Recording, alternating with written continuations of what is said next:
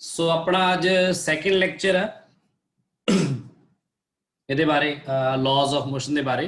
कल आप जनरल गल्लां काफ़ी कीतियां कि किस तरह आप law first law and first law ही मेनली डिस्कस होया सी एंड इनर्शिया बारे डिस्कस होया सारा कुछ that given that. So laws of motion का यह सैकेंड लैक्चर है अपना। ठीक, अज आप थोड़ा जिहा एनालिटिक ट्रीटमेंट देखांगे इहदा फोर्स का, यानी कि फोर्स लगेगा तो ਉਹਦੇ ਕਰਕੇ ਕੀ ਚੇਂजेस आ सकते हैं या फिर जो कुछ चेंजेस अपने को हैगे ने तो उतों फोर्स किवें कैलकुलेट करते हैं ये बारे। जी अपना पिछले लैक्चर च मैं डिस्कस कीतियां चीज़ां मैं ज़्यादा जोर तुहाडा मोमेंटम ते दिता सी कि मोमेंटम नूं तुसीं समझ सको कि मोमेंटम एक वैक्टर क्वांटिटी है तो वह मास ते वेलोसिटी नूं मल्टीप्लाई करके आती है। तो ये जिहड़ा मल्टीप्लीकेशन है ना ये डॉट है ना ये क्रॉस है, ये सिर्फ स्केलर की मल्टीप्लीकेशन है वैक्टर के नाल। सो इत्थे कोई दिक्कत नहीं है, पर ना डॉट पाने ना क्रॉस पाने। तो इस चीज़ मैं तुहानूं कल वैक्टर दे जिहड़ा रे जिहड़ी रे की तरह आपां ड्रॉ करते हैं एक लाइन सैगमेंट डायरैक्टेड लाइन सैगमेंट की तरह उदा भी दिखाया सी किवें होएगा। जे नॉर्मली इसे due north due south type होवे वेलोसिटी गिवन तां उदों मोमेंटम किवें होएगा। तो अदरवाइज जो आप कीता सी उदा कैलकुलेट करिए तां किवें होऊगा आई कैप जे कैप के कैप दी नोटेशन दे विच। सो मोमेंटम बारे गल करन जिहड़ा न्यूटन का सैकेंड लॉ है आप बेसिकली पहला उहदे बारे ही गल कर लीए। Newton second law first law तो आप कल लिख लिया सी, उहदे बारे डिस्कस भी कर लिया। सैकेंड लॉ बड़ा इंपॉर्टेंट है, इन्ना इंपॉर्टेंट है कि यही तुहाडा पूरा चैप्टर है। जिहड़ा न्यूटन का सैकेंड लॉ की कहंदा सी आप गल कर ली सी वैसे तां that force is given by the rate of change of momentum. जे इसे नूं वैक्टर फॉर्म च लिखा जाए ज्यादा शुद्ध होंदा है, जिवें इस तरह एंड इसी चीज़ नूं आपां बनाता सी फिर मास इनटू एक्सेलरेशन, क्योंकि जिहड़ा डी बाय डी टी है जे तुसीं D P by D T करते हो तो पी तुहानूं पता है मास इनटू वेलोसिटी है। जिवें आ देखो उपर तां तुसीं लिखदे हो D by D T of mass into velocity. तो आपां देखदे हां कि मास क्योंकि कॉन्सटेंट है तो वह तो डेरीवेटिव तो बाहर ही आ जांदा, तो डेरीवेटिव कल्ले डीवी बाय डी टी हो जाता वा। ते ओह जिहड़ी डीवी बाय डी टी हुंदी है उहनूं की कहंदे आपां एक्सेलरेशन। तो जे कोई बच्चे नूं पुछया जाए कि मैथमैटिकली तुसीं मैनूं दसो कि न्यूटन सैकेंड लॉ दी स्टेटमेंट की है, तो जे कोई बच्चा मैनूं कह दे कि जी आह है F is equal to D P by D T, या फिर कोई बच्चा मैनूं कह दे force is equal to mass into acceleration, तो मैं दोनों ही सही कहांगा, दोनों ही सही ने, कोई गलत नहीं है उन्हां चों। सो इन जनरल आप इस चीज़ ऐ भी लिख सकते हैं तीनों चीज़ों कि फोर्स ये बराबर भी कह सकते हैं तो ये बराबर भी कह सकते हैं। ये न्यूटन का सैकेंड लॉ है। ये इन्नी इंपॉर्टेंट इक्वेशन है, इन्नी इंपॉर्टेंट पूरी दी पूरी क्लासिकल मैकेनिक्स की सब तो इंपॉर्टेंट इक्वेशन यही है डायनामिक्स की। ये डायनामिक्स शुरू हो गई हुण अपनी, जिवें मैकेनिक्स मैं तुहानूं शुरू समझाया सी ना, मैकेनिक्स दे विच की सी कि पहला सीगा कि statics then kinematics then dynamics. हुण अपनी डायनामिक्स शुरू हो चुकी है, समझ लो जो तो आप फोर्स की गल करनी शुरू की है, क्योंकि हुण आप देख रहे हैं कि आ जी एक्सेलरेशन पैदा होंदी है, ये एक्सेलरेशन किहदे करके होंदी है, ये फोर्स दे करके होंदी है। हुण आप उहदे कॉज की गल भी नाल लैके चल रहे हैं। इस तो पहला पूरी काइनेमैटिक्स तुसीं देख लो, एक्सेलरेशन जां तां गिवन होंदी है जां कैलकुलेट करनी होंदी है, ना तां आपां नूं ऑब्जेक्ट दे मास नाल कोई लेना देना होंदा, ना ही फोर्स नाल। हुण मास ते फोर्स का रिलेशन इत्थे आपां दोनों चीज़ां इंट्रोड्यूस कर दित्तियां ने हुण उस एक्सेलरेशन नाल। सो ये अपनी जिहड़ी इक्वेशन है ये इक्वेशन ऑफ डायनामिक्स है। So this is the most important equation of dynamics.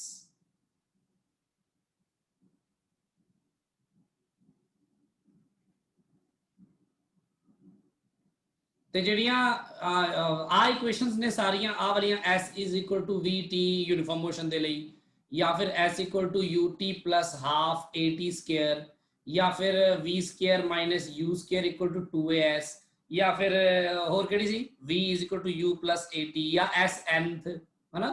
आ सारी इक्वेशंस सीगियां सारियां डिफरेंट सिचुएशन, चाहे वो यूनिफॉर्मली एक्सेलरेटेड मोशन होवे या कुछ भी होवे। आ इक्वेशंस किहड़ियां सीगियां इक्वेशंस ऑफ काइनेमैटिक्स। क्योंकि इत्थे देखो ना तो किसी भी जगह ते बॉडी दे मास का कोई रोल है, ना तो मास की कोई गल हो रही है, ना इस गल की हो रही है कि आ वेलोसिटियां आईयां कित्थों ने। आप बस ये कह रहे हैं एक बॉडी है, इट स्टार्ट्स एक्सेलरेटिंग, बस आ कहने। ਆ ਨਹੀਂ ਕਹਿੰਦੇ ਵੀ ਐਕਸਲਰੇਟ ਹੁੰਦੀ ਕਿਉਂ ਪਈ ਹੈ, ਹੋਣ ਦਾ ਕਾਰਨ ਕੀ ਹੈ। ਠੀਕ ਹੈ, ਸੋ ਜਿਵੇਂ ਆਪਾਂ ਇੱਥੇ ਇਸ ਤਰ੍ਹਾਂ ਦੀ ਜਗ੍ਹਾ ਤੇ ਆਪਾਂ ਸਿਰਫ ਇਹ ਗੱਲ ਕਰਦੇ ਹਾਂ ਕਿ ਮੰਨ ਲਓ ਇੱਕ ਬੱਚਾ ਸਾਈਕਲ ਤੇ ਜਾ ਰਿਹਾ ਸੀ, ਪਿੱਛੋਂ ਆ ਕੇ ਕਿਸੇ ਬੱਚੇ ਨੇ ਉਹਨੂੰ ਧੱਕਾ ਮਾਰਨਾ ਸ਼ੁਰੂ ਕਰਤਾ ਅੱਗੇ ਨੂੰ, ਤਾਂ ਉਹਦੀ ਐਕਸਲਰੇਸ਼ਨ ਪ੍ਰੋਡਿਊਸ ਹੋ ਗਈ ਇੰਨੀ, ਤੇ ਉਹਦੀ ਵੈਲੋਸਿਟੀ ਹੋ ਗਈ ਇੰਨੀ, ਇੰਨੇ ਟਾਈਮ ਦੇ ਵਿੱਚ ਹੋਇਆ, ਇੰਨਾ ਦੂਰੀ ਉਹਨੇ ਤੈਅ ਕੀਤੀ। ਪਰ ਆਪਾਂ ਇਸ ਗੱਲ ਦਾ ਜ਼ਿਕਰ ਨਹੀਂ ਕਰ ਰਹੇ ਕਿ ਜਿਹੜਾ ਧੱਕਾ ਲਾਇਆ ਗਿਆ ਉਹ ਕਿੰਨਾ ਸੀ, ਫੋਰਸ ਕਿੰਨਾ ਸੀ, ਤੇ ਜਿਹੜੇ ਬੱਚੇ ਤੇ ਧੱਕਾ ਲਾਇਆ ਗਿਆ ਉਹਦਾ ਮਾਸ ਤੇ ਸਾਈਕਲ ਦਾ ਮਾਸ ਕਿੰਨਾ ਸੀ। ਇਹਨਾਂ ਗੱਲਾਂ ਦਾ ਜ਼ਿਕਰ ਕੋਈ ਵੀ ਆਪਾਂ ਕਾਈਨੈਮੈਟਿਕਸ ਨਹੀਂ ਕਰਦੇ ਇੱਥੇ, ਪਰ ਇੱਥੇ ਆਪਾਂ ਕਰਾਂਗੇ ਜ਼ਿਕਰ। ਤੇ ਇਸੇ ਲਾਜ਼ ਆਫ ਮੋਸ਼ਨ ਦੇ ਵਿੱਚ ਬਹੁਤ ਇੰਪੋਰਟੈਂਟ ਹੈ ਫੋਰਸ। ਤੇ ਫੋਰਸ ਦੇ ਬਾਰੇ ਆਪਾਂ ਕੱਲ ਆਪਾਂ ਉਹਦੀਆਂ ਦੇਖੀਆਂ ਯੂਨਿਟਸ, ਕਿ ਨਿਊਟਨ ਤੇ ਡਾਇਨਸ ਤਾਂ ਤੁਸੀਂ ਕੀਤੀਆਂ ਹੀ ਹੋਈਆਂ ਨੇ, ਐਬਸੋਲੂਟ ਯੂਨਿਟਸ ਬੋਲਦੇ ਉਹਨਾਂ ਨੂੰ ਆਪਾਂ। ਤੇ ਗ੍ਰੈਵਿਟੇਸ਼ਨਲ ਯੂਨਿਟਸ ਕਿਹੜੀਆਂ ਸੀਗੀਆਂ, ਜਿਹਦੇ ਚ ਆਪਾਂ weight ਦੇ ਹਿਸਾਬ ਨਾਲ ਦੱਸਦੇ ਕਿਲੋਗ੍ਰਾਮ ਫੋਰਸ ਜਾਂ ਗ੍ਰਾਮ ਫੋਰਸ। ਸੋ ਜੇ ਕੋਈ ਕਿਲੋਗ੍ਰਾਮ ਫੋਰਸ ਹੈ ਉਹਨੂੰ ਆਪਾਂ ਨਿਊਟਨ ਚ ਕਿਵੇਂ ਬਦਲ ਸਕਦੇ ਹਾਂ, ਜਾਂ ਗ੍ਰਾਮ ਫੋਰਸ ਨੂੰ ਆਪਾਂ ਡਾਇਨ ਚ ਕਿਵੇਂ ਬਦਲ ਸਕਦੇ ਹਾਂ, ਇਹਦੇ ਬਾਰੇ ਆਪਾਂ ਦੇਖਿਆ ਵੀ ਗ੍ਰੈਵਿਟੀ ਨਾਲ ਮਲਟੀਪਲਾਈ ਕਰਦੇ ਨੇ ਉਹਨੇ ਗ੍ਰਾਮ ਫੋਰਸ ਨੂੰ, ਤਾਂ ਫੋਰਸ ਬਣ ਜਾਂਦਾ ਹੈ ਉਹਦੇ ਵਿੱਚ, ਤੇ ਬਹੁਤ ਉਹ ਤਾਂ ਸਿੱਧਾ ਮਾਮਲਾ ਹੈ। ਸੋ ਇਕੁਏਸ਼ਨ ਆਫ ਡਾਇਨਾਮਿਕਸ ਜਿਹੜੀ ਹੈ, ਇਹ ਇਕੁਏਸ਼ਨ ਕਿਉਂ ਇੰਪੋਰਟੈਂਟ ਹੈ, ਇਹ ਇਸ ਲਈ ਇੰਪੋਰਟੈਂਟ ਹੈ ਕਿਉਂਕਿ ਇੱਥੋਂ ਤੁਹਾਨੂੰ ਇਸੇ ਚੈਪਟਰ ਦੇ ਵਿੱਚ ਅਲੱਗ-ਅਲੱਗ ਆਸਪੈਕਟ ਤੋਂ ਇਹਨੂੰ ਦੇਖਣ ਦਾ ਮੌਕਾ ਮਿਲੇਗਾ। ਇੱਥੋਂ ਹੀ ਤੁਹਾਡਾ ਨਿਊਟਨਸ ਫਸਟ ਲਾਅ ਨਿਕਲੇਗਾ, ਮੈਂ ਕਰਕੇ ਦਿਖਾਉਂਗਾ ਇੱਥੋਂ ਹੀ। ਇਹੀ ਆਪ ਹੀ ਸੈਕਿੰਡ ਲਾਇਆ, ਇਹ ਆਪ ਹੀ ਸੈਕਿੰਡ ਲਾਇਆ ਨਾ, ਤੇ ਇੱਥੋਂ ਉਹਦਾ ਕੱਢਦੇ, ਇੱਥੋਂ ਹੀ ਥਰਡ ਲਾ ਨਿਕਲੇਗਾ,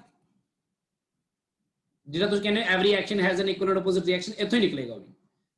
ਇੱਥੋਂ ਹੀ ਲਾ ਆਫ ਕੰਜ਼ਰਵੇਸ਼ਨ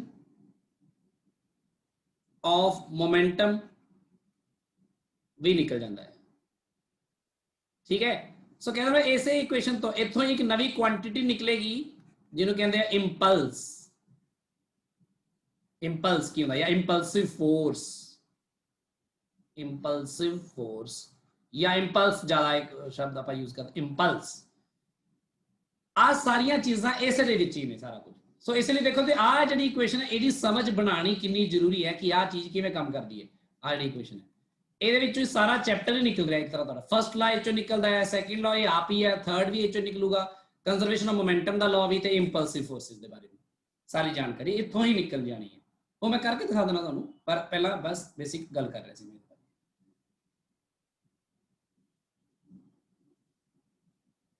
ਸੋ ਹੁਣ ਦੇਖੋ ਜਿਹੜਾ ਫੋਰਸ ਹੁੰਦਾ ਹੈ, ਪਹਿਲੀ ਗੱਲ ਤਾਂ ਫੋਰਸ ਦੇ ਬਾਰੇ ਸਮਝ ਲਓ ਕਿ ਜਿਹੜਾ ਫੋਰਸ ਹੁੰਦਾ ਆ ਉਹ ਫੋਰਸ ਕਿਸੇ ਬੋਡੀ ਤੇ ਇੱਕ ਕਾਂਸਟੈਂਟ ਫੋਰਸ ਵੀ ਹੋ ਸਕਦਾ ਹੈ ਤੇ ਵੇਰੀਏਬਲ ਵੀ ਹੋ ਸਕਦਾ ਹੈ। ਤੇ ਵੇਰੀਏਬਲ ਫੋਰਸ ਵੀ ਹੋ ਸਕਦਾ ਹੈ। किसी बॉडी ਤੇ लगातार एक सेम फोर्स लगता रहे, सेम फोर्स ही लगता रहे, एक ये हो सकता है। हो सकता है कि फोर्स भी पहला ज्यादा लग गया, थोड़ी दूर जाके फिर थोड़ा घट गया, फिर थोड़ा होर घट गया, फिर थोड़ा जिहा वध गया, फिर थोड़ा होर घटिया, फिर वध गया, या इस तरह करके फोर्स इस तरह भी लग सकता कि किसी बॉडी ਨੂੰ ਜਦੋਂ ਤੁਸੀਂ ਇੱਥੋਂ ਲੈ ਕੇ ਜਾ ਰਹੇ ਸੀ ਇੱਥੋਂ ਇੱਥੇ ਤੱਕ, ਤਾਂ ਰਸਤੇ 'ਚ ਫੋਰਸ ਕਦੇ ਵੱਧ ਗਿਆ, ਕਦੇ ਘਟ ਗਿਆ, ਕਦੇ ਵੱਧ ਗਿਆ, ਕਦੇ ਘਟ ਗਿਆ। ਜਿਵੇਂ ਕਿ ਸਾਈਕਲ ਚਲਾਉਂਦੇ ਹੋਏ ਆਪਾਂ ਕਿਹੜਾ ਸਾਈਕਲ ਤੇ ਬਰਾਬਰ ਫੋਰਸ ਲਾਉਂਦੇ ਹਮੇਸ਼ਾ ਨਾ, ਜਾਂ ਕੋਈ ਬॉडी ਨੂੰ ਆਪਾਂ ਧੱਕਾ ਮਾਰ ਕੇ ਲੈ ਕੇ ਜਾਣਾ ਤਾਂ ਆਪਾਂ ਉਹਨੂੰ ਧੱਕਾ ਮਾਰਦੇ ਆ ਤੇ ਵਿੱਚ ਥੋੜੀ ਘੱਟ ਵੀ ਲਾ ਦਿੰਦੇ ਆ ਕਿ ਜ਼ਿਆਦਾ ਲਾ ਦਿੰਦੇ ਆ, ਕਰ ਕਰਕੇ ਲੈ ਕੇ ਜਾਂਦੇ ਅਲੱਗ-ਅਲੱਗ ਉੱਤੇ। ਤੇ ਇੱਕ ਪਾਸੇ ਦਾ ਕਾਂਸਟੈਂਟ ਫੋਰਸ ਵੀ ਹਮੇਸ਼ਾ ਹੀ ਫੋਰਸ ਬਿਲਕੁਲ ਬਰਾਬਰ ਸੇਮ ਅਮਾਉਂਟ 'ਚ ਲੱਗਦਾ ਰਿਹਾ।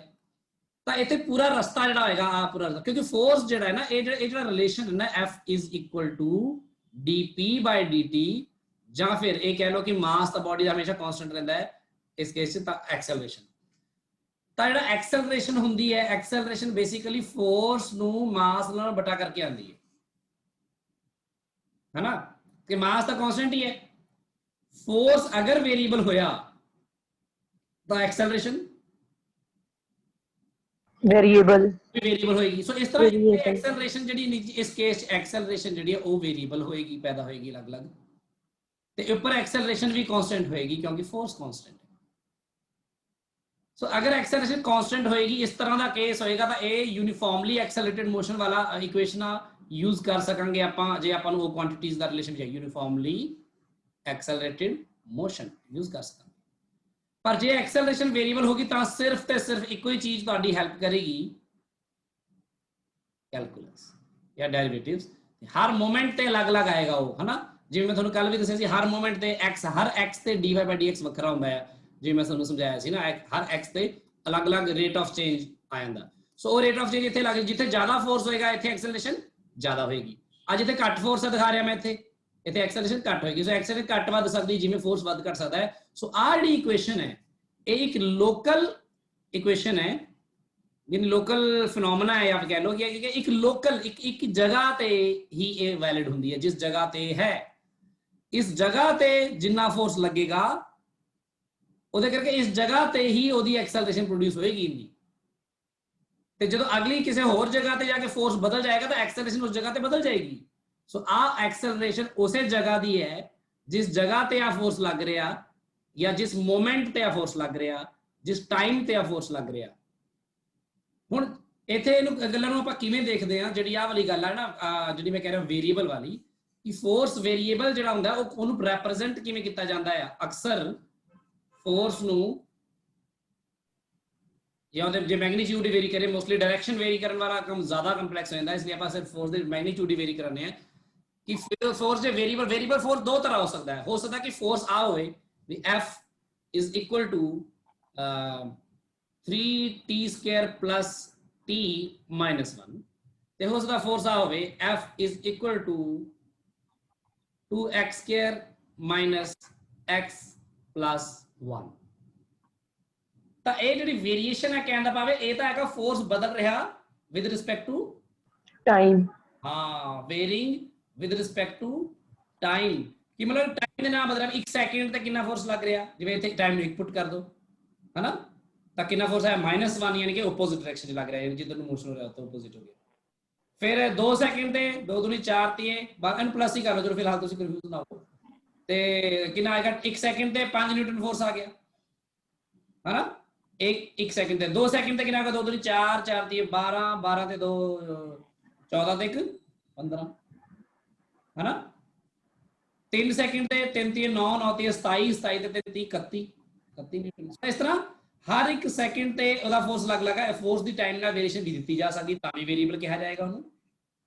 ਤੇ ਫੋਰਸ ਦੀ ਵੇਰੀਏਸ਼ਨ x ਨਾਲ ਵੀ ਹੋ ਸਕਦੀ ਹੈ ਕਿ ਜਦੋਂ ਉਹਨੇ ਡਿਸਟੈਂਸ ਮੰਨ ਲਓ ਆ ਇੱਕ ਆਬਜੈਕਟ ਇੱਥੇ ਮੂਵ ਕਰ ਰਿਹਾ, ਆ origin ਹੈ ਤੇ ਇਹ x ਐਕਸਿਸ ਵਾਲੇ ਪਾਸੇ ਮੂਵ ਕਰ ਰਿਹਾ, ਜਦੋਂ x ਦੀ ਵੈਲਿਊ 1 ਹੈ ਇੱਥੇ ਪਹੁੰਚ ਕੇ ਫੋਰਸ ਕਿੰਨਾ ਆ ਇੱਥੇ 1 ਪੁੱਟ ਕਰ ਦੋ, ਠੀਕ ਹੈ।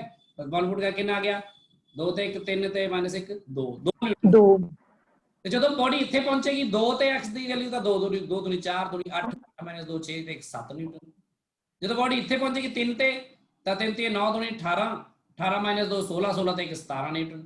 ਸਮਝ ਲੱਗ ਰਹੀ ਹੈ ਗੱਲਾਂ ਮੇਰੀਆਂ ਕਿ ਜੇ ਵੇਰੀਏਬਲ ਹੋਵੇ ਤਾਂ ਫੋਰਸ ਦੋ ਤਰ੍ਹਾਂ ਵੇਰੀਏਬਲ ਆਪਾਂ ਵੇਰੀਏਸ਼ਨ ਦਿਖਾ ਸਕਦੇ ਹਾਂ। ਟਾਈਮ ਦੇ ਨਾਲ ਵੀ ਬਦਲ ਸਕਦਾ ਉਹ, ਜਾਂ ਟਾਈਮ ਦੇ ਹਿਸਾਬ ਨਾਲ ਕਰ ਲਓ ਜੇ ਮੋਸ਼ਨ ਚੱਲ ਰਿਹਾ ਤੇ ਬੀਤ ਰਿਹਾ, ਜਾਂ ਫਿਰ ਡਿਸਟੈਂਸ ਦੇ ਹਿਸਾਬ ਨਾਲ ਕਹਿ ਲਓ। ਫੋਰਸ ਦੇ ਵੇਰੀਏਸ਼ਨ ਦੋਨੋਂ ਤਰ੍ਹਾਂ ਹੋ ਸਕਦੀ ਹੈ। ਹਾਂਜੀ ਗੁਰਾਂਸ਼ ਸਰ ਇਹਦੇ ਵਿੱਚ ਡਿਫਰੈਂਸ਼ੀਏਸ਼ਨ ਆਪਾਂ ਕਦ ਕਰਾਂਗੇ? ਅਗਰ ਮੰਨ ਲਓ ਸਾਨੂੰ ਆਹੀ ਇਕੁਏਸ਼ਨ ਦਿੱਤੀ ਹੋਈ ਹੈ 3t² + t + 1, ਦੇਖੋ ਡਿਫਰੈਂਸ਼ੀਏਸ਼ਨ ਆਪਾਂ ਪਹਿਲੀ ਗੱਲ ਤਾਂ ਇਹ ਸਮਝ ਲਓ ਕਿ ਜਿਹੜੀ ਡਿਫਰੈਂਸ਼ੀਏਸ਼ਨ ਹੁੰਦੀ ਹੈ ਨਾ ਉਹ ਹਰ ਜਗ੍ਹਾ ਹੀ ਐਪਲੀਕੇਬਲ ਹੁੰਦੀ ਹੈ। ਜਿਹੜੀ ਡਿਫਰੈਂਸ਼ੀਏਸ਼ਨ ਹੁੰਦੀ ਹੈ d/dx of y, ਅਗਰ ਤੁਸੀਂ ਕਰਦੇ ਹੋ ਕਿਸੇ function the y is a function of x, ਇਹ ਹਰ ਜਗ੍ਹਾ ਹੀ ਐਪਲੀਕੇਬਲ ਹੁੰਦੀ ਹੈ। ਪਰ ਜਿਹਦੇ ਕਾਂਸਟੈਂਟ ਹੋ ਜਾਂਦਾ ਫੋਰਸ ਜਾਂ ਕਾਂਸਟੈਂਟ ਚੀਜ਼ਾਂ ਹੋ ਜਾਂਦੀਆਂ ਨੇ ਉੱਥੇ ਡਿਫਰੈਂਸ਼ੀਏਸ਼ਨ ਤੋਂ ਬਿਨਾਂ ਵੀ ਸਰ ਜਾਂਦਾ ਹੈ। ਤੇ ਉੱਥੇ ਆਪਾਂ ਡੈਰੀਵੇਟਿਵ ਦੀ ਜਗ੍ਹਾ ਉਹਦਾ ΔY ਵੀ ਲੈ ਸਕਦੇ ਹਾਂ, ਯਾਨੀ ਐਵਰੇਜ ਚੇਂਜ ਲੈ ਸਕਦੇ ਹਾਂ ਉੱਥੇ। ਕਿ ਮੈਂ ਤੁਹਾਨੂੰ ਕੱਲ ਵੀ ਦੱਸਿਆ ਸੀ ਕਿ ਡੈਰੀਵੇਟਿਵ ਵਿੱਚ ਮੈਂ ਦਿਖਾਇਆ ਸੀ ਨਾ ਇੱਕ ਲੀਨੀਅਰ ਇਕੁਏਸ਼ਨ ਜੋ ਬਣਾਈ ਸੀ, ਤਾਂ dy/dx ਵੀ ਉਹੀ ਆ ਰਿਹਾ ਸੀ ਤੇ ΔY/Δx ਵੀ ਉਹੀ ਆ ਰਿਹਾ ਸੀ। ਇਹ ਉਦੋਂ ਸੇਮ ਜਦੋਂ ਜਿਹੜੀ ਵੇਰੀਏਸ਼ਨ ਆ ਉਹ ਕਾਂਸਟੈਂਟ ਹੋਵੇ, ਯਾਨੀ ਲੀਨੀਅਰ ਵੇਰੀਏਸ਼ਨ ਹੋਵੇ ਜਾਂ ਲੀਨੀਅਰ ਵੇਰੀਏਸ਼ਨ ਜਾਂ ਫਿਰ ਯੂਨੀਫਾਰਮਲੀ ਵੇਰੀ ਕਰ ਰਹੀ ਹੋਵੇ ਕੋਈ ਚੀਜ਼। y ਜਿਹੜੀ ਹੈ x ਦੇ ਨਾਲ ਯੂਨੀਫਾਰਮਲੀ ਵੇਰੀ ਕਰ ਰਹੀ ਹੋਵੇ। ਯੂਨੀਫਾਰਮਲੀ ਵੇਰੀ ਕਰਨ ਦਾ ਮਤਲਬ ਇਹ ਹੁੰਦਾ ਹੈ ਤਾਂ ਉੱਥੇ ਆਪਣੇ ΔY/Δt ਵੀ ਸਰ ਜਾਂਦਾ ਹੈ। ਜਿਵੇਂ ਹੁਣ ਐਕਸਲਰੇਸ਼ਨ ਆ, ਯੂਨੀਫਾਰਮਲੀ ਐਕਸਲਰੇਟਡ ਮੋਸ਼ਨ ਆ, ਤਾਂ ਉੱਥੇ ਐਕਸਲਰੇਸ਼ਨ ਨੂੰ ਤੁਸੀਂ v - u/t ਲਿਖ ਦਿੰਦੇ ਹੋ। ਕਿਉਂ ਲਿਖ ਦਿੰਦੇ ਹੋ? ਕਿਉਂਕਿ ਇਹ ਕਿਹੜਾ ਮੋਸ਼ਨ ਹੁੰਦਾ? ਯੂਨੀਫਾਰਮਲੀ ਐਕਸਲਰੇਟਡ ਮੋਸ਼ਨ, ਯਾਨੀ ਜਿਹੜਾ ਵੈਲੋਸਿਟੀ ਹੈ ਉਹ ਟਾਈਮ ਦੇ ਨਾਲ ਯੂਨੀਫਾਰਮਲੀ ਵੇਰੀ ਕਰ ਰਹੀ ਹੁੰਦੀ ਹੈ, ਐਕਸਲਰੇਸ਼ਨ ਕਾਂਸਟੈਂਟ ਹੁੰਦੀ ਹੈ।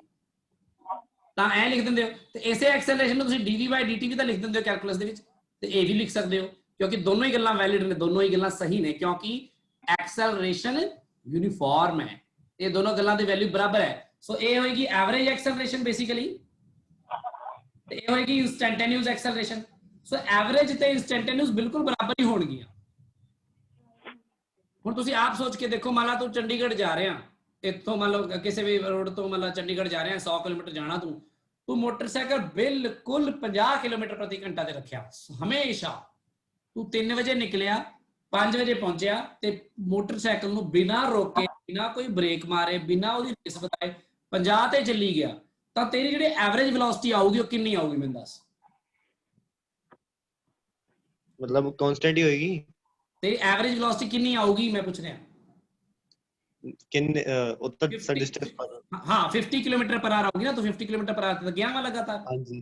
ते जेडी तेरी इंस्टेंटेनियस वेलोसिटी होएगी किसी भी मोमेंट पे 3 बजे 3:30 बजे 3:15 बजे या 3 बज के इन्ने मिनट इन्ने सेकंड ते वो भी 50 ही रहूगी ना। हाँ जी। पर ਇਹਦਾ ਮਤਲਬ ਉੱਥੇ ਤੇਰੀ ਵੈਲੋਸਿਟੀ ਨੂੰ ਮੈਂ ਰਿਪਰੈਜ਼ੈਂਟ ਕਰਨ ਲਈ ਡੈਲਟਾ x ਬਟਾ ਡੈਲਟਾ t ਵੀ ਵਰਤ ਲਵਾਂ ਤਾਂ ਵੀ ਆਨਸਰ 50 ਹੀ ਆਏਗਾ, ਤੇ ਜੇ ਮੈਂ dx dt ਕਿਸੇ ਮੋਮੈਂਟ ਤੇ ਅਲੱਗ-ਅਲੱਗ ਮੋਮੈਂਟ ਤੇ ਵੀ ਪਤਾ ਕਰਾਂ ਤਾਂ ਵੀ ਤੇਰਾ ਆਨਸਰ 50 ਹੀ ਆਏਗਾ। ਪਰ ਜੇ ਤੇਰੀ ਵੈਲੋਸਿਟੀ ਬਦਲ ਰਹੀ ਹੋਵੇ ਲਗਾਤਾਰ, ਤੂੰ ਪਹਿਲਾਂ ਤਾਂ 80 ਤੇ ਭਜਾ ਲਿਆ ਮੋਟਰਸਾਈਕਲ ਕਾਫੀ ਦੇਰ ਤੱਕ, ਅੱਗੇ ਜਾ ਕੇ ਕਿਤੇ ਰੁਕ ਵੀ ਗਿਆ ਪਾਣੀ ਪੀਣ ਲਈ, ਫਿਰ ਤੂੰ ਅੱਗੇ ਫੇਰ ਤੋਰ ਲਿਆ, ਫਿਰ ਅੱਗੇ ਭੀੜ ਆ ਗਈ, ਬਾਜ਼ਾਰ ਆ ਗਿਆ, ਕੋਈ स्लो डाउन हो गया, फिर ब्रेक मार मार के अगे पिछे भीड़ा चो निकल के फिर निकलिया सड़क, फिर ते बजा ली। हुण मैनूं दस, हुण मान ला फिर भी तू 3 तो लैके 5 बजे पहुंच गया, तो तेरी हुण उत्थे एवरेज वेलोसिटी कितनी आऊगी? वो तो 50 आऊगी है ना, क्योंकि हुण भी तू मान ला 3 तो 5 बजे पहुंच गया उत्थे 100 करके, पर हुण ते जिहड़ी आ होगी dx dt आ 50 नहीं होगी। ये तो पता नहीं हर मोमेंट ते वखरियां पता नहीं कितनी वैल्यूज आणगियां, हर मोमेंट ते अलग अलग आएगी, हर मोमेंट ते अलग अलग वेलोसिटी आएगी ना। हाँ जी। सो इस तरह ही ਆਪਾਂ ਨੂੰ ਜਿਹੜਾ ਕੈਲਕੂਲਸ ਹੁੰਦਾ ਵਾ ਉਹ ਹਰ ਮੂਵਮੈਂਟ ਤੇ ਜੇ ਜਾਣਕਾਰੀ ਲੈਣੀ ਜ਼ਰੂਰੀ ਹੋ ਜਾਵੇ, ਜੇ ਕੋਈ ਬਦਲ ਰਹੀ ਹੋਵੇ ਇੰਨਾ ਹਰ ਮੂਵਮੈਂਟ ਤੇ, ਤਾਂ ਆਪਾਂ ਉਹਨੂੰ ਕੈਲਕੂਲਸ ਨਾਲ ਟ੍ਰੀਟ ਕਰਦੇ ਆ, ਨਹੀਂ ਤਾਂ ਆਪਾਂ ਐਵਰੇਜ ਨਾਲ ਵੀ ਟ੍ਰੀਟ ਕਰ ਲੈਂਦੇ ਆ। ਤੇ ਕਿਉਂਕਿ ਐਕਸਲਰੇਟਡ ਮੋਸ਼ਨ ਯੂਨੀਫਾਰਮ ਸੀਗਾ, ਵੈਲੋਸਿਟੀ ਦਾ ਬਦਲਾਅ ਟਾਈਮ ਦੇ ਨਾਲ ਯੂਨੀਫਾਰਮ ਸੀਗਾ, ਇਸ ਲਈ ਆਪਾਂ ਆ ਵੀ ਯੂਜ਼ ਕਰ ਲੈਂਦੇ ਸੀ, ਇਕੁਏਸ਼ਨ ਆ ਵੀ ਯੂਜ਼ ਕਰ ਲੈਂਦੇ ਸੀ। ਹਾਂਜੀ ਹਿਮਾਨੀ किया कि वेरिएबल ਲਈ ਆਪਾਂ ਕੈਲਕੂਲਸ ਯੂਜ਼ ਕਰਦੇ ਆ, ਤੇ ਇੱਥੇ ਆਪਾਂ ਸਰ ਜਿਵੇਂ ਆਪ ਲਿਖਿਆ ਹੋਇਆ s t ਦੀ ਟਰਮ ਵਿੱਚ ਲਿਖਿਆ ਹੋਇਆ ਆਪਾਂ ਨੇ s ਨੂੰ, ਤਾਂ ਆਪਾਂ ਸਿੱਧਾ t ਦੀ ਵੈਲਿਊ 1 ਪੁੱਟ ਕੀਤੀ 2 ਪੁੱਟ ਕੀਤੀ ਤਾਂ ਆਪਣੇ ਕੋਲ s ਆ ਗਿਆ, ਤਾਂ ਆਪਾਂ ਕੈਲਕੂਲਸ ਕਿਵੇਂ ਯੂਜ਼ ਕਰਾਂਗੇ ਇਹਦੇ ਵਿੱਚ? ਨਹੀਂ ਉਹ ਚ ਆਪਾਂ s ਨੂੰ ਇਨ ਟਰਮਸ ਆਫ t ਜਦੋਂ ਤੂੰ ਕੈਲਕੂਲੇਟ ਕੀਤਾ ਤਾਂ ਤੂੰ ਆਟੋਮੈਟਿਕਲੀ ਕੈਲਕੂਲਸ ਦੇ ਥਰੂ ਵੀ ਤਾਂ ਉਹਨੂੰ ਡਰਾਈਵ ਕੀਤੀ ਹੋਈ ਨਾ ਇਕੁਏਸ਼ਨ, ਉਹ ਕੈਲਕੂਲਸ ਤੋਂ ਹੀ ਨਿਕਲ ਕੇ ਆਈ ਹੈ ਇਕੁਏਸ਼ਨ ਉੱਥੇ ਤਾਂ ਤੁਸੀਂ ਆਪ ਹੀ ਡਰਾਈਵ ਕਰਨੀ ਸਿੱਖੀ ਆਓ ਕੈਲਕੂਲਸ ਮੈਥਡ ਨਾਲ, ਹਨਾ। ਸੋ ਤੁਸੀਂ ਉਹ ਸਭ ਕਰ ਚੁੱਕੇ ਹੋ ਉਹਦੇ ਵਿੱਚ ਹੀ, ਤੁਸੀਂ ਕੈਲਕੂਲਸ ਨੂੰ ਆਲਰੇਡੀ ਉਹ ਚ ਯੂਜ਼ ਕਰ ਚੁੱਕੇ, ਤੁਸੀਂ ਇਕੁਏਸ਼ਨ ਨੂੰ ਸਿੱਧਾ ਹੀ ਵਰਤ ਲੈਂਦੇ ਹੋ ਫਿਰ ਉੱਥੇ, ਤੇ ਉਹ ਉਦੋਂ ਹੀ ਵਰਤਦੇ ਹੋ ਜਦੋਂ ਕਿਹੜਾ ਮੋਸ਼ਨ ਹੁੰਦਾ ਹੈ ਯੂਨੀਫਾਰਮਲੀ ਐਕਸਲਰੇਟਡ। ਜੇ ਐਕਸਲਰੇਸ਼ਨ ਯੂਨੀਫਾਰਮ ਨਾ ਹੋਵੇ ਤਾਂ ਤੂੰ ਕਰ ਹੀ ਨਹੀਂ ਸਕਦੀ ਉਸ ਇਕੁਏਸ਼ਨ ਨੂੰ ਯੂਜ਼। ਐਕਸਲਰੇਸ਼ਨ ਨਾਨ ਯੂਨੀਫਾਰਮ ਹੋਵੇ ਤਾਂ ਤੈਨੂੰ ਉਹ ਟਾਈਮ ਤੇ ਡਿਪੈਂਡੈਂਟ ਆ ਜਾਏਗੀ, ਉਹ ਅਲੱਗ-ਅਲੱਗ ਚੀਜ਼ ਆਏਗੀ, ਉਹ ਕੈਲਕੂਲਸ ਨਾਲ ਹੀ ਆਏਗੀ। ਕਿਵੇਂ ਆਏਗੀ ਆ ਦੇਖ, ਮੈਂ ਤੁਹਾਨੂੰ ਥੋੜਾ ਦੱਸ ਦਿੰਦਾ।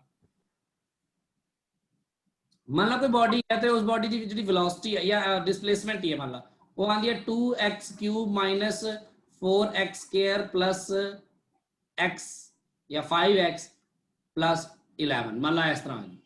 ਤਾਂ ਹੁਣ ਇਹਦਾ ਜਿਹੜਾ dx dt ਕਰਾਂਗੇ ਤਾਂ ਤੈਨੂੰ ਵੈਲੋਸਿਟੀ ਆਏਗੀ ਨਾ ਹਰ ਟਾਈਮ। ਉਹ ਹੋਏ ਟਾਈਮ ਸੀਗਾ, ਟਾਈਮ ਦੇ ਫਾਰਮ ਚ ਲਿਖ ਰਿਹਾ ਤਾਂ ਕਿੰਨਾ ਆਏਗੀ? 3 × 6t ਦਾ ਸਕੁਅਰ - 8t ਜਮਾ 5 ਆ ਜਾਊਗਾ।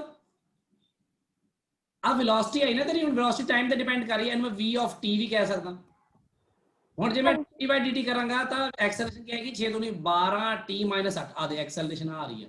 ਹੁਣ ਐਕਸਲਰੇਸ਼ਨ ਤੇਰੀ ਯੂਨੀਫਾਰਮ ਥੋੜੀ ਹੈ, ਹਾਂਜੀ ਟਾਈਮ ਤੇ ਬਦਲ ਰਹੀ ਹੈ, ਤੇ ਉੱਥੇ ਤੂੰ s = ut + ½ at² t time interval ਲਿਖਦੀ ਆ, ਤੇ ਜਦੋਂ t ਟਾਈਮ ਇੰਟਰਵਲ ਪੁੱਟ ਵੀ ਕਰੇਗੀ ਤਾਂ ਉਹਦਾ ਹਰ ਟਾਈਮ ਤੇ ਤਾਂ ਅਲੱਗ-ਅਲੱਗ ਆਏਗਾ ਐਕਸਲਰੇਸ਼ਨ ਵੈਲਿਊ। ਐਕਸਲਰੇਸ਼ਨ ਕੋਈ ਇੱਥੇ ਕਿਹੜੀ ਵੈਲਿਊ ਪੁੱਟ ਕਰਾਂਗੇ? ਇੱਥੇ ਤਾਂ ਟਾਈਮ ਤੇ ਡਿਪੈਂਡ ਕਰੇਗੀ, ਇਸ ਲਈ ਇਹਨੂੰ ਛੱਡ ਦਿਓ।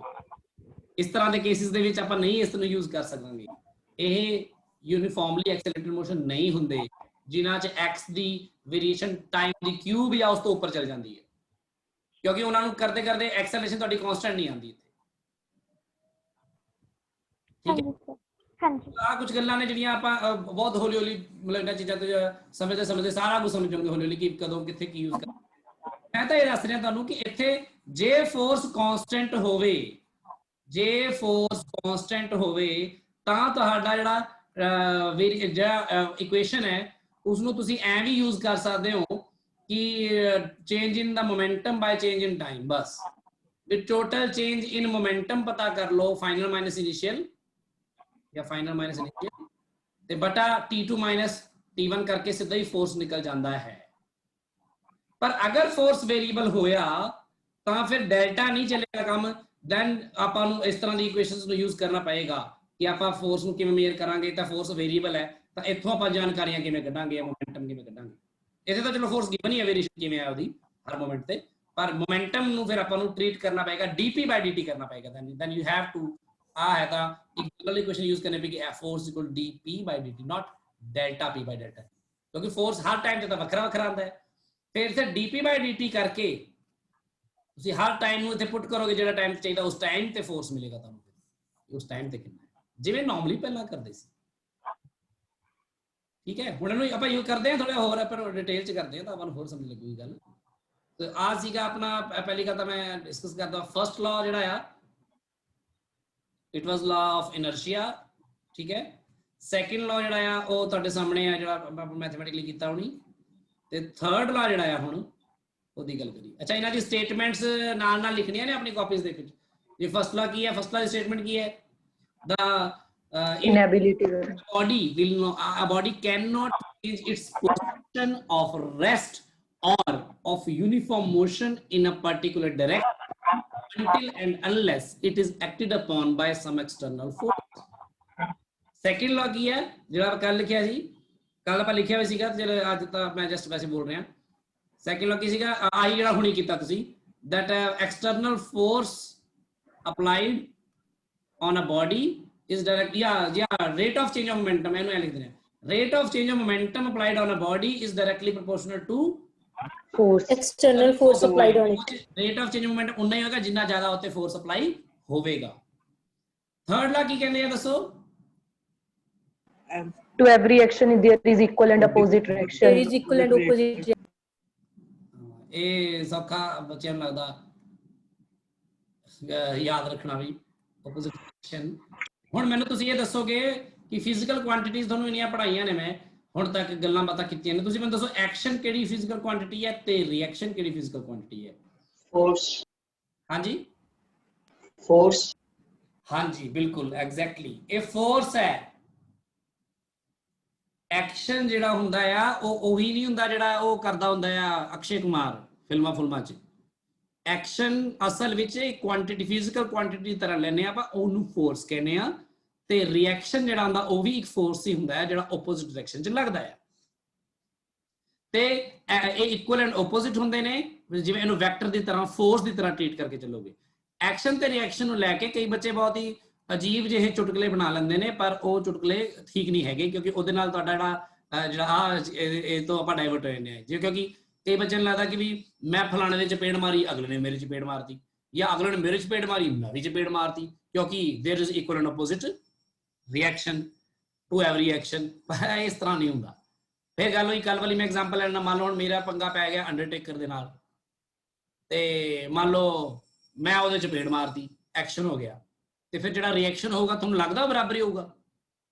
No sir. ਰਿਐਕਸ਼ਨ ਦੇ ਵਿੱਚ ਤਾਂ ਮੈਂ ਡੈਂਟਿਸਟ ਕੋ ਬੈਠਾ ਹੋਊਗਾ, ਸਾਰੇ ਇਸੇ ਲਈ ਇਹ ਨਹੀਂ ਹੁੰਦਾ ਐਕਸ਼ਨ ਰਿਐਕਸ਼ਨ। ਐਕਸ਼ਨ ਰਿਐਕਸ਼ਨ ਜਿਹੜਾ ਹੁੰਦਾ ਹੈ ਉਹ ਉਸੇ ਮੋਮੈਂਟ ਤੇ ਹੋ ਜਾਂਦਾ ਵਾ ਜਿਸ ਮੋਮੈਂਟ ਤੇ ਫੋਰਸ ਲੱਗ ਰਿਹਾ ਹੁੰਦਾ ਵਾ। ਤੇ ਕਈ ਵਾਰ ਜਿਹੜਾ ਐਕਸ਼ਨ ਨਾਲੋਂ ਜ਼ਿਆਦਾ ਜ਼ਰੂਰੀ ਸਾਡੇ ਲਈ ਰਿਐਕਸ਼ਨ ਹੁੰਦਾ ਹੈ।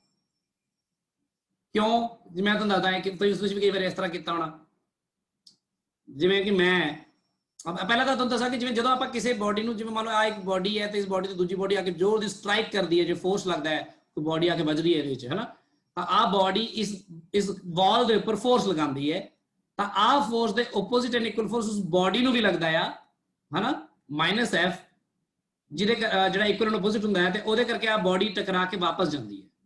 ਇਹ ਵਾਪਸ ਜਾਂਦੀ ਹੈ ਨਾ ਟਕਰਾ ਕੇ, ਬਾਲ ਆਇਆ ਕੁਝ ਮੰਨ ਲਓ, ਤਾਂ ਜਦੋਂ ਬਾਲ ਮਾਰ ਕੇ ਤੁਸੀਂ ਕੈਚ ਕਰਦੇ ਹੋ, ਜਿਸ ਮੋਮੈਂਟ ਤੇ ਉਹ ਕੰਧ ਤੇ ਵੱਜਦੀ ਹੈ ਬਾਲ, ਉਸੇ ਮੋਮੈਂਟ ਤੇ ਉਸ ਕੰਧ ਤੇ ਉਹ ਫੋਰਸ ਲਗਾਉਂਦੀ ਹੈ, ਕੰਧ ਤੋਂ ਵੀ ਉਹਨੂੰ ਫੋਰਸ ਲੱਗਦਾ ਹੈ। ਇਹੀ ਗੱਲ ਤੁਸੀਂ ਆਪ ਆਪਣਾ ਮੁੱਕਾ ਵੀ ਮਾਰ ਕੇ ਕਰ ਸਕਦੇ ਹੋ।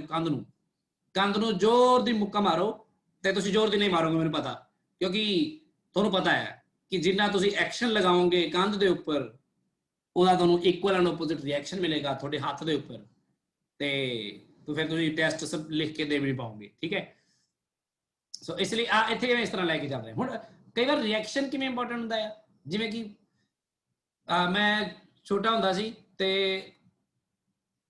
ਅਸੀਂ ਨਾ ਜਿਵੇਂ ਆਹ ਕੰਧ ਆ, ਮੰਨ ਲਓ ਆਹ ਕਲਾਸ ਦੀ ਸਾਡੀ ਕੰਧ ਸੀ ਆਹ, ਤੇ ਕੰਧ ਦੇ ਨਾਲ ਹੀ ਇੱਥੇ ਨਾ ਡੈਕਸ ਹੁੰਦੇ ਸੀ ਪਏ ਹੋਏ। ਮੰਨ ਲਓ ਇੱਥੇ ਡੈਕਸ ਆ, ਇੱਥੇ ਡੈਕਸ ਪਿਆ ਜਿੱਥੇ ਅਸੀਂ ਬੈਠਦੇ ਹਾਂ, ਇੱਥੇ ਬੈਠਦੇ ਹਾਂ ਤੇ ਇੱਥੇ ਬੈਗ ਰੱਖਦੇ ਹਾਂ ਕਰਕੇ ਆ ਡੈਕਸ ਪਿਆ। ਤੇ ਅਸੀਂ ਇੱਥੇ ਮੈਂ ਤੇ ਮੇਰਾ ਦੋਸਤ ਸਤਵੀਰ ਅਸੀਂ ਅਕਸਰ ਬੈਠਦੇ ਸੀ, ਜ਼ਿਆਦਾ ਜਿਵੇਂ ਮੈਂ ਬੈਠਾ ਵਾਂ ਤੇ ਮੇਰਾ ਦੋਸਤ ਸਤਵੀਰ ਬੈਠਾ ਵਾ। ਇਹ ਅਸਲ ਵਿੱਚ ਡੈਕਸ ਇੰਨੇ ਕੁ ਹੁੰਦੇ ਸੀ ਕਿ ਤੀਜਾ ਬੰਦਾ ਮਸਾਂ ਬੈਠ ਸਕਦਾ ਸੀ। ਪਰ ਸਾਡੀ ਕਲਾਸ 'ਚ ਇੱਕ ਮੁੰਡਾ ਸੀਗਾ ਬਹੁਤ ਹੀ ਜ਼ਿਆਦਾ ਤਗੜਾ, ਠੀਕ ਹੈ। ਤੇ ਉਹ ਇੱਕ ਦਿਨ ਆ ਕੇ ਸਾਡੇ ਨਾਲ ਇੱਥੇ ਬੈਠਣ ਦੀ ਜਿੱਦ ਕਰ ਰਿਹਾ। ਕਈ ਵਾਰ ਅਸੀਂ ਤੀਜਾ ਬੰਦਾ ਬਿਠਾ ਵੀ ਲੈਂਦੇ ਸੀ, ਪਰ ਕਈ ਵਾਰ ਹੁੰਦਾ ਨਾ ਆਪਾਂ ਨਹੀਂ ਬਿਠਾਉਣਾ ਵੀ ਕਿਸੇ ਨੂੰ, ਹਨਾ ਐ ਹੁੰਦਾ। ਤਾਂ ਉਹ ਆ ਕੇ ਔਖਾ ਹੋ ਗਿਆ ਸਾਡੇ ਨਾਲ, ਤੇ ਉਹਦੇ ਆ ਕੇ ਸਾਡੇ ਨਾਲ ਬਹਿ ਗਿਆ ਇੱਥੇ ਬਹਿ ਗਿਆ। ਹੁਣ ਇਹਦਾ ਮੋਟਾ ਹੈ, ਠੀਕ। ਹੁਣ ਉਹ ਉੱਠੇ ਹੀ ਨਾ ਇੱਥੋਂ, ਤੇ ਅਸੀਂ ਦੋਨੋਂ ਮਤਲਬ ਸੁੱਕੇ ਹੀ ਸੀ ਦੋਨੋਂ, ਮਤਲਬ ਕੋਈ ਬਹੁਤੇ ਉਹ ਨਹੀਂ ਹੈਗੇ।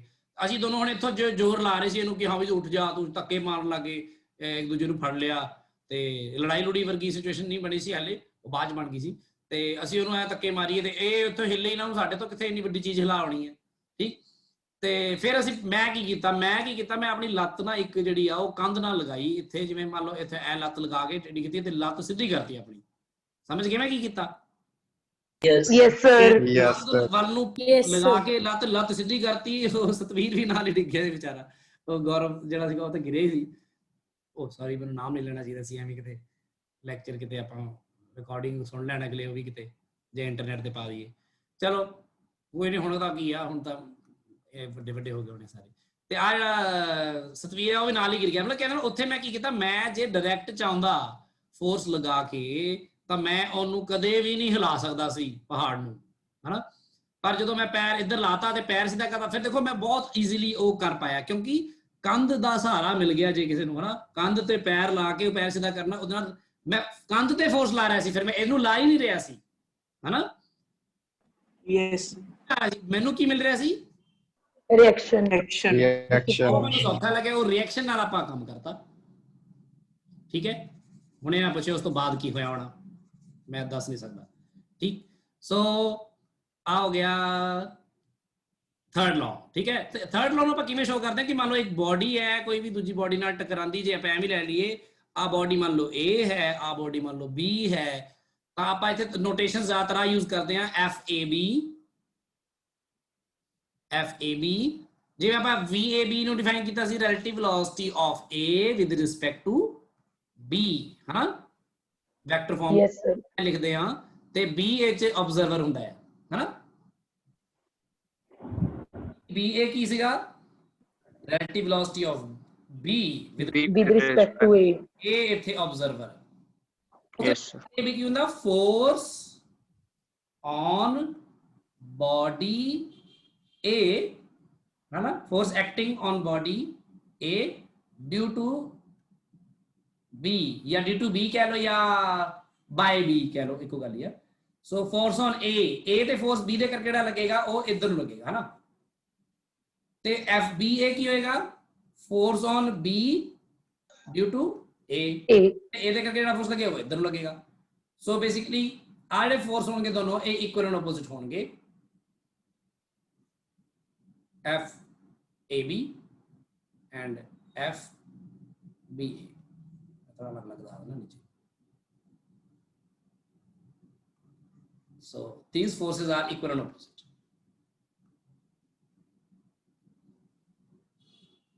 So ਇਹਨੂੰ ਆਪਾਂ ਕਿਵੇਂ ਲਿਖ ਸਕਦੇ ਹਾਂ? FAB ਨੂੰ ਮੈਂ ਲਿਖ ਸਕਦਾ ਹਾਂ ਵੈਕਟਰ ਫਾਰਮ ਚ, ਤੁਹਾਨੂੰ ਸਿਖਾਇਆ, ਮਾਈਨਸ ਆਫ FBA, ਹੈ ਨਾ। Yes.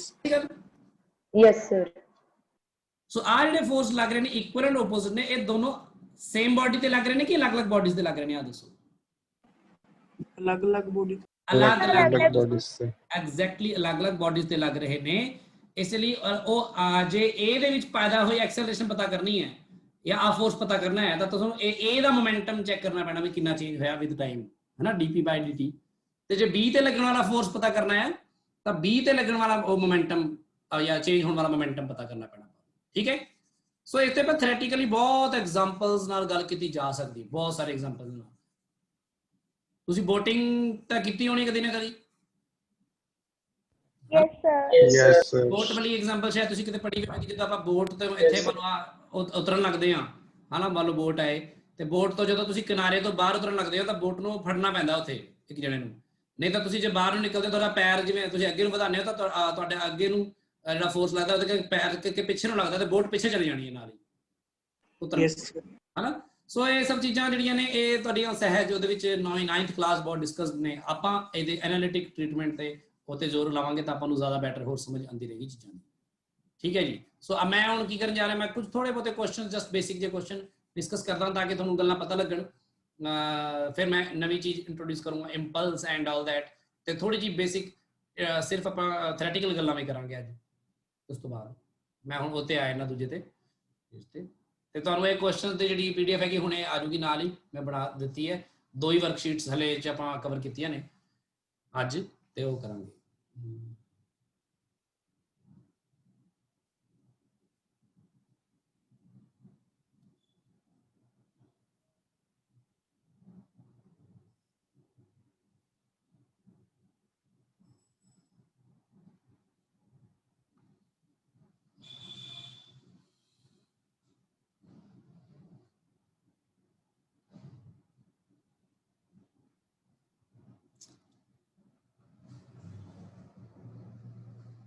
ਸੋ ਆਪਣੇ ਜਿਹੜੇ ਫਾਰਮੂਲੇ ਆਪਾਂ ਯੂਜ਼ ਕਰਨੇ ਆ ਉਹ ਆ ਯੂਜ਼ ਕਰਨੇ ਆ, ਦੇਖ ਲਓ। ਇੱਕ ਤਾਂ ਲੀਨੀਅਰ ਮੋਮੈਂਟਮ ਦਾ ਤੁਹਾਨੂੰ ਪਤਾ ਹੋਣਾ ਚਾਹੀਦਾ ਫਾਰਮੂਲਾ ਕੀ ਹੈ ਨਾ, ਬਹੁਤ ਸੌਖਾ ਹੀ ਹੈ। ਤੇ ਮੋਸਟਲੀ ਆਪਾਂ ਲੀਨੀਅਰ ਮੋਸ਼ਨਸ ਨੂੰ ਜੇ ਡੀਲ ਕਰਦੇ ਆ ਫਿਰ ਤਾਂ ਆਪਾਂ ਨੂੰ ਵੈਕਟਰ ਦੀ ਵੀ ਪਾਉਣ ਦੀ ਲੋੜ ਨਹੀਂ ਹੁੰਦੀ, ਨਹੀਂ ਤਾਂ ਵੈਕਟਰ ਦੇ ਵਿੱਚ ਡੀਲ ਕਰਦੇ ਆ। ਤੇ ਸੈਕੰਡ ਲਾਅ ਆਫ ਮੋਸ਼ਨ ਦਾ ਜਿਹੜੇ ਰੇਟ ਆਫ ਚੇਂਜ ਦਾ ਉਹਦਾ ਇਸ ਤਰ੍ਹਾਂ ਯੂਜ਼ ਕਰਦੇ ਆ। ਐਕਸਲਰੇਸ਼ਨ ਨੂੰ ਆਪਾਂ ਐਵੇਂ ਯੂਜ਼ ਕਰਦੇ ਆ, final velocity minus initial velocity by time. ਇਹ ਐਕਸਲਰੇਸ਼ਨ ਦਾ ਫਾਰਮੂਲਾ ਉਦੋਂ ਹੀ ਯੂਜ਼ ਕਰਾਂਗੇ ਜਦੋਂ ਐਕਸਲਰੇਸ਼ਨ ਯੂਨੀਫਾਰਮ ਹੋਏਗੀ। ਇਹ ਉਦੋਂ ਹੋਏਗਾ ਜਦੋਂ ਫੋਰਸ ਕਾਂਸਟੈਂਟ ਹੋਏਗਾ, ਫਿਰ ਆਪਾਂ ਫੋਰਸ ਲਈ ਆਪਾਂ ਆ ਫਾਰਮੂਲਾ ਯੂਜ਼ ਕਰ ਸਕਦੇ ਹਾਂ, ਠੀਕ ਹੈ। ਅਦਰਵਾਈਜ਼ ਆਪਾਂ ਨੂੰ ਅਦਰਵਾਈਜ਼ ਤੁਹਾਨੂੰ ਪਤਾ ਹੈ ਕਿ ਅਦਰਵਾਈਜ਼ ਦਿਸ ਵਿਲ ਵਰਕ, ਹਨਾ, ਅਗਰ ਫੋਰਸ ਵੇਰੀਏਬਲ ਹੋਏਗਾ, ਠੀਕ ਹੈ। ਇਹਦੀਆਂ ਯੂਨਿਟਸ ਵਗੈਰਾ ਤੇ ਉੱਪਰ ਗੱਲ ਹੋ ਚੁੱਕੀ ਹੈ, ਸੋ ਮੈਂ ਇਹਦੇ ਵਿੱਚ ਨਹੀਂ ਜਾਂਦਾ ਡਿਟੇਲ ਚ। So let's just start with unsolved numerically ਕਰਦੇ ਆਪਾਂ। ਸੋਲਵ ਤੁਸੀਂ ਦੇਖ ਹੀ ਲਓਗੇ, ਮੈਂ ਕੁਝ ਸੌਲਡ ਐਗਜ਼ਾਮਪਲ ਭੇਜੀਆਂ ਨੇ ਨਾਲ, ਉਹ ਤੁਸੀਂ ਦੇਖ ਲਿਓ। ਇੱਥੋਂ ਕਰਦੇ ਆਪਾਂ, ਦੇਖੋ ਆ ਫੋਰਸ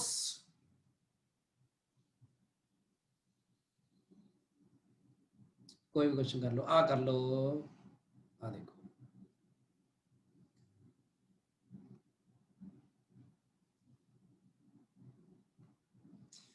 ਹੁਣ ਦੇਖਾ stone of mass 5 kilogram falls from top of a cliff 50 meter high and buries 1 meter in sand. Find the average resistance offered by the sand and the time it takes to penetrate. ਇਹ ਜਦੋਂ ਕੋਈ ਕਾਈਨੈਮੈਟਿਕਸ ਤਾਂ ਨਾਲ ਹੀ ਚੱਲਦੀ ਹੈ ਹਮੇਸ਼ਾ। ਪਹਿਲੀ ਗੱਲ ਤਾਂ ਉਹ ਕਹਿ ਰਹੇ ਨੇ ਕਿ ਤਾਂ ਇੱਕ ਤੁਹਾਨੂੰ ਪਤਾ ਲੱਗ ਜਾਣਾ ਸਟੋਨ ਆਫ 5 ਕਿਲੋਗ੍ਰਾਮ ਦਾ ਇੱਕ ਪੱਥਰ ਆ ਤੇ ਉਹਨੂੰ top of a cliff 50 metre ਉਹ ਚਾਈ ਤੋਂ ਆਪਾਂ ਸੁੱਟਦੇ ਆ। ਇੱਥੇ ਜਿਹੜਾ ਆ ਇਹ ਹੈਗਾ ਰੇਤ, ਇੱਥੇ ਰੇਤ ਪਈ ਹੋਈ ਆ, ਸੈਂਡ ਆ, ਨੀਚੇ ਸੈਂਡ ਹੈ ਤੇ ਜਿਹੜੀ ਕਲਿਫ ਹੈਗੀ ਆ ਉਹ ਹੈਗੀ ਆ 50 ਮੀਟਰ ਉੱਚੀ ਤੇ ਇੱਥੋਂ ਆਪਾਂ ਇੱਕ ਪੱਥਰ ਜਿਹੜਾ ਡ੍ਰੌਪ ਕਰਨਾ ਆ ਉਹ 5 ਕਿਲੋਗ੍ਰਾਮ ਦਾ ਪੱਥਰ ਡ੍ਰੌਪ ਕਰਨਾ। ਅੱਜ ਤੋਂ ਪਹਿਲਾਂ ਕਾਈਨੈਮੈਟਿਕਸ 'ਚ ਤੁਹਾਨੂੰ ਕਦੇ ਵੀ ਮਾਸ ਮੂਸ ਗਿਵਨ ਨਹੀਂ ਹੁੰਦਾ, ਬਸ ਸਟੋਨ ਬਸ ਹੋ ਗਿਆ ਕੰਮ। ਪਰ ਇੱਥੇ ਦੇਖੋ ਕਿਉਂਕਿ ਤੁਹਾਨੂੰ ਪਤਾ ਹੈ ਕਿ ਜੇ ਸਟੋਨ ਦੇ ਥੱਲੇ ਪਹੁੰਚਣ ਤੱਕ ਦੀ ਗੱਲ ਆ ਉਹਦਾ ਗੱਲ ਡਿਫਰੈਂਟ ਆ ਉਹਦੀ ਵੈਲੋਸਿਟੀ ਦੀ, ਪਰ ਜੇ ਪੱਥਰ 10 ਕਿਲੋ ਦਾ ਹੋਏਗਾ ਤਾਂ ਤੁਹਾਨੂੰ ਪਤਾ ਜ਼ਿਆਦਾ ਥੱਲੇ ਤੱਕ ਬਰੀਡ ਹੋ ਜਾਏਗਾ। ਉਹ ਜਿੰਨਾ ਜ਼ਿਆਦਾ ਪੱਥਰ ਭਾਰਾ ਹੋਏਗਾ ਉਨਾ ਹੀ ਜ਼ਿਆਦਾ ਸੈਂਡ ਦੇ ਵਿੱਚ ਡੂੰਘਾ ਜਾਏਗਾ। ਹਾਂ, ਸੋ ਇਹ ਉਹੀ ਗੱਲਾਂ ਦਾ ਇੱਥੇ ਸਵਾਲ ਆ। ਹੁਣ ਸਵਾਲ ਪਹਿਲਾ ਜਿਹੜਾ ਸਵਾਲ ਆ ਉਹ ਕਹਿੰਦੇ ਉਹ 1 ਮੀਟਰ ਤੱਕ ਉਹ ਚ ਬਰੀਜ਼ 1 ਮੀਟਰ ਇਨ ਦਾ ਸੈਂਡ। 50 ਮੀਟਰ ਕਲਿਫ ਤੋਂ ਇੱਥੋਂ ਪੱਥਰ ਆਪਾਂ ਛੱਡਿਆ, ਜਸਟ ਡ੍ਰੌਪ ਕੀਤਾ, ਉਹ ਪੱਥਰ ਤੁਹਾਨੂੰ ਪਤਾ ਇੱਥੋਂ ਵੈਲੋਸਿਟੀ ਹੋਏਗੀ ਉਹਦੀ ਇਨੀਸ਼ੀਅਲ ਵੈਲੋਸਿਟੀ ਕਿੰਨੀ 0 ਤੇ ਜਦੋਂ ਪੱਥਰ ਤਾਂ ਪੱਥਰ ਦੀ ਇੱਥੇ ਸਟ੍ਰਾਈਕ ਕਰਨ ਵਾਲੀ ਜਿਹੜੀ ਹੋਏਗੀ ਫਾਈਨਲ ਵੈਲੋਸਿਟੀ v ਉਹ ਕਿੰਨੀ ਹੋਏਗੀ ਉਹ ਆਪਾਂ ਨੂੰ ਪਤਾ ਕਰਨੀ ਪੈਣੀ ਆ। ਤੇ ਇੱਥੇ ਜਿਹੜੀ ਐਕਸਲਰੇਸ਼ਨ ਜਿਹੜੀ ਲੱਗੇਗੀ ਡਿਊ ਟੂ ਗ੍ਰੈਵਿਟੀ ਉਹਨੂੰ ਕਿੰਨੀ ਲੱਗੇਗੀ 9.8 ਮੀਟਰ ਪਰ ਸੈਕਿੰਡ ਆ ਲੱਗੇਗੀ।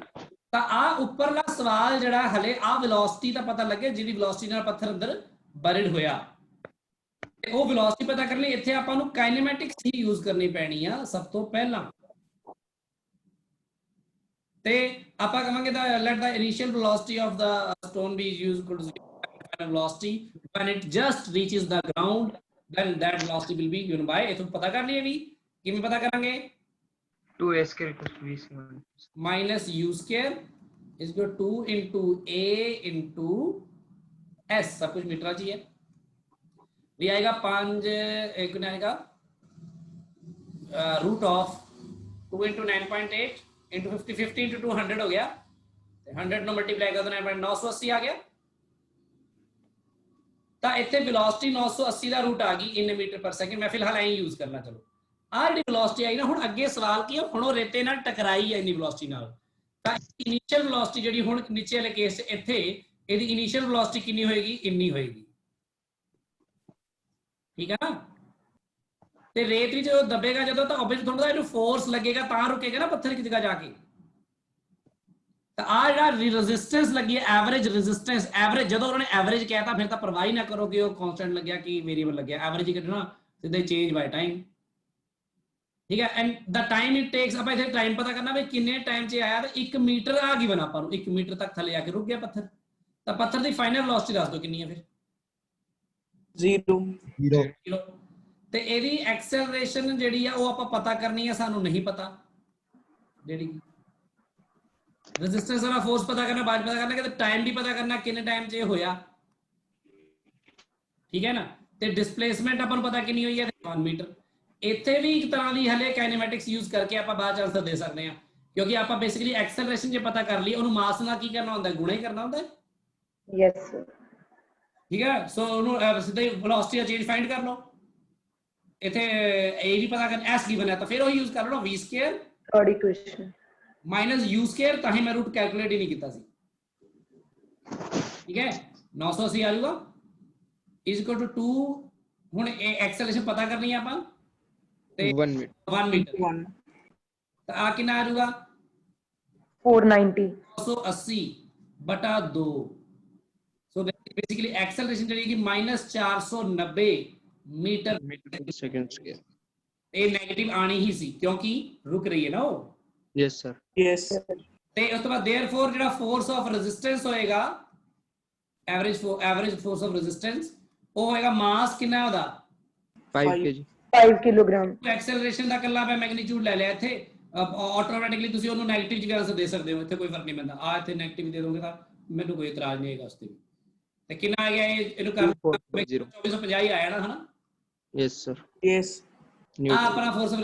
ਹੁਣ ਉਹਨਾਂ ਵਿੱਚ ਟਾਈਮ ਕਿੰਨਾ ਲੱਗਿਆ, ਟਾਈਮ ਵਾਲਾ ਜਿਹੜਾ ਸਵਾਲ ਆ ਉਹਦਾ ਸਿੱਧਾ ਪਿਓਰਲੀ ਕਾਈਨੈਮੈਟਿਕਸ ਆ। v ਵੀ ਗਿਵਨ ਹੈ, u ਵੀ ਗਿਵਨ ਹੈ, ਇਦਾਂ ਦਾ ਕੁਐਸਚਨ ਤੁਸੀਂ ਕਰ ਲਓ, ਟਾਈਮ ਪਤਾ ਕਰ ਲਿਓ ਇਹਨਾਂ, ਠੀਕ ਹੈ। ਸੋ ਇੱਥੇ ਕੀ ਆ ਵੀ ਕਾਈਨੈਮੈਟਿਕਸ ਸੀ, ਉਸ ਤੋਂ v ਮਿਲੀ, ਉਹ v ਹੁਣ ਅਗਲੇ ਲਈ ਇਨੀਸ਼ੀਅਲ ਹੋਗੀ, ਹਨਾ। Yes. ਤੇ ਉੱਥੇ ਤੁਸੀਂ ਜਦੋਂ ਕੰਮ ਕਰਨਾ ਹੁਣ ਦੇਖੋ ਇੱਥੇ u ਯੂਜ਼ ਕਰ ਰਹੇ ਹੋ ਉੱਪਰ ਲਈ, ਇੱਥੇ u ਯੂਜ਼ ਕਰ ਲਿਓ ਇਹਦੇ ਲਈ, ਤਾਂ ਇਹ ਗਲਤ ਹੈ ਗੱਲ। ਇਹ ਤਾਂ ਤੁਹਾਨੂੰ ਸਮਝਾਉਣ ਲਈ ਐ ਕਰਤਾ। ਤੁਸੀਂ ਜੋ ਪੇਪਰ 'ਚ ਲਿਖੋਗੇ ਕੀ ਕਰੋਗੇ, ਮੈਂ ਦੱਸਦਾ ਹੁਣ ਪੇਪਰ 'ਚ ਕਿਵੇਂ ਲਿਖੋਗੇ, ਕਿ ਤੁਹਾਨੂੰ ਆਹ ਗੱਲ ਜ਼ਿਆਦਾ ਜ਼ਰੂਰੀ ਹੋ ਗਈ ਅੱਜ ਕੱਲ੍ਹ ਨਾਲ ਦੱਸਣੀ, ਤੁਹਾਡੇ ਸਬਜੈਕਟਿਵ ਟੈਸਟ ਦੇ ਹਾਲਾਤ ਦੇਖ ਕੇ। ਪੇਪਰ 'ਚ ਲਿਖਣ ਲਈ ਤੁਸੀਂ ਚੀਜ਼ਾਂ ਨੂੰ ਪਹਿਲਾਂ ਐ ਕੰਸੀਡਰ ਕਰ ਦਿਆ ਕਰੋ, ਹਮੇਸ਼ਾ ਦੇਖਿਆ ਕਰੋ ਇਹ ਆ ਪੁਆਇੰਟ ਨੂੰ ਕਹਿੰਦਾ let it be a, let it be b, let it be c, ਠੀਕ ਹੈ। ਸੋ ਤੁਸੀਂ ਆਪਾਂ ਇੱਥੇ ਕਰ ਲਓ ਕਿ motion, considering motion from a to A to B. ਫਿਰ ਇੱਥੇ ਤੁਸੀਂ ਇਨੀਸ਼ੀਅਲ ਵੈਲੋਸਿਟੀ ਐ ਲਿਖੋਗੇ, ਮਤਲਬ ਸਿੰਬਲ ਯੂਜ਼ ਹੀ ਨਾ ਕਰਿਓ, ਇਨੀਸ਼ੀਅਲ ਵੈਲੋਸਿਟੀ 0, ਠੀਕ ਹੈ। ਤੇ ਫਾਈਨਲ ਵੈਲੋਸਿਟੀ ਜਿਹੜੀ ਹੈ ਉਹਨੂੰ ਐ ਲਿਖੋ ਕਿ ਵੀ ਸਾਨੂੰ ਕਰਨੀ ਹੈ, ਤੇ ਡਿਸਟੈਂਸ 50 meter. ਤੇ ਐਕਸਲਰੇਸ਼ਨ ਵੀ ਪੂਰਾ ਲਿਖ ਦਿਓ 9.8। ਦੈਨ ਇੱਥੇ ਤੁਸੀਂ ਲਿਖੋਗੇ using v square minus u square equal to 2as, ਤੇ ਇਹਨੂੰ ਕੀ ਲਿਖੋਗੇ, ਇਹਨੂੰ ਐ ਲਿਖੋਗੇ, ਡੱਬੇ ਦੇ ਵਿੱਚ ਪਾ ਦੋਗੇ ਤਾਂ ਕਿ ਪਤਾ ਲੱਗ ਜਾਏ ਆ ਇਕੁਏਸ਼ਨ ਯੂਜ਼ ਕੀਤੀ ਜਾ ਰਹੀ ਹੈ। ਸਿੰਬਲ ਨਹੀਂ ਲਿਖੇ ਮੈਂ ਉੱਪਰ, ਫਿਰ ਸਿੱਧਾ ਹੀ ਪੁੱਟ ਕਰੋ ਇੱਥੇ ਜਿਹੜੇ ਉਹ ਸਿੰਬਲਸ ਨੇ। ਫਾਈਨਲ ਵੈਲੋਸਿਟੀ ਜਿਹੜੀ ਹੈ ਉਹਨੂੰ ਆਪਾਂ ਕੁਝ ਵੀ ਮੰਨ ਲੈਣੇ, ਇੱਥੇ v ਮੰਨ ਲਓ, ਚਲੋ v ਵੀ ਚੱਲੇਗਾ, ਇੱਥੇ 0 ਐਂਡ ਆਲ ਕਰਕੇ v ਆ ਗਿਆ। ਫਿਰ ਉਸ ਤੋਂ ਬਾਅਦ ਅਗਲੇ ਫਿਰ ਇੱਥੇ ਲਿਖ ਦੋਗੇ considering motion from b to c, ਫਿਰ ਇੱਥੇ ਇਨੀਸ਼ੀਅਲ ਵੈਲੋਸਿਟੀ ਲਿਖੋਗੇ, ਆ ਜਿਹੜੀ v ਆਈ ਹੋਏਗੀ ਨਾ ਇਹਨੂੰ ਲਿਖ ਦਿਓ ਇੱਥੇ, ਫਿਰ ਅੱਗੇ ਯੂਜ਼ਿੰਗ ਵਾਲਾ ਸਿੰਬਲ ਕਰਕੇ ਪਤਾ ਲੱਗ ਗਈ ਗੱਲ। Yes, sir. ਸੋ ਇਸ ਤਰ੍ਹਾਂ ਥੋੜਾ ਪ੍ਰੈਜ਼ੈਂਟੇਬਲ ਬਣਾਇਆ ਕਰੋ ਚੀਜ਼ ਨੂੰ, ਕਿ ਐਗਜ਼ਾਮੀਨਰ ਨੂੰ ਲੱਗੇ ਹਾਂ ਵੀ ਬੜਾ ਵਧੀਆ ਲਿਖਿਆ ਬੱਚੇ ਨੇ।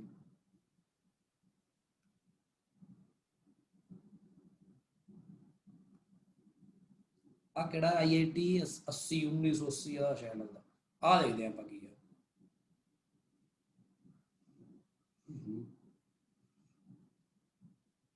ਹੁਣ ਸਾਰੇ ਨਿਊਮੈਰੀਕਲ ਤੁਸੀਂ ਕਰ ਲੈਣੇ ਆ ਤਾਂ ਤੁਹਾਨੂੰ ਅੱਗੇ ਅਗਲੀ ਗੱਲਾਂ ਹੋਰ ਸਮਝ ਆਣੀਆਂ ਨੇ। ਇੱਕ ਆਈਡੀਆ ਦੇ ਰਿਹਾ ਤੁਹਾਨੂੰ ਕਿ ਕਾਈਨੈਮੈਟਿਕਸ ਵਰਗੇ ਹੀ ਜ਼ਿਆਦਾ ਨਿਊਮੈਰੀਕਲ ਹੈਗੇ ਨੇ, ਇਹ 'ਚ ਕੁਝ ਖਾਸ ਹਲੇ ਹੈ ਨਹੀਂ। ਆਪਣੇ ਕੁਐਸਚਨ ਖਾਸ ਆਉਣਗੇ ਇਸ ਤੋਂ ਬਾਅਦ ਵਾਲੇ ਟੌਪਿਕ ਦੇ ਵਿੱਚ। ਆ ਕੀ ਆਈ, ਅ ਸ਼ਿਪ ਆਫ ਮਾਸ ਇੰਨਾ and initially at rest can be pulled through a distance of 3 meter by means of a force ਇੰਨਾ। ਸੋ ਤੁਹਾਨੂੰ ਫੋਰਸ ਤਾਂ ਗਿਵਨ ਹੀ ਹੈ ਕਿ ਕਿੰਨਾ ਫੋਰਸ ਲਗਾਉਣਾ ਆ, ਤੇ ਤੁਹਾਨੂੰ ਆ ਵੀ ਪਤਾ ਕਿ ਉਹਨੂੰ ਡਿਸਟੈਂਸ ਜਿਹੜਾ ਪੁੱਲ ਕਰਨਾ ਹੈ, ਉਹਨੂੰ ਡਿਸਟੈਂਸ 3 meter ਪੁੱਲਡ ਹਨਾ 3 ਮੀਟਰ ਹੈ, ਤੇ ਮਾਸ ਵੀ ਸ਼ਿਪ ਦਾ ਗਿਵਨ ਹੀ ਹੈ ਕਿਲੋਗ੍ਰਾਮ। ਦ ਵਾਟਰ ਰੈਜ਼ਿਸਟੈਂਸ ਨੂੰ ਨੈਗਲੀਜੀਬਲ ਮੰਨ ਲਿਆ ਆਪਾਂ, ਚਲੋ ਉਹਨੂੰ ਛੱਡਤਾ। ਫਿਰ find the speed attained by the rest ਤੋਂ ਇਹ ਸ਼ੁਰੂ ਕੀਤਾ ਆ, ਸਪੀਡ ਅਟੇਨਡ ਪਤਾ ਕਰਨੀ ਹੈ, ਕੁਝ ਵੀ ਨਹੀਂ ਹੈ। ਆ ਦੋ ਜਾਣਕਾਰੀਆਂ ਤੁਹਾਨੂੰ ਦਿੱਤੀਆਂ ਹੀ ਤਾਂ ਨੇ ਉਹਨਾਂ ਨੇ, ਤਾਂ ਕਿ ਤੁਸੀਂ ਐਕਸਲਰੇਸ਼ਨ ਪਹਿਲਾਂ ਹੀ ਪਤਾ ਕਰ ਲਓ, ਹਨਾ।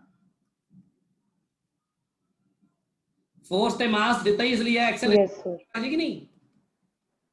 ਫੋਰਸ ਬਟਾ ਮਾਸ ਯਾਦ ਰੱਖਿਓ, ਨਿਊਟਨ ਹੈਗਾ ਤਾਂ ਨੀਚੇ ਕਿਲੋਗ੍ਰਾਮ 'ਚ ਹੋਣਾ ਚਾਹੀਦਾ, ਆਪਣੀ ਮਰਜ਼ੀ ਨਹੀਂ ਚੱਲੂਗੀ। ਨਿਊਟਨ ਦੇ ਅੰਦਰ ਹੀ ਕਿਲੋਗ੍ਰਾਮ ਹੁੰਦਾ ਹੈ, ਕਿਉਂਕਿ ਕਿਲੋਗ੍ਰਾਮ 'ਚ ਹੀ ਹੋਣਾ ਚਾਹੀਦਾ ਹੈ। ਜੇ ਨਹੀਂ ਹੋਇਆ ਤਾਂ ਉਹਨੂੰ ਲੈ ਕੇ 3 × 10⁻7 ਹਨਾ। Yes sir, 7 5/3 ਇਹ ਆਜੂਗਾ 5/3 ਕਿੰਨਾ ਹੁੰਦਾ ਹੈ 1.67 ਲੈ ਲਓ into 10⁻³ yes sir। ਆ होगी एक्सेलरेशन, ठीक है, बहुत थोड़ी है, चलो कोई गल नहीं। तो v फाइंड करना है, डिस्टेंस गिवन है, कर दो फिर v² - u², u मैं 0 पुट करता 2 × a 2 3 ਤੇ डिस्टेंस कितना है 3 ਇਹ ਕਿੰਨਾ ਬਣ ਜਾਊਗਾ 3 × 2 = 6 वो तो 5/3 ਸੀ, 3 ਨਾਲ 3 ਕੈਨਸਲ ਹੋ ਜਾਊਗਾ। हाँ 1.67 yes sir। आ 5/3 ਸੀ ਬੇਸਿਕਲੀ yes ਤਰੀਕੇ ਨਾਲ 5 × 10 ਲੈ ਇਹਦਾ ਸਿੱਧੇ ਬਣ ਕੇ 10⁻² yes sir 0.1 0.1 ਆ ਰਿਹਾ ਆ ਗਿਆ ਤਾਂ v ਕਿੰਨਾ ਆ ਜਾਊਗਾ ਇਹਦੀ root yes sir yes sir 1/100 ਦਾ ਰੂਟ 1/10 ਤਾਂ 0.1 ਆ ਰਿਹਾ ਆਨਸਰ। ਠੀਕ ਹੈ ਗੱਲ। yes sir yes sir। ਇਹ ਤਾਂ ਤੁਹਾਨੂੰ ਆਪ ਹੀ ਪਤਾ ਲੱਗ ਗਿਆ ਨਾ 1980 ਚ IIT ਦਾ ਲੈਵਲ ਬਹੁਤ ਮਾੜਾ ਸੀ, ਮਤਲਬ ਕਿ ਇਹ ਹੈ ਕਿ ਉੱਥੇ ਕਰਕੇ ਬੰਦਾ IIT ਪਹੁੰਚ ਜਾਂਦਾ ਜੀ। ਦੇਖੋ ਹੁਣ ਤਾਂ ਆਪਾਂ ਬਹੁਤ ਕੁਝ ਕਰਨਾ ਹੈ। ਚਲੋ ਆ ਗੱਲ ਕਲੀਅਰ ਹੋ ਗਈ ਸਭ ਨੂੰ। yes sir ਇਸ ਤਰ੍ਹਾਂ ਦੀਆਂ ਚੀਜ਼ਾਂ ਹੈਗੀਆਂ ਬੇਸਿਕ ਜ਼ਿਆਦਾਤਰ। ਤੇ ਹੁਣ ਮੈਂ ਕੁਝ ਨਵੀਂ ਚੀਜ਼ ਚ ਨਾ ਕੁਝ ਐਡ ਅਪ ਕਰਦਾ ਪਹਿਲਾਂ, ਫਿਰ ਆਪਾਂ ਅੱਗੇ ਗੱਲ ਕਰਾਂਗੇ। ਉਹ ਹੈਗਾ ਇੰਪਲਸਿਵ ਫੋਰਸ, ਇੰਪਲਸ ਜਾਂ ਇੰਪਲਸਿਵ ਫੋਰਸ। ਤੇ ਮੈਂ ਤੁਹਾਨੂੰ ਦੇਖੋ ਪਹਿਲਾਂ ਹੀ ਦੱਸ ਚੁੱਕਿਆ ਹਾਂ ਕਿ ਸਾਰਾ ਕੁਝ ਇਹਦੇ ਚੋਂ ਨਿਕਲਣਾ ਹੈ।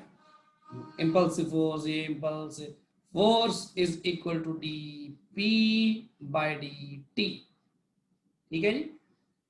ਜਾਂ ਫਿਰ ਜੇ ਆਪਾਂ ਐਵਰੇਜ ਲੈਣੀ ਹੋਵੇ ਫੋਰਸ ਦੀ, ਜਾਂ ਐਵਰੇਜ ਫੋਰਸ ਕਹਿ ਲਓ, ਤਾਂ ਉਹ ਕੀ ਹੈਗਾ ਡੈਲਟਾ P/ΔT। ਤਾਂ ਡੈਲਟਾ P ਜੋ ਹੁੰਦਾ ਹੈ ਉਹ ਐਵਰੇਜ ਫੋਰਸ ਦਾ ਮਲਟੀਪਲੀਕੇਸ਼ਨ ਹੋਏਗਾ ਡੈਲਟਾ T ਦੇ ਨਾਲ, ਹਨਾ। ਆ ਜਿਹੜੀ ਕੁਆਂਟੀਟੀ ਬਣਦੀ ਹੈ ਇਹਨੂੰ ਬੋਲਦੇ ਆ ਇੰਪਲਸ। ਜੇ ਇਸ ਤਰ੍ਹਾਂ ਹੋਵੇ ਤਾਂ ਇਧਰੋਂ ਵੀ ਕੀ ਕਰਦੇ ਆ, ਇੱਥੋਂ ਜੇ ਆਪਾਂ ਜੇ ਮੰਨ ਲਓ ਕੁਆਂਟੀਟੀ ਐਵਰੇਜ ਨਾ ਲੈਣੀ ਹੋਵੇ, ਫੋਰਸ ਲੈਣਾ ਹਰ ਮੂਵਮੈਂਟ ਤੇ ਵੱਖਰਾ ਵੱਖਰਾ, ਤਾਂ ਆਪਾਂ ਕੀ ਕਰਦੇ ਆ ਇਹਨੂੰ dP = F × dt ਕਰ ਦਿੰਦੇ ਆ। ਤੇ ਫਿਰ ਇੱਥੇ ਇੰਟੀਗਰਲ ਕਰਦੇ ਆ ਦੋਨੋਂ ਪਾਸੇ, ਜਿਵੇਂ ਤੁਹਾਨੂੰ ਪਤਾ ਨਾ ਪਹਿਲਾਂ ਇੰਟੀਗਰਲ ਕਰਦੇ ਆ ਆਪਾਂ, F dt ਹੋ ਜਾਏਗਾ। ਤੇ ਆਪਾਂ ਫਿਰ ਜੋ ਲਿਮਿਟ ਪੁੱਟ ਕਰਦੇ ਆ ਇੱਥੇ ਟਾਈਮ ਦੀ ਪੁੱਟ ਕਰਾਂਗੇ ਨਾ, t1 ਤੋਂ ਲੈ ਕੇ t2 ਮੋਮੈਂਟ ਤੱਕ ਮੰਨ ਲਓ, ਜਾਂ 0 ਤੋਂ t ਮੰਨ ਲਓ। ਮੀਨਸ ਜਦੋਂ ਫੋਰਸ ਲੱਗਣਾ ਸ਼ੁਰੂ ਹੁੰਦਾ ਹੈ ਉਦੋਂ ਤੋਂ ਲੈ ਕੇ ਜਦੋਂ ਤੱਕ ਫੋਰਸ ਲੱਗਿਆ ਉਦੋਂ ਤੱਕ, ਤਾਂ ਆ 0 ਤੋਂ ਲੈ ਕੇ t ਮੰਨ ਲਓ। ਤੇ ਇੱਥੇ ਕਿਹਦੀ ਲਿਮਿਟ ਪੁੱਟ ਕਰਾਂਗੇ ਮੋਮੈਂਟਮ ਦੀ, ਕਿਉਂਕਿ dp ਹੈ ਨਾ ਇਹ 1 × dp ਬੇਸਿਕਲੀ। ਜਿਵੇਂ ਆਪਾਂ ਉੱਥੇ ਨਹੀਂ ਕਰਦੇ dv इंटीग्रल या dx इंटीग्रल x आया था सिगला ते p आऊगा p1 तो लेके p2 तक, तो बेसिकली ये बन जाऊगा p2 माइनस p1 है ना, जो लिमिट पुट करांगे आप 1 दी ਇਹ ਬਣ ਜਾਓ 0 ਤੋਂ ਲੈ ਕੇ t ਤੱਕ f dt। ਸੋ ਆਪਾਂ ਇਸ ਤਰ੍ਹਾਂ ਵੀ ਇਹਨੂੰ ਪੇਸ਼ ਕਰ ਸਕਦੇ ਹਾਂ ਚੀਜ਼ ਨੂੰ, ਇੰਪਲਸ ਨੂੰ, ਤੇ ਇਸ ਤਰ੍ਹਾਂ ਵੀ ਕਰ ਸਕਦੇ। ਜੇ ਐਵਰੇਜ ਹੋਵੇ ਤਾਂ ਇਸ ਤਰ੍ਹਾਂ ਫੋਰਸ ਐਵਰੇਜ ਕਿਉਂ, ਜੇ ਫੋਰਸ ਹਰ ਮੂਮੈਂਟ ਤੇ ਵੱਖਰਾ ਵੱਖਰਾ ਟਾਈਮ ਦੀ ਫਾਰਮ ਚ ਕਿਉਂ ਤਾਂ ਇਸ ਤਰ੍ਹਾਂ। ਤੇ ਹੁੰਦਾ ਕੀ ਹੈ ਅਸਲ ਵਿੱਚ, ਇਹ ਕਹਿਤਾ ਇਹਨੂੰ ਇੰਪਲਸ ਰਿਹਾ ਮੈਂ, ਪਰ ਇਹ ਹੈ ਕਿਹਦੇ ਬਰਾਬਰ ਹੈ ਦੱਸੋ?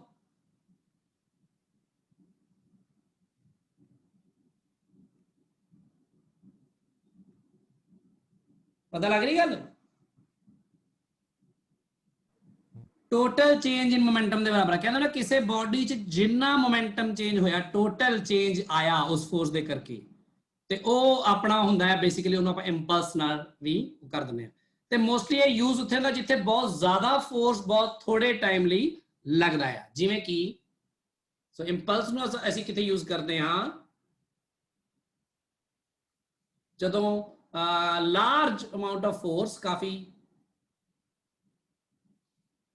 अमाउंट ऑफ फोर्स, लार्ज तो नहीं कर यूज करना, ये ज्यादा नु की भी करिए, बिग नहीं, फोर्स ऑफ लार्ज मैग्नीट्यूड कहो। हाँ हाँ जी राजवीर बोलो।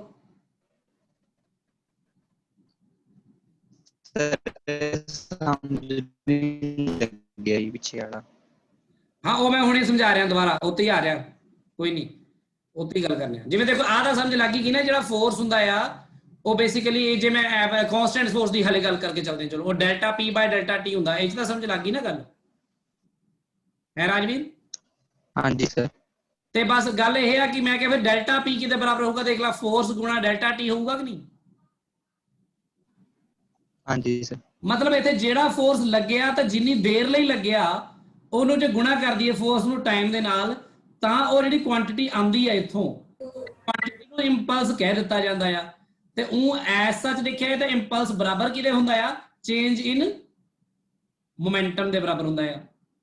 ਸੋ ਮੋਮੈਂਟਮ 'ਚ ਜਿੰਨਾ ਵੀ ਚੇਂਜ ਆਇਆ ਉਹੀ ਬੇਸਿਕਲੀ ਆਪਣਾ ਇੰਪਲਸ ਹੈ। ਹੁਣ ਪਤਾ ਲੱਗ ਗਈ ਗੱਲ?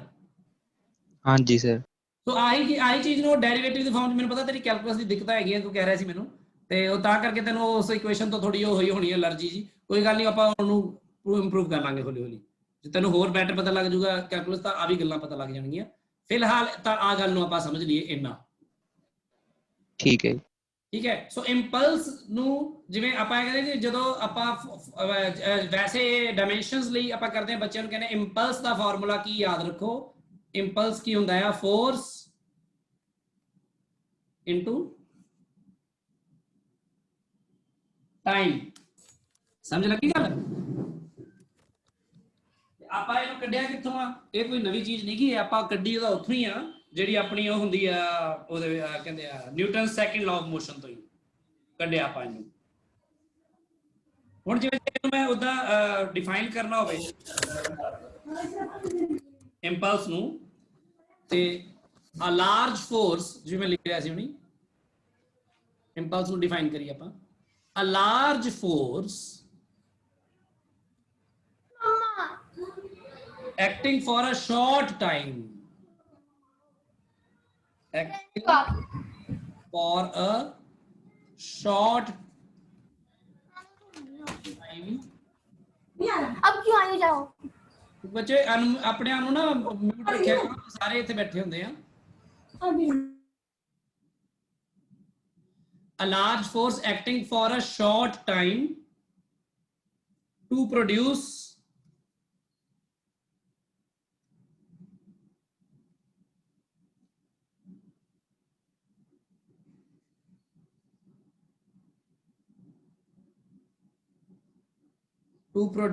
a finite change in momentum. Finite change in momentum is called an impulsive force। ਇੱਕ ਤਾਂ ਆਪਾਂ ਇਸ ਨੂੰ ਇਸ ਤਰ੍ਹਾਂ ਡਿਫਾਈਨ ਕਰਦੇ ਆ, ਤੇ ਜੇ ਆਪਾਂ ਮੈਥਮੈਟਿਕਲੀ ਲਿਖਣਾ ਹੋਵੇ ਤਾਂ ਆਪਾਂ ਕਿਹਨੂੰ ਲਿਖਦੇ ਆ, impulse is equal to force multiplied by time duration, ਵੀ ਜਿੰਨੀ time duration ਲਈ force ਲੱਗਿਆ, ਆ ਹੁੰਦਾ ਆਪਣਾ ਇੰਪਲਸ। ਤੇ ਇਹਨੂੰ ਮੈਂ ਪਿਛਲੇ ਜਿਹੜੇ ਉਹਦੇ ਵਿੱਚੋਂ ਕਿਵੇਂ ਉਹਦੇ ਬਰਾਬਰ ਕੀਤਾ ਚੇਂਜ ਇਨ ਮੋਮੈਂਟਮ ਦੇ ਵੀ, ਇਹ ਗੱਲ ਤੁਹਾਨੂੰ ਪਤਾ ਹੈ। ਸੋ ਕਹਿੰਦਾ ਮੈਂ ਜਿਵੇਂ ਇਸ ਇਕੁਏਸ਼ਨ ਨੂੰ ਹੋਰ ਕੈਲਕੂਲੇਸ਼ਨਸ ਦੇ ਵਿੱਚ ਯੂਜ਼ ਕਰਨ ਲਈ ਥੋੜਾ ਹੋਰ ਆਪਾਂ ਜ਼ਿਆਦਾ ਬਣਾਇਆ, ਡਾਈਵਰਸ ਬਣਾਈਏ, ਤਾਂ ਆਪਾਂ ਇਹ ਲਿਖ ਸਕਦੇ ਹਾਂ ਕਿ ਟੋਟਲ ਚੇਂਜ ਇਨ ਮੋਮੈਂਟਮ, ਇਹ ਜਿਹੜੀ ਚੀਜ਼ ਹੈ ਇਹ ਬਰਾਬਰ ਹੁੰਦੀ ਹੈ ਕਿਹਦੇ, ਇੰਪਲਸ ਦੇ, ਤੇ ਉਹ ਬਰਾਬਰ ਹੁੰਦਾ ਹੈ ਫੋਰਸ ਮਲਟੀਪਲਾਈਡ ਬਾय ਟਾਈਮ ਦੇ। ਸੋ ਇੰਪਲਸ ਨੂੰ ਇਹਦੇ ਬਰਾਬਰ ਵੀ ਸਮਝਿਆ ਜਾ ਸਕਦਾ ਆ, ਤੇ ਇੰਪਲਸ ਨੂੰ ਇਹਦੇ ਬਰਾਬਰ ਸਮਝਾਇਆ ਜਾਂਦਾ, ਜਿਵੇਂ ਮਰਜ਼ੀ, ਜਿਵੇਂ ਨਿਊਮੈਰੀਕਲ ਜੋ ਜੋ ਗਿਵਨ ਹੋਏਗਾ ਉਹਦੇ ਅਕੋਰਡਿੰਗ ਆਪਾਂ ਇਹਨੂੰ ਕੈਲਕੂਲੇਟ ਕਰ ਸਕਦੇ ਹਾਂ। ਹਾਂਜੀ ਸਰ ਆਪਾਂ ਪਹਿਲਾਂ ਜਿਹੜਾ ਕੁਐਸਚਨ ਕੀਤਾ ਸੀ ਉਹ ਮਤਲਬ 5 ਕਿਲੋ ਵਾਲਾ ਪੱਥਰ ਸੁੱਟਿਆ 1 ਮੀਟਰ ਡੀਪ ਗਿਆ, ਉਹ ਇਸ ਫਾਰਮੂਲੇ ਨਾਲ ਵੀ ਸੋਲਵ ਹੋ ਸਕਦਾ ਨਾ? ਉਹ ਜਿਵੇਂ ਕਹਿੰਦੇ ਨੇ ਉਹਨਾਂ ਨੇ ਪੁੱਛਿਆ ਸਾਡੇ ਤੋਂ ਸੀਗਾ ਫੋਰਸ, ਹਨਾ? ਹਾਂਜੀ। ਹੁਣ ਤੈਨੂੰ ਟਾਈਮ ਵੀ ਗਿਵਨ ਨਹੀਂ ਸੀਗਾ, ਟਾਈਮ ਵੀ ਪਤਾ ਕਰਨ ਨੂੰ ਕਿਹਾ ਸੀ ਉਹਨਾਂ ਨੇ, ਤੈਨੂੰ ਟਾਈਮ ਪਤਾ ਕਰ ਲਿਆ, ਫੋਰਸ ਵੀ ਪਤਾ ਕਰਨ ਨੂੰ ਕਿਹਾ ਤਾਂ ਟਾਈਮ ਵੀ ਪਤਾ ਕਰਨ ਨੂੰ ਕਿਹਾ, ਤਾਂ ਫਿਰ ਇਹਦੇ ਨਾਲ ਕਿੱਥੇ ਨੂੰ ਜਾਂਦੇ ਆਪਾਂ ਨਾ, ਆਪਾਂ ਨੂੰ ਫਿਰ ਕਾਈਨੈਮੈਟਿਕਸ ਦੇ ਥਰੂ ਜਾਣਾ ਜ਼ਿਆਦਾ ਸੌਖਾ ਸੀ। ਸਰ ਫਿਰ ਇਹਦੀ ਕੋਈ ਮਤਲਬ ਐਪਲੀਕੇਸ਼ਨ? ਹਾਂ ਐਪਲੀਕੇਸ਼ਨ ਆਪਾਂ ਹੁਣੇ ਬਣਾਉਂਦੇ ਨਾ, ਹੁਣੇ ਤਾਂ ਪਹਿਲਾਂ ਆਪਾਂ ਇਹਨੂੰ ਹੋਏ ਸ਼ੇਅਰ ਆਫ ਹੋ ਗਈ ਸ਼ਾਇਦ ਨਾ screen. Yes, sir. Yes, sir. ਹੁਣ ਹੋ ਰਹੀ ਹੈ? Yes. Yes, sir. Yes, sir. ਹਾਂ ਦੇਖੋ ਮੈਂ ਉਹ ਤਾਂ ਮੈਂ ਤੁਹਾਨੂੰ ਦੱਸ ਦਿੰਦਾ ਹੁਣੇ, ਜਿਵੇਂ ਇਹਦੇ ਲਈ ਸਭ ਤੋਂ ਬੈਸਟ ਐਗਜ਼ਾਮਪਲਸ ਕੀ ਨੇ ਤੇ ਪਹਿਲੀ ਗੱਲ ਤਾਂ ਇਹਨੂੰ ਮਤਲਬ ਨੂੰ ਸਮਝਿਆ ਜਾਵੇ ਚੰਗੀ ਤਰ੍ਹਾਂ। ਪਹਿਲੀ ਗੱਲ ਤਾਂ ਕਿ ਇੱਕ ਇਕੁਏਸ਼ਨ ਜਿਹੜੀ ਐਦਾਂ ਲਿਖੀ ਹੋਈ ਸੀ ਉਦੋਂ ਤੱਕ ਸਾਰਾ ਕੁਝ ਆਪਣਾ ਹੋਰ ਤਰ੍ਹਾਂ ਚੱਲ ਰਿਹਾ ਸੀ ਨਾ, ਜਾਂ ਫਿਰ ਆਪਾਂ ਜੇ ਹਰ ਮੂਮੈਂਟ ਤੇ ਫੋਰਸ ਬਦਲ ਰਿਹਾ ਹੋਵੇ ਤਾਂ ਆਪਾਂ ਇਹਨੂੰ ਲੈ ਲੈਂਦੇ ਹਾਂ। ਤੇ ਜਿਵੇਂ ਹੀ ਇਸ ਇਕੁਏਸ਼ਨ ਨੂੰ ਆਪਾਂ ਟਾਈਮ ਨੂੰ ਉੱਪਰ ਲੈ ਕੇ ਗੁਣਾ ਕੀਤਾ ਤਾਂ ਉਹ ਇਕੁਏਸ਼ਨ ਐਦਾਂ ਬਣ ਗਈ, ਹੈਨਾ? ਤਾਂ ਆਹ ਕੁਆਂਟੀਟੀ ਨੂੰ ਨਵਾਂ ਆਪਾਂ ਇੰਪਲਸ ਚੀਜ਼ ਇੰਟਰੋਡਿਊਸ ਕਰਦਾ, ਇੰਪਲਸ ਇੰਟਰੋਡਿਊਸ ਕਰਕੇ ਸਾਨੂੰ ਲੱਭਿਆ ਕੀ, ਆਪਾਂ ਇਸ ਚੀਜ਼ ਨੂੰ ਸਮਝਣਾ ਹੁਣ ਮੈਥਮੈਟਿਕਲੀ ਤਾਂ ਯੂਜ਼ ਹੋ ਹੀ ਜਾਊਗਾ, ਦੇਖੋ ਉਹ 'ਚ ਕੋਈ ਦਿੱਕਤ ਨਹੀਂ, ਪਰ ਆਪਾਂ ਇਹਨੂੰ ਸਮਝੀਏ ਕਿ ਇਦਾਂ ਕੀ ਹੈ। ਇਹਦੇ ਲਈ ਆਪਾਂ ਬੈਸਟ ਐਗਜ਼ਾਮਪਲ ਲਿਖ ਲੈਂਦੇ ਹਾਂ, ਜਿਹੜੀ ਜ਼ਿਆਦਾਤਰ ਪਪੂਲਰਲੀ ਯੂਜ਼ ਕਰਦੇ ਹਾਂ ਆਪਾਂ, ਉਹ ਹੈਗੀ ਆ ਬਾਲ ਨੂੰ ਕੈਚ ਕਰਨਾ, ਟੂ ਕੰਪਲੀਟ ਅ ਕੈਚ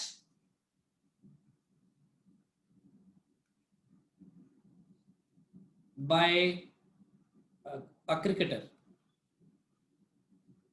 ਹੁਣ ਕੈਚ ਨੂੰ ਪਤਾ ਨਹੀਂ ਕੈਚ ਮੈਂ ਕਹਿੰਦਾ ਕੈਚ ਹੀ ਬੋਲਦੇ ਆ, ਪਹਿਲਾਂ ਕੈਚ ਕਰ ਲਿਆ ਜਾਂ ਕੈਚ ਨਹੀਂ ਕੀਤਾ, ਹਨਾ? ਮਤਲਬ ਬਾਲ ਨੂੰ ਫੜਨਾ ਜਦੋਂ ਬਾਲ ਆ ਰਹੀ ਹੁੰਦੀ ਆ ਕ੍ਰਿਕਟਰ ਵੱਲ। ਤੁਸੀਂ ਦੇਖਿਆ ਹੋਣਾ ਕਿ ਜਦੋਂ ਬਾਲ, ਕਿਉਂਕਿ ਬਾਲ ਵੀ ਉੱਥੇ ਆਪਣੇ ਮੇਰੇ ਵਾਂਗੂ ਟੈਨਿਸ ਬਾਲ ਨਾਲ ਤਾਂ ਖੇਡਦੇ ਨਹੀਂ, ਉਹ ਤਾਂ ਬਹੁਤ ਮੋਟੀ ਲੈਦਰ ਦੀ ਬਾਲ ਹੁੰਦੀ ਹੈ ਉਹਨਾਂ ਕੋਲ ਤੇ ਬਹੁਤ ਭਾਰੀ ਹੁੰਦੀ ਹੈ। ਹੁਣ ਉਹ ਜਿਹੜੀ ਬਾਲ ਹੁੰਦੀ ਹੈ ਲੈਦਰ ਦੀ, ਜਿਹੜੀ ਭਾਰੀ ਇੰਨੀ, ਉਹ ਆ ਰਹੀ ਹੈ ਉੱਪਰ ਹਵਾ 'ਚ ਹੈਗੀ ਆ, ਬਹੁਤ ਤੇਜ਼ ਆ ਰਹੀ ਹੈ ਉਹ, ਠੀਕ ਹੈ? ਤੇ ਉਹ ਤੇਜ਼ ਹੁੰਦੀ ਜਾ ਰਹੀ ਹੈ ਕਿਉਂਕਿ ਉਹ ਨੀਚੇ ਨੂੰ ਆ ਰਹੀ ਨਾ। ਤੇ ਮੰਨ ਲਓ ਇੱਥੇ ਇੱਕ ਬੰਦੇ ਨੇ ਕੈਚ ਕਰਨ ਲਈ ਇੱਥੇ ਖੜਾ ਆ, ਹੁਣ ਉਹ ਕੈਚ ਕਰਨ ਲਈ ਆਪਣਾ ਹੱਥ ਓਪਨ ਕਰਦਾ ਹੈ, ਤੇ ਜਿਵੇਂ ਬਾਲ ਆ ਕੇ ਹੱਥ 'ਚ ਵੱਜਦੀ ਹੈ ਤੇ ਜੇ ਉਹ ਆਪਣਾ ਹੱਥ ਨਾ ਹਟਾਵੇ, ਬਿਲਕੁਲ ਉੱਥੇ ਰੱਖੇ, ਸਟੇਬਲ ਰੱਖੇ ਇੱਕ ਜਗ੍ਹਾ ਤੇ, ਤਾਂ ਜਦੋਂ ਇਹ ਬਾਲ, ਦੇਖੋ ਬਾਲ ਜਦੋਂ ਤੱਕ ਇਨ ਟੱਚ ਨਹੀਂ ਹੈ ਇਸ ਬੰਦੇ ਦੇ ਹੱਥ ਦੇ ਤੇ ਬਾਲ ਹਵਾ ਵਿੱਚ, ਬਾਲ ਉਹਨੂੰ ਕੋਈ ਨੁਕਸਾਨ ਨਹੀਂ ਪਹੁੰਚਾ ਰਹੀ। ਜਿਵੇਂ ਹੀ ਬਾਲ ਆ ਕੇ ਹੱਥ ਤੇ ਵੱਜੀ ਉੱਥੇ ਹੀ ਆਪਣਾ ਸਟਾਪ ਵਾਚ ਸ਼ੁਰੂ ਹੋ ਗਈ t=0 ਤੋਂ ਲੈ, ਤੇ ਜਦੋਂ ਬਾਲ ਪੂਰੀ ਤਰ੍ਹਾਂ ਰੈਸਟ ਵਿੱਚ ਆ ਗਈ, ਇੱਥੋਂ ਆ ਕੇ ਹੱਥ ਵਿੱਚ ਆਉਣ ਤੋਂ ਬਾਅਦ ਰੈਸਟ ਵਿੱਚ ਆ ਗਈ ਬਾਲ, ਤਾਂ ਬਾਲ ਆਪਾਂ ਕਹਿੰਦੇ ਕੈਚ ਕੰਪਲੀਟ ਹੋ ਗਿਆ। ਤੇ ਉਹਦੇ ਲਈ ਮੰਨ ਲਓ ਟਾਈਮ t ਮੰਨ ਲਓ t ਲੱਗਿਆ, ਤਾਂ ਟਾਈਮ ਇੰਟਰਵਲ ਕਿੰਨਾ ਲੱਗੇਗਾ? t, ਹਨਾ? t ਟਾਈਮ ਜਾਂ ਡੈਲਟਾ t ਕਹਿ ਲਓ। t1 ਲੱਗਿਆ, ਫਿਰ t1 ਤੇ ਮੰਨ ਲਓ ਕੈਚ ਸ਼ੁਰੂ ਹੋਇਆ, t2 ਤੇ ਖਤਮ ਹੋਇਆ, ਤਾਂ t2 - t1 delta t time ਲੱਗ ਗਿਆ ਉਹਨੂੰ ਆ ਕੈਚ ਪੂਰਾ ਕਰਨ 'ਚ। ਤੇ ਉਹ ਬੰਦਾ ਹੱਥ ਆਪਣਾ ਉੱਥੇ ਰੱਖਦਾ ਸਟੇਬਲ, ਤਾਂ ਉਹਨੂੰ ਬਹੁਤ ਜ਼ਿਆਦਾ ਸੱਟ ਲੱਗਦੀ ਹੈ, ਬਹੁਤ ਜ਼ਿਆਦਾ ਸੱਟ ਲੱਗਦੀ ਹੈ। ਪਰ ਉਹ ਕ੍ਰਿਕਟਰ ਹੁੰਦੇ ਨੇ, ਉਹ ਸਿੱਖੇ ਹੋਏ ਹੁੰਦੇ ਨੇ, ਉਹ ਆਪਣੇ ਵਰਗੇ ਤਾਂ ਹੁੰਦੇ ਨਹੀਂ ਕਿ ਉੱਥੇ ਐਂ ਕਰਕੇ, ਹਨਾ? ਉਹ ਟ੍ਰੇਨਿੰਗ ਹੁੰਦੀ ਹੈ ਪ੍ਰੋਪਰ, ਸਾਰਾ ਕੁਝ ਪਤਾ। ਬਾਕੀ ਟ੍ਰੇਨਿੰਗ ਦੀ ਵੀ ਕੀ ਹੈ, ਮੈਨੂੰ ਲੱਗਦਾ ਹਰ ਬੰਦੇ ਨੂੰ ਆਪਣੇ ਆਪ ਨੂੰ ਅੰਦਾਜ਼ਾ ਹੁੰਦਾ ਹੈ, ਇਹ ਤਾਂ ਕਿਸੇ ਬੰਦੇ ਨੂੰ ਪੜ੍ਹਨ ਲਿਖਣ ਦੀ ਲੋੜ ਨਹੀਂ ਹੈ ਇਹਦੇ ਲਈ, ਤਾਂ ਫਿਜ਼ਿਕਸ ਨੂੰ ਉਹਨੂੰ ਆਪਣੇ ਆਪ ਨੂੰ ਪਤਾ ਮੇਰੇ ਹੱਥ ਨੂੰ ਸੱਟ ਕਦੋਂ ਨਹੀਂ ਲੱਗੂਗੀ। ਫਿਰ ਉਹ ਕੀ ਕਰਦਾ, ਉਹ ਆਪਣੇ ਹੱਥ ਨੂੰ ਜਦੋਂ ਜਿਵੇਂ ਕੈਚ ਸ਼ੁਰੂ ਹੁੰਦਾ, ਜਿਵੇਂ ਬਾਲ ਆ ਕੇ ਵੱਜਦੀ ਹੈ ਨਾ, ਨਾਲ ਹੀ ਆਪਣੇ ਹੱਥ ਨੂੰ ਪਿੱਛੇ ਲੈ ਜਾਂਦਾ ਇੱਥੇ, ਹਨਾ? ਹੱਥ ਪਿੱਛੇ ਖਿੱਚਦਾ। ਉਹ ਤੁਸੀਂ ਕਿਸੇ ਨੂੰ ਕੈਚ ਕਰਦਾ ਦੇਖੋ, ਅੱਜ YouTube ਤੇ ਖੋਲਿਓ ਬੈਸਟ ਕੈਚਿਸ ਜਾਂ ਇਦਾਂ ਦਾ ਕੁਝ ਕਰਕੇ, ਉਹ ਦੇਖ ਲਿਓ ਤੇ ਦੇਖਿਓ ਕੈਚ ਕਰਦੇ ਹੋ ਹੱਥ ਨੂੰ ਪਿੱਛੇ ਲੈ ਜਾਂਦੇ ਨਾਲ, ਖਾਸ ਕਰ ਜਦੋਂ ਜਿਹੜਾ ਬੰਦਾ ਇੱਕਦਮ ਬੈਟਸਮੈਨ ਦੇ ਕੋਲ ਖੜਾ ਹੁੰਦਾ, ਜਦੋਂ ਬੈਟਸਮੈਨ ਬੜੀ ਜ਼ੋਰ ਦੀ ਮਾਰਦਾ, ਜ਼ੋਰ ਦੀ ਕੈਚ, ਜ਼ਿਆਦਾਤਰ ਇਦਾਂ ਦੇ ਕੈਚ ਯੁਵਰਾਜ ਸਿੰਘ ਫੜਦਾ ਹੁੰਦਾ ਸੀ। ਯੁਵਰਾਜ ਸਿੰਘ ਦੇ ਕੈਚਸ ਦੇਖ ਲਿਓ, ਉਹ ਖੜਦਾ ਵੀ ਇੱਕਦਮ ਸਾਹਮਣੇ ਸੀ, ਜਿੱਥੇ ਬਹੁਤ ਤੇਜ਼ ਬੈਟਸਮੈਨ ਨੇ ਮਾਰਿਆ ਸ਼ਾਟ, ਨਾਲ ਹੀ ਕੈਚ ਕੀਤੇ ਉਹਨੇ, ਕਈ ਕੈਚ ਕੀਤੇ ਉੱਥੇ। ਪਤਾ ਨਹੀਂ ਪੁਆਇੰਟ ਤੇ ਬੋਲਦੇ ਉਹਨੂੰ, ਸ਼ਾਇਦ ਪੁਆਇੰਟ ਕਹਿੰਦੇ ਨਾ, ਜਿਵੇਂ ਰਾਈਟ ਸਾਈਡ ਤੇ ਸਰ ਪੁਆਇੰਟ ਪੇ ਖੜਾ। ਹਾਂ ਤੇ ਉਹ ਉੱਥੇ ਬਹੁਤ ਤੇਜ਼ ਕੈਚ ਫੜਦਾ ਸੀ ਤੇ ਹੱਥ ਨਾਲ ਹੀ ਪਿੱਛੇ ਨਾਲ ਲੈ ਕੇ ਜਾਂਦਾ ਸੀ। ਤੇ ਜਦੋਂ ਕੈਚ ਇੱਥੋਂ ਜਦੋਂ ਦਾ ਇੱਥੇ ਕੈਚ ਖਤਮ ਹੋਇਆ ਤਾਂ ਮੰਨ ਲਓ ਟਾਈਮ ਜਿਹੜਾ ਹੈਗਾ ਮੰਨ ਲਓ 0 ਤੋਂ ਲੈ ਕੇ ਮੰਨ ਲਓ ਇੱਥੇ ਤੱਕ ਗਿਆ T ਤੱਕ, ਪਰ ਜਦੋਂ ਹੱਥ ਉਹਨੇ ਪਿੱਛੇ ਨੂੰ ਖਿੱਚਿਆ, ਖਿੱਚਦੇ ਤੇ ਬਾਲ ਰੁਕਦੇ ਇੱਥੇ ਆ ਕੇ ਰੁਕੀ ਹੈ, ਤਾਂ ਉਹਦਾ ਜਿਹੜਾ ਟਾਈਮ ਆ ਡਿਲੇ ਹੋਏਗਾ T ਡੈਸ਼ ਤੱਕ ਜਾਂਦਾ। ਸੋ ਕੈਚ ਕਰਨ ਵਿੱਚ ਜ਼ਿਆਦਾ ਸਮਾਂ ਲੱਗਦਾ ਫਿਰ, ਹਨਾ। ਸੋ ਡੈਲਟਾ T ਮੋਰ ਹੋ ਜਾਂਦਾ ਜਦੋਂ ਉਹ ਹੱਥ ਪਿੱਛੇ ਖਿੱਚਦੇ ਆ, ਹੱਥ ਪਿੱਛੇ ਨੂੰ ਮੂਵ ਕਰਦੇ ਆ ਨਾਲ ਦੇ ਨਾਲ ਬਾਲ ਦੀ। ਤਾਂ ਇਹਦੇ ਨਾਲ ਇਹਦਾ ਇੰਪਲਸ ਦੀ ਇਕੁਏਸ਼ਨ ਦਾ ਕੀ ਲੈਣਾ ਦੇਣਾ ਹੈ? ਕਹਿਣ ਦਾ ਭਾਵ ਇਹ ਹੈ ਕਿ ਜਿਵੇਂ ਹੁਣੀ ਮੈਨੂੰ, ਜਿਵੇਂ ਤੁਸੀਂ ਪੁੱਛਿਆ, ਜਿਵੇਂ ਆਏ ਨੇ ਗੁਰਾਂਸ਼ ਨੇ ਬੜੀ ਵਧੀਆ ਗੱਲ ਕੀਤੀ ਵੀ ਇਹਦਾ ਕੀ ਹੈ ਨਾ, ਇਹਦਾ ਵਿੱਚ ਬੈਨੀਫਿਟ ਕੀ ਹੈ ਇਹਦਾ, ਇਸ ਇਕੁਏਸ਼ਨ ਦਾ, ਇਸ ਤਰ੍ਹਾਂ ਕਿਉਂ ਲਿਖਿਆ? ਹਾਂਜੀ ਗੁਰਾਂਸ਼। ਹਾਂਜੀ ਸਰ। ਤੁਸੀਂ ਮੈਨੂੰ ਇਹ ਦੱਸੋ, ਜਦੋਂ ਕੈਚ ਹੋਇਆ ਭਾਵੇਂ ਉਹ ਹੱਥ ਉੱਤੇ ਰੱਖ ਕੇ ਕੈਚ ਕਰ ਲਵੇ ਤੇ ਚਾਹੇ ਹੱਥ ਪਿੱਛੇ ਲੈ ਜਾਵੇ ਨਾਲ ਉਵੇਂ ਗਿਆ, ਦੋਨੋਂ ਹੀ ਕੇਸਿਸ ਦੇ ਵਿੱਚ ਜਿਹੜਾ ਉਹਦਾ ਟੋਟਲ ਚੇਂਜ ਇਨ ਮੋਮੈਂਟਮ ਹੋਇਆ ਬਾਲ ਦਾ, ਉਹ ਸੇਮ ਹੈ ਕਿ ਅਲੱਗ-ਅਲੱਗ ਆ? ਅਲੱਗ-ਅਲੱਗ ਹੈ। ਨਹੀਂ ਸੇਮ ਆ। ਸੇਮ ਆ। ਸੇਮ ਆ, ਹਾਂਜੀ ਸੇਮ ਆ। ਮੋਮੈਂਟਮ ਸੀਗਾ ਇੱਥੇ, ਉਸ ਤੋਂ ਬਾਅਦ ਬਾਲ ਐਂਡ ਵਿੱਚ ਤਾਂ ਰੁਕ ਹੀ ਗਈ ਨਾ, ਚਾਹੇ ਇੱਥੇ ਰੋਕਤੀ ਉਹਨੇ ਤੇ ਚਾਹੇ ਹਾਂਜੀ ਟਾਈਮ ਘੱਟ ਹੈ ਉਹਦੇ ਵਿੱਚ, ਪਹਿਲਾਂ ਉਹ ਸਿੱਧੀ ਵਿੱਚ ਆ, ਉਹਦਾ ਟਾਈਮ ਘੱਟ ਹੈ, ਨਾਲੇ ਉਹ ਟਾਈਮ ਦਾ ਗੈਪ ਬੜਾ ਦਿੰਦਾ ਹੈ। ਉਹ ਕਹਿਣ ਦਾ ਮਤਲਬ ਇਹ ਆ, ਜਿਵੇਂ ਮੈਂ ਕਹਿ ਰਿਹਾ ਕਿ ਜਿਹੜਾ ਫੋਰਸ ਆ ਤੇ ਉਹਨੂੰ ਜਦੋਂ ਆਪਾਂ ਡੈਲਟਾ T ਨਾਲ ਗੁਣਾ ਕਰਦੇ ਆ ਤਾਂ ਉਹਦੇ ਨਾਲ ਆਉਂਦਾ ਟੋਟਲ ਚੇਂਜ ਇਨ ਮੋਮੈਂਟਮ, ਜਿਹੜੀ ਪਿਛਲੀ ਇਕੁਏਸ਼ਨ ਸੀ, ਹਨਾ। ਹਾਂਜੀ। ਪਹਿਲੇ ਕੇਸ ਦੇ ਵਿੱਚ ਜਦੋਂ ਉਹਨੇ ਹੱਥ ਇੱਥੇ ਹੀ ਰੱਖਿਆ ਸੀ ਅੱਗੇ ਹੀ, ਉਸ ਕੇਸ 'ਚ ਉਹਦਾ ਟੋਟਲ ਚੇਂਜ ਇਨ ਮੋਮੈਂਟਮ ਜਿਹੜਾ ਸੀਗਾ, ਉਹ ਮੰਨ ਲਾ ਕੇ ਉਹਦੇ ਉੱਪਰ ਟੋਟਲ ਐਵਰੇਜ ਫੋਰਸ ਜਿਹੜਾ ਲੱਗਿਆ ਬਾਲ ਦੇ ਕਰਕੇ F1 ਲੱਗਿਆ ਤੇ ਡੈਲਟਾ T1 ਉਹਦਾ ਟਾਈਮ ਲੱਗਿਆ ਮੰਨ ਲਓ, ਹਨਾ। ਠੀਕ ਆ। ਹਾਂਜੀ। ਦੂਜੇ ਕੇਸ 'ਚ ਵੀ ਉਹਦਾ ਟੋਟਲ ਚੇਂਜ ਇਨ ਮੋਮੈਂਟਮ ਬਿਲਕੁਲ ਨਹੀਂ ਹੈ, ਡੈਲਟਾ P ਹੀ ਹੈ, ਪਰ ਹੁਣ ਮੰਨ ਲਓ ਫੋਰਸ ਲੱਗਿਆ F2 ਤੇ ਟਾਈਮ ਲੱਗਿਆ ਡੈਲਟਾ T2। ਹਾਂਜੀ। ਤੇ ਆਹ ਜਿਹੜੀ ਦੋਨੋਂ ਚੀਜ਼ਾਂ ਨੇ ਇਹ ਬਰਾਬਰ ਨੇ, ਡੈਲਟਾ P ਤੇ ਡੈਲਟਾ P। ਹਾਂਜੀ। ਕਹਿੰਦਾ ਭਾਵ ਇਹ ਹੈ ਕਿ ਡੈਲਟਾ F1 ਪਹਿਲਾ ਕੇਸ ਇਨਟੂ ਡੈਲਟਾ T1, ਦੂਜਾ ਕੇਸ ਦਾ ਫੋਰਸ ਇਨਟੂ ਡੈਲਟਾ T2, ਆਹ ਦੋਨੋਂ ਚੀਜ਼ਾਂ ਹੀ ਬਰਾਬਰ ਨੇ ਕਿਉਂਕਿ ਦੋਨੋਂ ਚੇਂਜ ਇਨ ਮੋਮੈਂਟਮ ਦੇ ਬਰਾਬਰ ਨੇ ਤੇ ਟੋਟਲ ਚੇਂਜ ਮੋਮੈਂਟਮ ਦਾ ਸੇਮ ਹੀ ਰਿਹਾ। ਸੇਮ ਹੀ ਰਿਹਾ। ਹੁਣ ਕੋਈ ਆ ਦੋ ਚੀਜ਼ਾਂ ਨੂੰ ਗੁਣਾ ਕਰਕੇ ਬਣਿਆ ਹੋਇਆ ਨੰਬਰ ਆ ਡੈਲਟਾ P, ਹਨਾ। ਜਦੋਂ ਕੋਈ ਚੀਜ਼ਾਂ ਨੂੰ ਗੁਣਾ ਕਰਕੇ ਤੀਸਰੀ ਚੀਜ਼ ਬਣੇ ਜਿਹੜੀ ਕਾਂਸਟੈਂਟ ਹੋਵੇ ਤਾਂ ਉਹਨਾਂ ਦੋਨਾਂ ਚੀਜ਼ਾਂ ਵਿੱਚੋਂ ਜੇ ਡੈਲਟਾ T1 ਲੈਸ ਟਾਈਮ ਲੱਗਿਆ ਸੀ ਨਾ, ਹਾਂਜੀ, ਤੇ ਡੈਲਟਾ T2 ਮੋਰ, ਤਾਂ ਫਿਰ F1 ਹੋਏਗਾ, ਆ ਕੀ ਹੋਏਗਾ? ਜ਼ਿਆਦਾ। ਕੀ ਹੋਏਗਾ? ਘੱਟ। ਤਾਂ ਹੁਣ ਤੂੰ ਕੀ ਚਾਹਨਾ ਵਾ? ਤੂੰ ਟਾਈਮ ਵਧਾ ਘਟਾ ਕੇ ਤੈਨੂੰ ਕੋਈ ਬੈਨੀਫਿਟ ਹੈ ਕਿ ਫੋਰਸ ਘਟਾ ਵਧਾ ਕੇ ਬੈਨੀਫਿਟ ਹੈ? ਫੋਰਸ ਤੇਰੇ ਫੋਰਸ ਘਟਾ ਕੇ ਬੈਨੀਫਿਟ ਨਹੀਂ ਆ, ਤਾਂ ਤੈਨੂੰ ਹੱਥ ਪਿੱਛੇ ਖਿੱਚ ਕੇ ਡੈਲਟਾ T ਨੂੰ ਵਧਾ ਦੇਣਾ ਚਾਹੀਦਾ ਤਾਂ ਕਿ ਫੋਰਸ ਤੇਰੇ ਤੇ ਘੱਟ ਲੱਗੇ, ਘੱਟ ਲੱਗੇ, ਸੱਟ ਘੱਟ ਲੱਗੇ। ਸੋ ਇਹਦਾ ਮਤਲਬ ਜਿਹੜਾ ਫੋਰਸ ਲੱਗਦਾ ਹੈ ਤੇ ਲਗਾ ਕੇ ਫੋਰਸ ਬਾਡੀ ਦੇ ਮੋਮੈਂਟਮ 'ਚ ਤੁਸੀਂ ਬਦਲਾਅ ਕਰ ਸਕਦੇ ਹੋ, ਕਹਿਣ ਦਾ ਭਾਵ ਇਹ ਹੈ। ਪਰ ਉਹ ਫੋਰਸ ਕਿੰਨੇ ਸਮੇਂ ਤੱਕ ਲੱਗਦਾ ਆ, ਉਸ ਸਮੇਂ ਨੂੰ ਜੇ ਗੁਣਾ ਕਰ ਦਈਏ ਫੋਰਸ ਦੇ ਨਾਲ ਤਾਂ ਟੋਟਲ ਚੇਂਜ ਇਨ ਮੋਮੈਂਟਮ ਆਉਂਦਾ ਆ। ਇਹ ਵੀ ਸੈਕੰਡ ਲਾਅ ਆਫ ਮੋਸ਼ਨ ਤੋਂ ਕੱਢੀ ਹੈ ਇਕੁਏਸ਼ਨ ਆਪਾਂ। ਸੋ ਜਿੰਨਾ ਜ਼ਿਆਦਾ ਸਮੇਂ ਤੱਕ ਫੋਰਸ ਲਾ ਕੇ ਉਹ ਬਦਲਾਵ ਨੂੰ ਪੂਰਾ ਕਰੇਗਾ, ਕੰਪਲੀਟ ਕਰੇਗਾ, ਤਾਂ ਉਹਨਾਂ ਰੇਟ ਆਫ ਚੇਂਜ ਘਟ ਜਾਏਗਾ। ਇਹਨੂੰ ਐਵੇਂ ਸਮਝ ਸਕਦਾ ਨਾ, rate of change with respect to time ਘਟ ਜਾਏਗਾ। ਹਾਂਜੀ, ਇਹਨੂੰ ਐ ਵੀ ਦੇਖਣ ਦੀ ਲੋੜ ਨਹੀਂ ਸੀ, ਬਲਕਿ ਉਹ ਤਾਂ ਨਵੀਂ ਕੁਆਂਟੀਟੀ ਆਪਾਂ ਡਿਫਾਈਨ ਕਰ ਲਿਆ। ਐਂ ਹੀ ਕਰਦੇ ਨਾ ਫਿਰ ਪਹਿਲੇ ਕੇਸ ਫੋਰਸ ਕੀ ਹੁੰਦਾ? ਪਹਿਲੇ ਕੇਸ ਚੇਂਜ ਇਨ ਮੋਮੈਂਟਮ ਬਟਾ ਪਹਿਲੇ ਕੇਸ ਦਾ ਟਾਈਮ। ਦੂਜੇ ਕੇਸ ਫੋਰਸ ਕੀ ਹੁੰਦਾ? ਟੋਟਲ ਚੇਂਜ ਇਨ ਮੋਮੈਂਟਮ ਬਟਾ ਚੇਂਜ ਇਨ ਦਾ ਟਾਈਮ। ਤੇ ਦੂਜੇ ਕੇਸ ਡੈਲਟਾ T2 ਜ਼ਿਆਦਾ ਆ, ਸੋ F2 ਲੈਸ, ਕਿਉਂਕਿ ਡੈਲਟਾ P ਦਾ ਸੇਮ ਹੀ ਹੈ ਇੱਧਰ ਵੀ ਤੇ ਇੱਧਰ ਵੀ। ਹਾਂਜੀ, ਸਮਝ ਲੱਗੀ ਨਾ ਗੱਲ? ਹਾਂਜੀ, ਹਾਂਜੀ। ਸੋ ਇਸ ਤਰ੍ਹਾਂ ਆਪਾਂ ਇਸ ਇਕੁਏਸ਼ਨ ਨੂੰ ਯੂਜ਼ ਕਰਦੇ ਹਾਂ, ਮੋਮੈਂਟਮ ਦੀ ਇਕੁਏਸ਼ਨ ਯੂਜ਼ ਕਰਦੇ ਹਾਂ, ਇਹਨੂੰ ਇੰਪਲਸ ਦੀ ਇਕੁਏਸ਼ਨ। ਇੱਕ ਹੋਰ ਗੱਲ ਕਰਦੇ ਹਾਂ ਆਪਾਂ, ਬੇਸਿਕ ਗੱਲ ਕਰਦੇ ਹਾਂ ਬਸ। ਨਾਲੇ ਸਰ ਉਹ ਚੇਂਜ ਇਨ ਮੋਮੈਂਟਮ ਨੂੰ ਆਪਾਂ ਇੰਪਲਸ ਕਹਿੰਦੇ ਹਨ। ਹਾਂ ਚੇਂਜ ਇਨ ਮੋਮੈਂਟਮ ਨੂੰ ਹੀ ਇੰਪਲਸ ਕਹਿੰਦੇ ਆ, ਬਿਲਕੁਲ ਕਰੈਕਟ ਹੈ एकदम, ਮਤਲਬ ਚੇਂਜ ਇਨ ਮੋਮੈਂਟਮ ਨੂੰ ਇੰਪਲਸ ਕਹਿ ਦਿੰਦੇ ਆ। ਹੁਣ ਆਪਾਂ ਦੋ ਐਕਸੀਡੈਂਟ ਇੱਥੇ ਕੰਸੀਡਰ ਕਰਦੇ ਆ, ਕਾਰ ਐਕਸੀਡੈਂਟਸ। ਕਾਰ ਐਕਸੀਡੈਂਟਸ ਇੱਕ ਤਾਂ ਹੈਗਾ ਕਿ ਇੱਥੇ ਇੱਕ ਨਾ ਮੰਨ ਲਓ ਇੱਕ ਸਫੇਦੇ ਦਾ ਪੇੜ ਆ ਜਿਹੜਾ ਹਾਈਵੇ ਤੇ ਲੱਗੇ ਹੁੰਦਾ ਇਸ ਤਰ੍ਹਾਂ,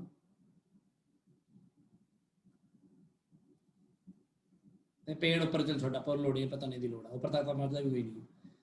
ਤੇ ਕੋਈ ਗੱਡੀ ਮੰਨ ਲਓ ਬੇਕਾਬੂ ਹੁੰਦੀ ਹੈ, ਤੇ ਕੋਈ ਗੱਡੀ ਆ ਰਹੀ ਹੈ ਇੱਥੋਂ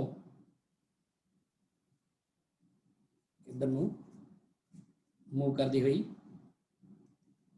ਤੇ ਉਹ ਗੱਡੀ ਜਿਹੜੀ ਆ ਉਹ ਮੰਨ ਲਓ 200 ਕਿਲੋਮੀਟਰ ਪ੍ਰਤੀ ਘੰਟਾ ਦੀ ਜਿਹੜੀ ਵੈਲੋਸਿਟੀ ਨਾਲ ਆ ਰਹੀ ਹੈ, ਤੇ ਗੱਡੀ ਦਾ ਜਿਹੜਾ ਵਜਨ ਹੈ ਉਹ ਮੰਨ ਲਓ 1000 ਕਿਲੋ ਆ, ਜਸਟ ਮੈਂ ਵੈਸੇ ਐਗਜ਼ਾਮਪਲ ਲੈ ਰਿਹਾ, 1000 ਕਿਲੋ ਨਹੀਂ, ਜ਼ਿਆਦਾ ਨਹੀਂ ਹੋ ਗਿਆ, ਆਪਾਂ 500 ਕਿਲੋ ਲੈ ਲੈਂਦੇ, ਹੈਵੀ ਗੱਡੀ ਹੋਈ ਨਹੀਂ, ਪਤਾ ਨਹੀਂ, ਗੱਡੀ ਮੰਨ ਲਓ 500 ਕਿਲੋ ਦੀ ਆ,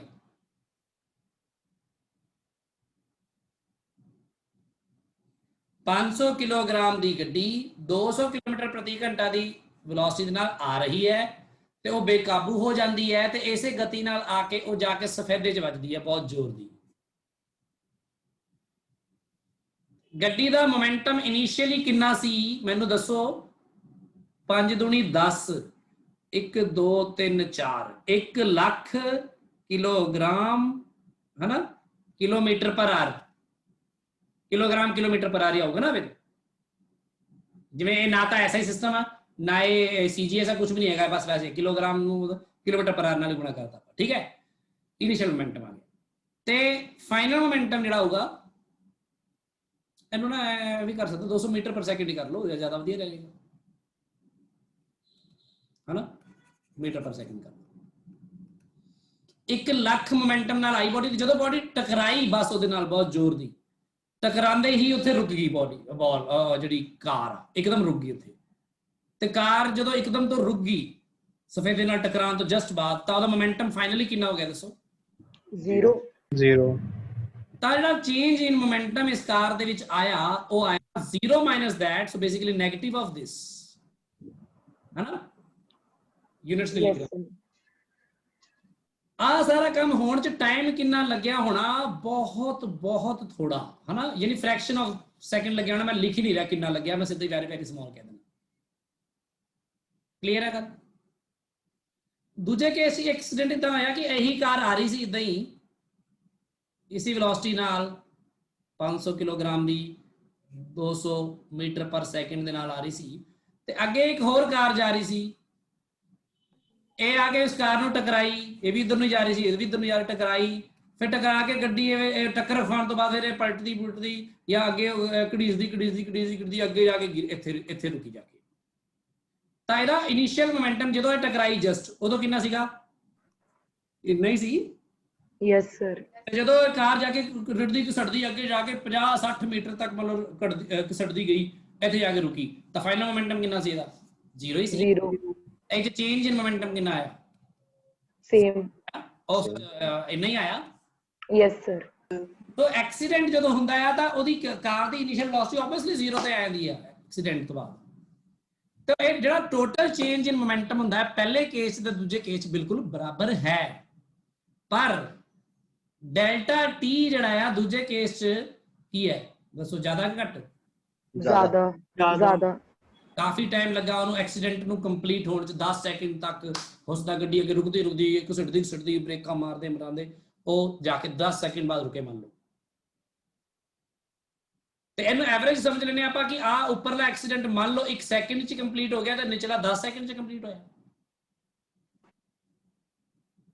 ਤਾਂ ਇੱਥੇ ਜਿਹੜਾ ਫੋਰਸ ਉੱਪਰ ਲੱਗੇਗਾ ਟੋਟਲ ਇੰਪਲਸ ਬਰਾਬਰ ਹੀ ਹੈ ਦੋਨਾਂ ਚ, ਇੰਪਲਸ ਇੱਥੇ ਵੀ ਨਹੀਂ ਇੱਥੇ ਹੈ, ਪਰ ਫੋਰਸ ਇਨਟੂ ਟਾਈਮ ਜੇ ਕਰੀਏ ਇੱਥੇ ਫੋਰਸ ਕਿੰਨਾ ਲੱਗਿਆ into delta tea time 1 second ਹੈ, ਤਾਂ ਫੋਰਸ ਤੇਰਾ ਇੰਨਾ ਹੀ ਆ ਜਾਏਗਾ ਤੁਹਾਡਾ, ਹਨਾ ਕਿ ਨਹੀਂ? Yes sir. हाँ जी। ਤੇ ਨੀਚੇ ਜਿਹੜਾ ਹੈਗਾ ਫੋਰਸ ਜਿੰਨਾ ਲੱਗੇਗਾ ਇਨਟੂ 10 ਸੈਕਿੰਡ ਹੋਏਗਾ ਬਰਾਬਰ ਇੰਨਾ, 1 0 ਕੱਟੀ ਆਏਗੀ ਤਾਂ 10,000 ਆ ਜਾਏਗਾ। ਸੋ ਕਿਹੜੇ ਐਕਸੀਡੈਂਟ ਵਿੱਚ ਨੁਕਸਾਨ ਹੋਣ ਦੀ ਸੰਭਾਵਨਾ ਜ਼ਿਆਦਾ ਆ, ਜਦੋਂ ਸਫੇਦੇ 'ਚ ਵੱਜੀ ਕਾਰ ਉਦੋਂ ਜਾਂ ਨੀਚੇ? ਸਫੇਦੇ ਚ ਵੱਜੀ ਜਿਹੜੀ। ਹਾਂ, ਉੱਪਰ ਜ਼ਿਆਦਾ ਨੁਕਸਾਨ ਹੋਏਗਾ। ਤੇ ਅਕਸਰ ਤੁਸੀਂ ਦੇਖਿਆ ਹੋਣਾ ਜਦੋਂ ਇਦਾਂ ਦਾ ਪੇੜਾਂ ਨਾਲ ਐਕਸੀਡੈਂਟ ਕਈ ਹੋਏ ਨੇ, ਸਾਡੇ ਘਰ ਕੋਲ ਵੀ ਤਾਂ ਦੇਖਿਆ, BMW ਜਿਹੜੀ ਕਾਰ ਹੁੰਦੀ ਹੈ ਨਾ, ਉਹਦੇ 2 ਟੋਟੇ ਹੋ ਗਏ ਸੀ, ਕਾਰ ਦੇ 2 ਟੋਟੇ ਹੋ ਗਏ ਸੀ। ਮਤਲਬ ਮੇਰੇ ਘਰ ਦੇ ਨਾਲ ਹੀ ਇੱਥੇ 5-10 ਮਿੰਟ ਤੇ ਇੱਕ ਹੈਗਾ ਵਾ ਰੋਡ ਆ, ਖਾਲੀ ਰੋਡ ਆ, ਉੱਥੇ ਨਾ ਆ ਜਿਹੜੇ ਹੁੰਦੇ ਨੇ ਨਾ ਫਿਲਮਾਂ ਨਹੀਂ ਹੁੰਦੀਆਂ ਕਿਹੜੀਆਂ, ਫਾਸਟ ਐਂਡ ਫਿਊਰੀਅਸ, ਉਹ ਫਿਲਮਾਂ ਤੋਂ ਪ੍ਰਭਾਵਿਤ ਹੋ ਕੇ ਨੌਜਵਾਨਾਂ ਨੇ ਆਹ ਕਾਰਾਂ ਕੀਤਾ। ਉਹ ਬਹੁਤ ਤੇਜ਼ ਆਏ ਤੇ ਇੰਨੀ ਤੇਜ਼ ਆਏ ਉਹ ਕਿ ਉਹ ਕਾਰ ਜਦੋਂ ਵੱਜੀ ਆ ਮਤਲਬ ਪੇੜ ਦੇ ਵਿੱਚ, ਕਾਰ ਜਿਵੇਂ ਕਿ BMW ਕੰਪਨੀ ਆਪਣੇ ਵੱਲੋਂ ਤਾਂ ਬੜੀ ਮੰਨੀ ਹੋਈ ਕੰਪਨੀ ਆ ਕਿ ਵੀ ਬੜਾ ਵਧੀਆ ਅਸੀਂ ਕਾਰ ਬਣਾਉਂਦੇ, ਮਜ਼ਬੂਤ ਕਰਨਾ, ਇੱਥੋਂ ਕਾਰ ਟੁੱਟ ਗਈ। ਅੱਧੀ ਕਾਰ ਜਿਹੜੀ ਆ ਹਜੇ ਵੀ ਮੇਰੇ ਇੱਥੇ ਘਰ ਦੇ ਕੋਲ ਜਿਹੜਾ ਸਰਾਪੁਰ ਥਾਣਾ ਆ, ਉਹ ਥਾਣੇ ਦੇ ਬਾਹਰ ਖੜੀ ਹੈ, ਅੱਧੀ ਪਤਾ ਨਹੀਂ ਕਿੱਥੇ ਗਈ। ਅੱਧੀ ਕਾਰ ਹੈ ਟੁੱਟੀ ਹੋਈ, ਸਿਰਫ 2 ਟਾਇਰ ਨੇ ਉਹਦੇ, ਐਂ ਪਈ ਹੋਈ ਹੈ। ਮਤਲਬ ਇੰਨਾ ਜ਼ਿਆਦਾ ਖਤਰਨਾਕ ਐਕਸੀਡੈਂਟ ਸੀ, ਕਿਉਂਕਿ ਉਹ ਐਕਸੀਡੈਂਟ ਪੇੜ ਨਾਲ ਹੋਇਆ ਸੀ। ਤੇ ਜਦੋਂ 200 ਦੀ ਸਪੀਡ ਨਾਲ ਆਏਗਾ ਬੰਦਾ ਤੇ ਆ ਕੇ ਪੇੜ ਨਾਲ ਟਕਰਾਏਗਾ ਤਾਂ ਚੇਂਜ ਇਨ ਮੋਮੈਂਟਮ ਬਹੁਤ ਜ਼ਿਆਦਾ ਹੋਏਗਾ, ਬਹੁਤ ਥੋੜੇ ਟਾਈਮ 'ਚ। ਹੁਣ ਸੋਚੋ, ਬਹੁਤ ਜ਼ਿਆਦਾ ਮੋਮੈਂਟਮ ਦਾ ਬਦਲਾਅ ਹੋਇਆ, ਬਹੁਤ ਥੋੜੇ ਟਾਈਮ 'ਚ ਹੋਇਆ।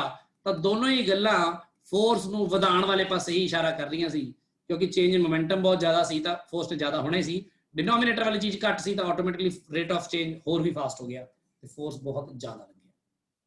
सो इसमें हम मोमेंटम की फॉर्म च भी देखते हैं, इंपल्स की फॉर्म च देखते हैं। क्लियर है गल?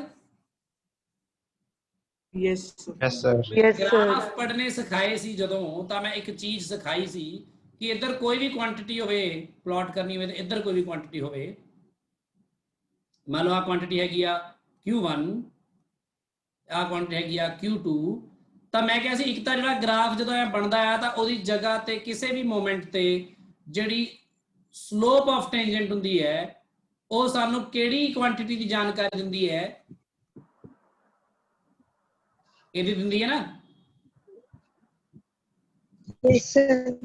ਤੇ ਇੱਕ ਤੁਹਾਨੂੰ ਕਰਾਇਆ ਸੀ ਕਿ ਜੇ ਕਿਸੇ ਪਾਰਟਿਕੂਲਰ Q2 ਦੀ ਵੈਲਿਊ ਤੋਂ ਦੂਜੀ ਵੈਲਿਊ ਤੱਕ ਜੇ ਇਹਦੇ ਨੀਚੇ ਦਾ ਮੈਂ ਏਰੀਆ ਲੈ ਲਵਾਂ ਤਾਂ ਉਹ ਏਰੀਆ ਜਿਹੜਾ ਆ ਉਹ ਕਿਹੜੀ ਜਾਣਕਾਰੀ ਤੇ ਕਿਹੜੀ ਕੁਆਂਟੀਟੀ ਦਿੰਦਾ ਆ? जो क्वांटिटी इन्हां दोनों ਨੂੰ ਆਪਸ ਚ Q1 into Q2 गुणा करके आंदा है, ना कि डिवाइड करके, मल्टीप्लाई करके आंदी है, मल्टीप्लाई करके। हाँ जी। सो आप जस्ट बेसिक गल्ला मैं उदों जनरलाइज ਕੀਤਾ ਸੀ ਚੀਜ਼ਾਂ ਨੂੰ ਤਾਂ ਕਿ ਤੁਹਾਨੂੰ ਯਾਦ ਰੱਖਣਾ ਸੌਖਾ ਹੋਵੇ। ਹੁਣ ਅੱਜ ਤੁਹਾਨੂੰ ਮੈਂ ਇੱਕ ਨਵੀਂ ਚੀਜ਼ ਸਿਖਾ ਰਿਹਾ ਹਾਂ ਕਿ ਜਿਹੜਾ ਚੇਂਜ ਇਨ ਮੋਮੈਂਟਮ ਹੁੰਦਾ ਆ ਉਹ ਬੇਸਿਕਲੀ ਫੋਰਸ ਤੇ ਟਾਈਮ ਨੂੰ ਮਲਟੀਪਲਾਈ ਕਰਕੇ ਆਂਦਾ ਆ। ਤੇ ਜੇ ਮੈਂ ਇਹ ਕਹਿ ਦਵਾਂ ਕਿ ਮੈਂ ਇੱਥੇ ਫੋਰਸ ਤੇ ਟਾਈਮ ਦਾ ਕੋਈ ਗ੍ਰਾਫ ਡਰਾ ਕਰਾਂ,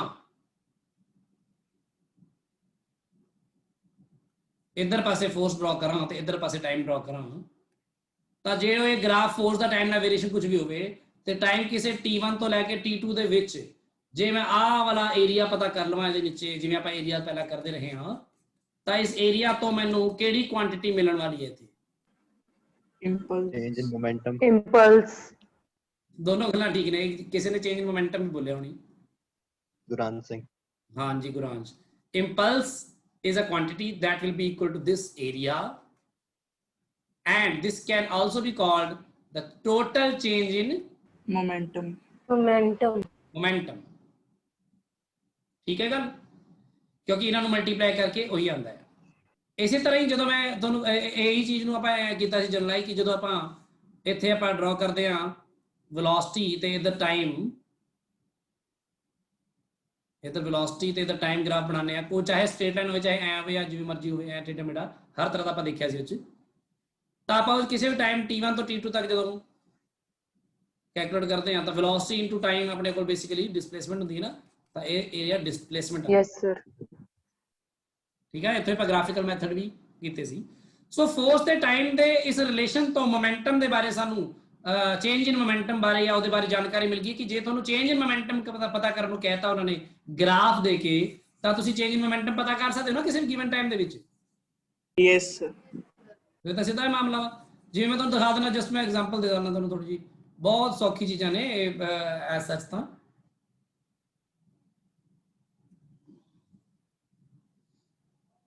ਕੋਈ ਸਵਾਲ ਦੇਖੋ ਜੀ। ਹਾਂ, ਪੂਰਾ ਆਏ ਤਾਂ ਪਿੱਛੇ ਹੈ ਸੱਚ। ਆਪਾਂ 8ਵਾਂ ਚੱਕ ਲੈਂਦੇ, 8ਵਾਂ ਦੇਖਦੇ ਹਾਂ।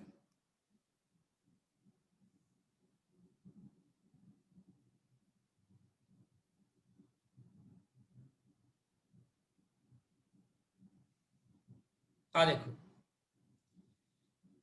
ਇਹ ਕੀ ਕਹਿ ਰਿਹਾ ਸੋਰਸ ਦਾ ਫੋਰਸ ਟਾਈਮ ਗ੍ਰਾਫ। ਸੋ ਫੋਰਸ ਟਾਈਮ ਗ੍ਰਾਫ ਦੇਖ ਕੇ ਤੁਹਾਨੂੰ ਪਤਾ ਤਾਂ ਲੱਗ ਜਾਣਾ ਚਾਹੀਦਾ ਕਿ ਪਹਿਲੀ ਗੱਲ ਤਾਂ ਕਿਹੜੀ ਕਿਹੜੀ ਜਾਣਕਾਰੀ ਆਪਾਂ ਕੱਢਣ ਵਾਲੇ ਹਾਂ।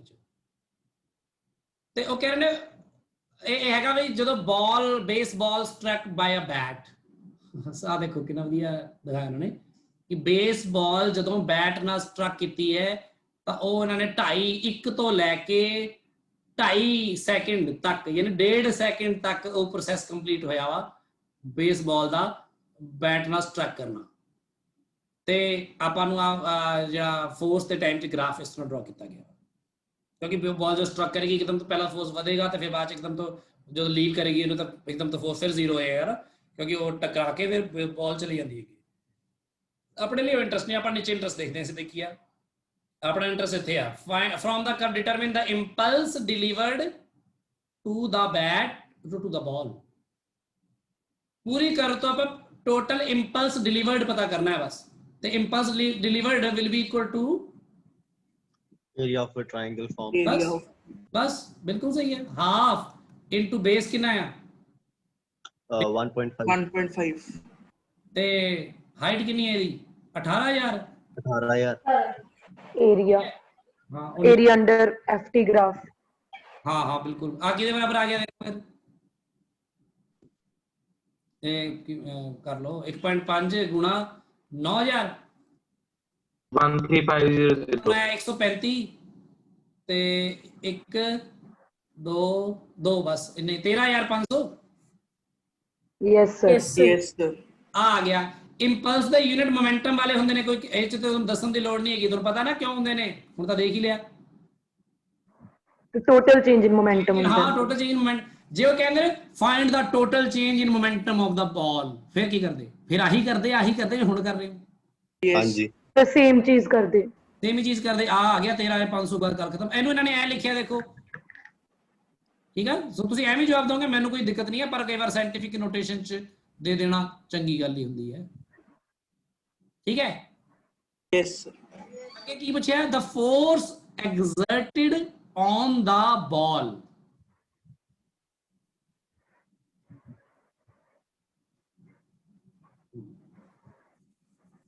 ਆ ਗਿਆ ਆਪਣਾ ਹੁਣ ਹੈਗਾ force exerted on the ball। ਦੇਖੋ ਕਿਵੇਂ ਹੋਏਗਾ ਇਹ ਤਾਂ ਟੋਟਲ ਇੰਪਲਸ ਹੋ ਗਿਆ ਨਾ। force exerted on the ball ਕੀ ਹੁੰਦਾ force exerted on the ball ਜੇ force ਪਤਾ ਕਰਨਾ ਹੋਵੇ ਤਾਂ ਉਹ rate of change of momentum ਹੁੰਦਾ ਵੈਸੇ ਨਾ। ਯੈਸ ਸਰ ਹਾਂਜੀ ਸਰ ਐਕਚੁਅਲੀ ਇੱਥੇ ਨਾ ਆਪਾਂ ਨੂੰ ਫੋਰਸ ਦਾ ਮਤਲਬ ਐਵਰੇਜ ਤੋਂ ਲੈਣਾ ਪੈਣਾ ਐਵਰੇਜ ਫੋਰਸ ਤੋਂ ਇੱਕ ਮਿੰਟ ਕਿਉਂਕਿ ਆਪਾਂ ਇਸੇ ਗ੍ਰਾਫ ਤੋਂ ਜਾਣਕਾਰੀ ਕੱਢਣੀ ਹੈ ਤਾਂ ਆਪਣੇ ਕੋਲ ਜਿਹੜਾ ਐਵਰੇਜ ਫੋਰਸ ਹੁੰਦਾ ਹੈ ਉਹ ਹੁੰਦਾ ਹੈ ਕਿਉਂਕਿ ਤੇ ਫੋਰਸ ਇੱਕਦਮ ਆਬਵੀਅਸਲੀ ਫੋਰਸ ਕਾਂਸਟੈਂਟ ਨਹੀਂ ਰਿਹਾ ਤੁਹਾਨੂੰ ਪਤਾ ਨਾ ਇਹ ਵਧਿਆ ਫਿਰ ਘਟਿਆ ਤਾਂ that is equal to into time ਜੋ ਆਪਾਂ ਕਰਦੇ ਆ ਤਾਂ ਇਹਦੇ ਨਾਲ ਕੀ ਹੁੰਦਾ ਇਹ ਆ ਜਾਂਦਾ ਟੋਟਲ ਚੇਂਜ ਇਨ ਮੋਮੈਂਟਮ। ਉਹ ਫੋਰਸ ਪਤਾ ਕਰਨਾ ਹੋਵੇ ਤਾਂ ਆਪਾਂ ਟੋਟਲ ਚੇਂਜ ਇਨ ਮੋਮੈਂਟਮ ਨੂੰ ਟੋਟਲ ਟਾਈਮ ਨਾਲ ਡਿਵਾਈਡ ਕਰਦੇ ਹਾਂ ਤਾਂ ਟੋਟਲ ਚੇਂਜ ਇਨ ਮੋਮੈਂਟਮ ਜਿਹੜਾ ਉਹ ਬੇਸਿਕਲੀ ਆਹੀ ਇੰਪਲਸ ਆ ਜਿਹੜਾ ਹੁਣੀ ਕੱਢਿਆ ਆਪਾਂ। ਯੈਸ ਇਹ ਟੋਟਲ ਟਾਈਮ ਕਿੰਨਾ ਹੈ 2.5 ਸੈਕਿੰਡ 1.5 ਉਹ ਸਰ 1. ਹਾਂ ਹਾਂ 1.5 ਸਰ ਠੀਕ ਕਿਉਂਕਿ ਉਹ ਹੈ ਨਾ ਇੱਕ ਤੋਂ ਸ਼ੁਰੂ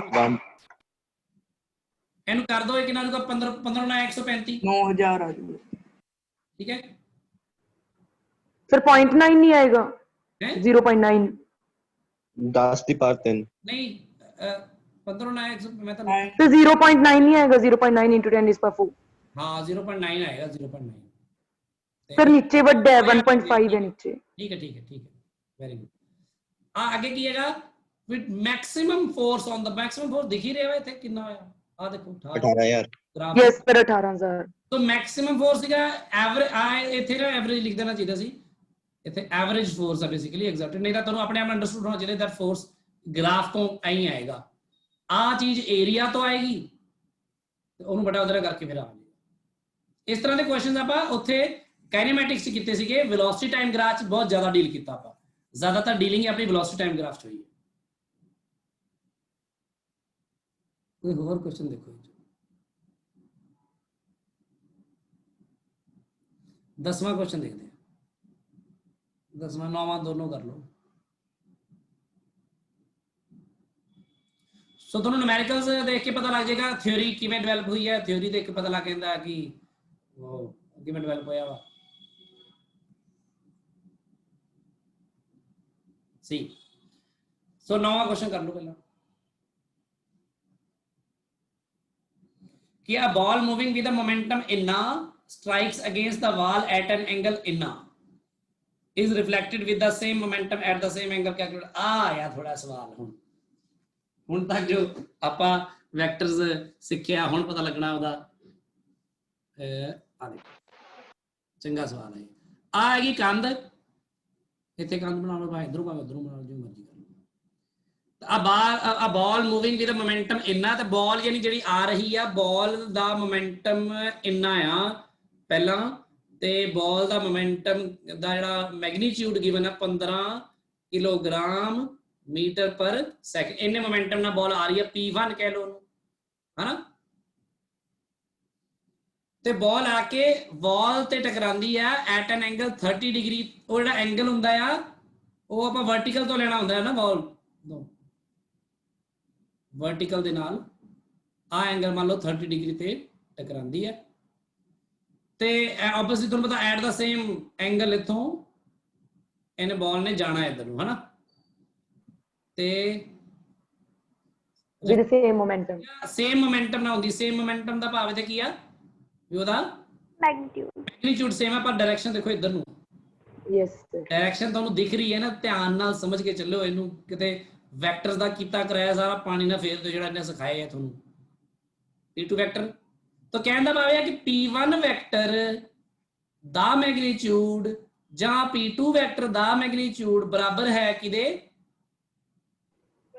15 kilogram meter per second ਹਾਂ 15 ਕਿਲੋਗ੍ਰਾਮ ਮੀਟਰ ਪ੍ਰਤੀ ਸੈਕਿੰਡ ਇਹ ਸਿਰਫ ਮੈਗਨੀਟਿਊਡਸ ਨੇ ਇਹਨਾਂ ਦੇ ਉਹਨਾਂ ਨੇ ਕਿਹਾ ਕੈਲਕੂਲੇਟ ਇੰਪਲਸ ਠੀਕ ਹੈ ਇੰਪਲਸ ਜਿਹੜਾ ਹੁੰਦਾ ਹੈ ਕੈਲਕੂਲੇਟ ਕਰਨ ਲਈ ਤੁਹਾਨੂੰ ਨਾ ਤਾਂ ਇੱਥੇ ਫੋਰਸ ਗਿਵਨ ਹੈ ਨਾ ਫੋਰਸ ਦੀ ਲੋੜ ਆ ਕਿਉਂਕਿ ਇੰਪਲਸ ਕਰਨ ਲਈ ਫੋਰਸ ਗੁਣਾ ਟਾਈਮ ਕਰਨਾ ਨਾ ਤਾਂ ਤੁਹਾਡੇ ਕੋਲ ਟਾਈਮ ਗਿਵਨ ਹੈ ਨਾ ਟਾਈਮ ਦੀ ਲੋੜ ਆ ਇੰਪਲਸ ਲਈ ਤੁਹਾਨੂੰ ਮੈਂ ਸਮਝਾਇਆ ਸੀ ਹੁਣੇ ਕਿ ਇੰਪਲਸ ਮੋਮੈਂਟਮ ਨਾ ਤਾਂ ਤੁਸੀਂ ਫੋਰਸ ਇਨਟੂ ਟਾਈਮ ਕਰ ਦਿੰਦੇ ਹੋ ਤੇ ਜਾਂ ਫਿਰ ਚੇਂਜ ਇਨ ਮੋਮੈਂਟਮ ਹੀ ਤਾਂ ਕਰ ਸਕਦੇ ਸਿੱਧਾ ਹੀ ਤੁਹਾਨੂੰ ਪਤਾ ਹੈ ਕਿ ਕਿਹੜੀ ਵਰਤਣੀ ਚਾਹੀਦੀ ਹੈ sir change in momentum change in momentum पर चेंज मोमेंटम क्योंकि मोमेंटम इज वेक्टर क्वांटिटी है इसको स्ट्रेट लाइन मोशन नहीं है तो P2 vector minus P1 vector ਜਿਹੜਾ ਹੋਏਗਾ ਉਹਦਾ ਜਿਹੜਾ ਮੈਗਨੀਟਿਊਡ ਹੋਏਗਾ ਉਹੀ ਮੇਰਾ ਇੰਪਲਸ ਹੋਏਗਾ ਟੋਟਲ ਚੇਂਜ ਇਨ ਮੋਮੈਂਟਮ ਠੀਕ ਹੈ ਜੀ ਗੱਲ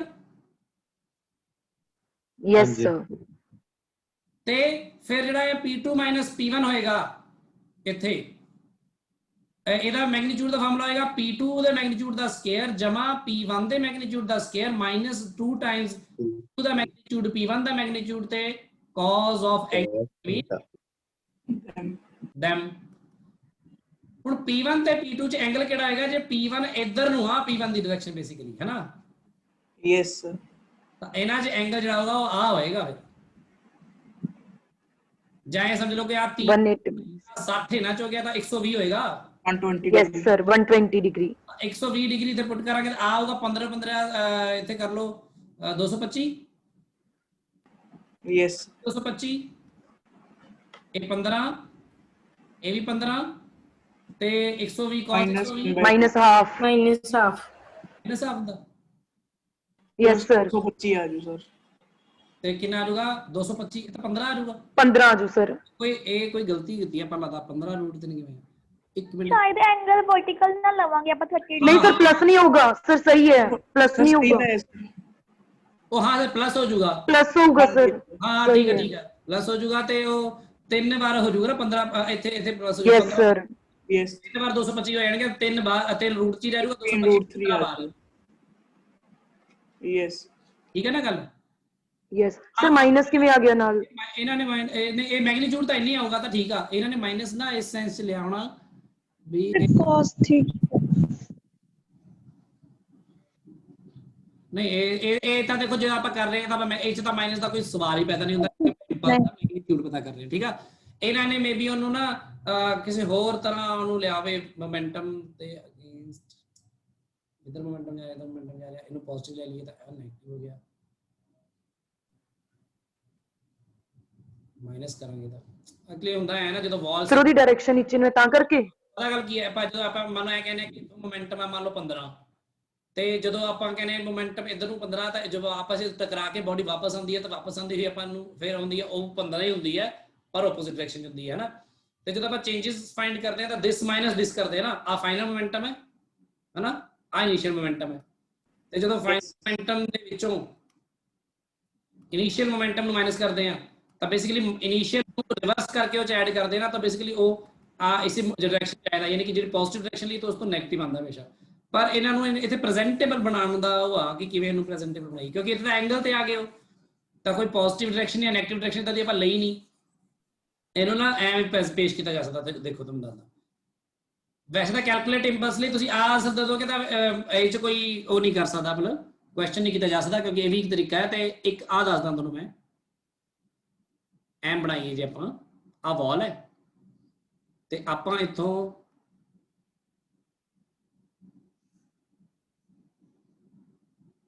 ਇਹ ਲੈ ਲਈਏ ਕਿ ਆ ਇੱਕ ਐਕਸ ਐਕਸਿਸ ਹੈ, ਆ ਵਾਈ ਐਕਸਿਸ ਮੰਨ ਲਓ ਜਿਵੇਂ ਉਹ ਹੁੰਦੀ ਹੈ। ਤੇ ਇੱਥੋਂ ਆਪਾਂ ਆ ਮੋਮੈਂਟਮ ਜਿਹੜਾ ਆ ਰਿਹਾ ਇਹਦੇ ਕੰਪੋਨੈਂਟ ਜੇ ਬਣਾਈਏ ਹਨਾ, ਇੱਕ ਮੋਮੈਂਟ ਇਹਦਾ ਕੰਪੋਨੈਂਟ ਬਣੇਗਾ ਇਸ ਡਾਇਰੈਕਸ਼ਨ ਚ, ਇੱਕ ਬਣੇਗਾ ਇਸ ਡਾਇਰੈਕਸ਼ਨ ਚ। ਤੇ ਜਦੋਂ ਇਹ ਵਾਪਸ ਜਾ ਰਿਹਾ ਹੋਏਗਾ ਇਧਰ ਨੂੰ ਜਸਟ ਮੈਂ ਕਰਾਂ ਤਾਂ ਇਹਦਾ ਇੱਕ ਕੰਪੋਨੈਂਟ ਬਣੇਗਾ ਇਸ ਡਾਇਰੈਕਸ਼ਨ ਚ, ਇੱਕ ਬਣੇਗਾ ਇਸ ਡਾਇਰੈਕਸ਼ਨ ਚ ਹਨਾ। ਤੇ ਜਦੋਂ ਦੋਨਾਂ ਨੂੰ ਆਪਾਂ ਸਬਟਰੈਕਟ ਕਰਾਂਗੇ ਤਾਂ ਆਹ ਵਾਲਾ ਕੰਪੋਨੈਂਟ ਤੇ ਆਹ ਵਾਲਾ ਕੰਪੋਨੈਂਟ ਇੱਕ ਦੂਜੇ ਨੂੰ ਕਰ ਦੇਣਗੇ ਖਤਮ ਸਬਟਰੈਕਟ ਕਰਦੇ ਹੋਏ, ਤੇ ਇਹ ਵਾਲਾ ਰਿਵਰਸ ਹੋ ਕੇ ਇਹਦਾ ਇਸ ਡਾਇਰੈਕਸ਼ਨ ਚ ਆਏਗਾ। ਪੋਜ਼ਿਟਿਵ ਆਉਣਾ ਚਾਹੀਦਾ ਹੈ, ਪਤਾ ਨਹੀਂ ਇਹ ਨੈਗੇਟਿਵ ਕਿਉਂ ਲੈ ਰਹੇ ਨੇ। ਚਲੋ ਇਹ ਦੇਖ ਲਾਂਗਾ, ਮੈਂ ਦੇਖ ਕੇ ਤੁਹਾਨੂੰ ਮੈਂ ਦੱਸੂਗਾ ਇਹਦੇ ਬਾਰੇ ਕਿ ਇਹਨਾਂ ਨੇ ਨੈਗੇਟਿਵ ਕਿਸ ਸੈਂਸ ਚ ਲਿਆ ਕਿਵੇਂ ਨਹੀਂ ਲਿਆ, ਠੀਕ ਹੈ। ਪਰ ਓਵਰਆਲ ਤਾਂ ਤੁਹਾਨੂੰ ਬਾਕੀ ਗੱਲ ਪਤਾ ਲੱਗੀ ਕਿ ਨਹੀਂ ਸਾਰਿਆਂ ਨੂੰ? Yes, sir. ਸਰ ਦੁਬਾਰੇ Yes, ਦੱਸ ਦਿਓ। sir. ਕੀ ਆਈ ਵਾਲਾ? ਹਾਂਜੀ ਸਰ। क्वेश्चन सीखा है 9वां ना? हाँ जी सर।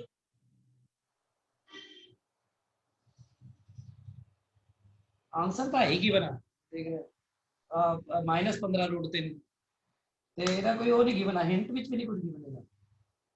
ਮੈਂ ਕੋਈ ਨਹੀਂ ਦੇਖ ਲੂੰਗਾ ਫਿਰ ਸਾਰਾ। ਪਰ ਇਹ ਚ ਪਹਿਲਾਂ ਇਹਦੇ ਬਾਰੇ ਪੁੱਛ ਲਓ ਜਿਹੜਾ ਮੈਂ ਹੁਣੀ ਕੀਤਾ ਇਹਦੇ ਬਾਰੇ ਕੋਈ ਪ੍ਰੋਬਲਮ ਹੋਵੇ ਤਾਂ ਆ ਜਿਹੜਾ ਮੈਂ ਹੁਣੀ ਕੀਤਾ ਤੁਹਾਡੇ ਸਾਹਮਣੇ ਚੇਂਜ ਇਨ ਮੋਮੈਂਟਮ ਕਰਦੇ ਆਪਾਂ ਇਸ ਤਰ੍ਹਾਂ ਕੁਐਸਚਨ ਨਿਕਲਦੇ ਆਪਣੇ। ਤੁਸੀਂ ਮੈਨੂੰ ਇਹ ਚ ਦੱਸੋ ਕਿ ਪ੍ਰੋਬਲਮ ਆਈ ਹੋਵੇ ਪਹਿਲਾਂ ਤਾਂ। ਸਰ ਮਤਲਬ ਕਿ ਦੁਬਾਰਾ ਸਮਝਾ ਦਿਓ ਸਰ ਇਹਦੀ ਫਿਗਰ ਬਣਾ ਕੇ।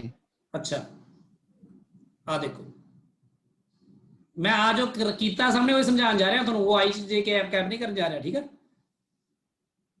ਦੇਖੋ ਇੱਕ ਬਾਲ ਆ ਰਹੀ ਸੀ ਕੰਧ ਤੇ ਐ ਇਸ ਤਰ੍ਹਾਂ, ਉਹਦਾ ਮੋਮੈਂਟਮ ਸੀ, ਮੰਨ ਲਓ ਕੋਈ ਵੀ ਮੈਂ ਵੈਕਟਰ ਨਾਲ ਸ਼ੋ ਕਰਤਾ ਤੇ ਉਹਦਾ ਮੋਮੈਂਟਮ ਦਾ ਜਿਹੜਾ ਸੀਗਾ ਕਿੰਨਾ ਸੀ 15 ਕਿਲੋਗ੍ਰਾਮ ਮੀਟਰ ਪਰ ਸੈਕਿੰਡ, ਇਹ ਉਹਦੇ ਮੋਮੈਂਟਮ ਦੀ ਮੈਗਨੀਟਿਊਡ ਸੀਗਾ ਤੇ ਡਾਇਰੈਕਸ਼ਨ ਤੁਹਾਡੇ ਸਾਹਮਣੇ ਦਿਖ ਰਹੀ ਹੈ। ਇਹਦਾ ਇਹ ਆ ਕੇ ਜੋ ਟਕਰਾਉਂਦੀ ਹੈ ਇਹਨੂੰ ਤਾਂ ਇਹਦਾ ਵਾਲ ਦੇ ਨਾਲ ਐਂਗਲ, ਸੌਰੀ ਇਹਦਾ ਵਰਟੀਕਲ ਨਾਲ ਐਂਗਲ ਮੈਂ ਲਿਆ ਕਿ ਆ ਮੰਨ ਲਓ ਆ ਵਰਟੀਕਲ ਹੈ ਇਹਦੀ, ਤਾਂ ਇਹਦੇ ਨਾਲ ਜਿਹੜਾ ਐਂਗਲ ਬਣ ਰਿਹਾ ਇੱਥੇ ਆ ਐਂਗਲ ਬਣ ਰਿਹਾ ਕਿੰਨਾ ਬਣ ਰਿਹਾ 30 ਡਿਗਰੀ, ਠੀਕ ਹੈ। ਤੇ ਜਦੋਂ ਇਹ ਬਾਲ ਟਕਰਾ ਕੇ ਵਾਪਸ ਜਾਂਦੀ ਹੈ ਇੱਧਰ ਨੂੰ, ਮੈਂ ਕੰਧ ਦੇ ਬਿਲਕੁਲ ਨਾਮ ਨਹੀਂ ਦਿਖਾਇਆ ਇਹਨੂੰ, ਤਾਂ ਉਨੇ ਹੀ ਐਂਗਲ ਤੇ ਵਾਪਸ ਵੀ ਜਾਂਦੀ ਹੈ। ਇਹ 15 ਕਿਲੋਗ੍ਰਾਮ ਮੀਟਰ ਪਰ ਸੈਕਿੰਡ ਆ ਵੀ ਤੇ ਆ ਵੀ 30 ਡਿਗਰੀ ਹੈ ਤੇ ਵਾਪਸ ਜਾਂਦੀ ਹੈ। ਤਾਂ ਆਪਾਂ ਬਸ ਆ ਦੇਖਣਾ ਆ P1 ਤੇ P2 ਵੈਕਟਰ ਨੂੰ ਮਾਈਨਸ ਕਰਕੇ ਕੀ ਆਏਗਾ, ਕਿਉਂਕਿ ਬੇਸਿਕਲੀ ਵੈਕਟਰ ਫਾਰਮ ਚ ਹੁਣ ਮਾਈਨਸ ਕਰਨਾ ਪਏਗਾ ਨਾ ਆਪਾਂ ਨੂੰ ਇੰਪਲਸ ਨੂੰ। ਆ ਤਾਂ A vector minus B vector the formula ਲਾਇਆ ਮੈਂ,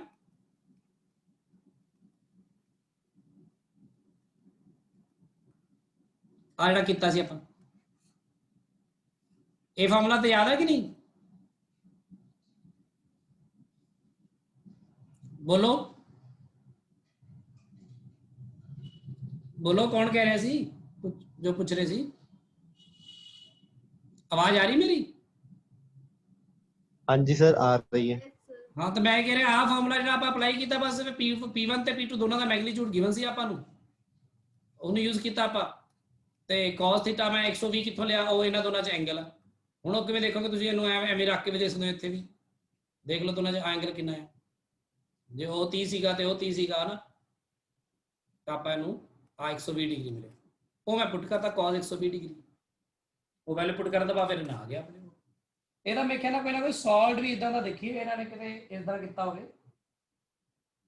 ਹੈਗਾ ਕੁਐਸਚਨ, ਰੁਕ ਜਾਓ, ਹੈਗਾ ਕੁਐਸਚਨ ਇੱਕ ਸੋਲਵਡ, ਉਹ 'ਚ ਦੇਖਦੇ ਹਾਂ ਕੀ ਡਿਫਰੈਂਸ ਕੀਤਾ ਇਹਨਾਂ ਨੇ। ਤੁਹਾਨੂੰ ਹੁਣੇ ਉਹ ਵੀ ਡਿਸਕਸ ਕਰ ਦੂੰਗਾ ਮੈਂ ਪ੍ਰੋਬਲਮ।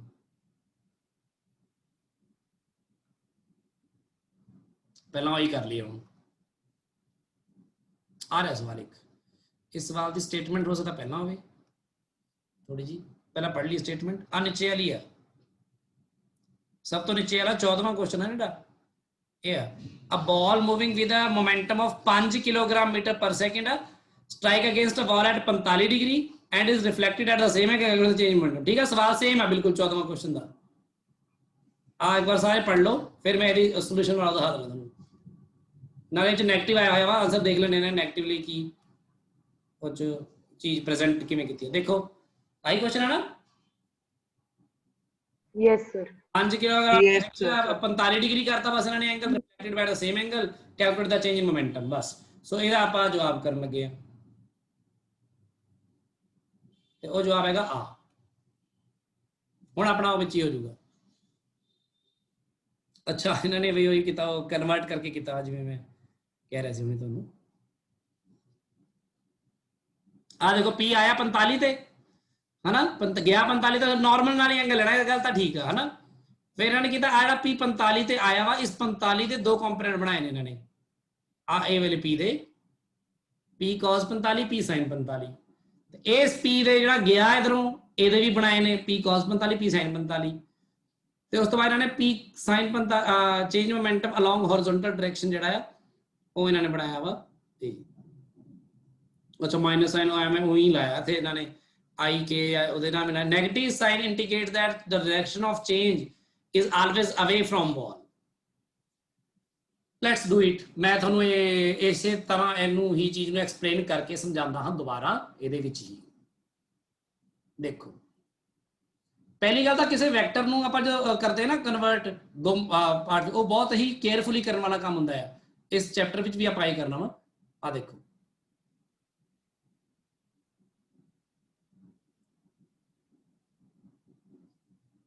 ਆਹ ਵਾਲ ਹੈ, ਮੈਂ ਇਹਨਾਂ ਦੀ ਤਰ੍ਹਾਂ ਨਹੀਂ ਕਰਦਾ, ਇਹ ਕਰਦਾ ਮੈਂ ਨਾ ਦੂਜੇ ਪਾਸੋਂ ਕਰਦਾ।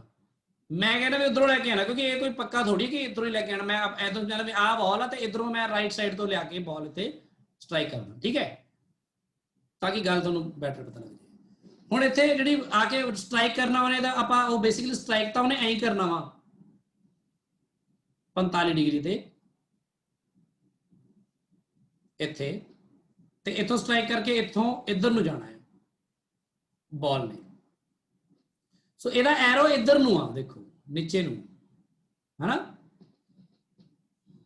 ਜਿੰਨੇ ਵੀ ਆਏ ਤੇ 5 ਆਇਆ ਜੋ ਵੀ ਆਪਾਂ ਉਹ ਵਾਲਾ ਹੀ ਕਰਦੇ ਆ, ਚਾਹੇ 15 ਲੈ ਲਓ ਨਾ ਇਹਨੂੰ, ਤੇ ਐਂਗਲ ਵਰਟੀਕਲ ਨਾਲ ਆਪਾਂ 30 ਲੈ ਲੈਂਦੇ ਆ। ਆਪਾਂ ਆਪਣੇ ਹਿਸਾਬ ਨਾਲ ਚੱਲਦੇ ਆ, ਆਪਣਾ ਸਵਾਲ ਜਿਹੜਾ ਕਰਦੇ ਆ ਉਹੀ ਕਰਦੇ ਆ, ਇਹਨਾਂ ਨਾਲ ਨਹੀਂ ਕਰਦੇ।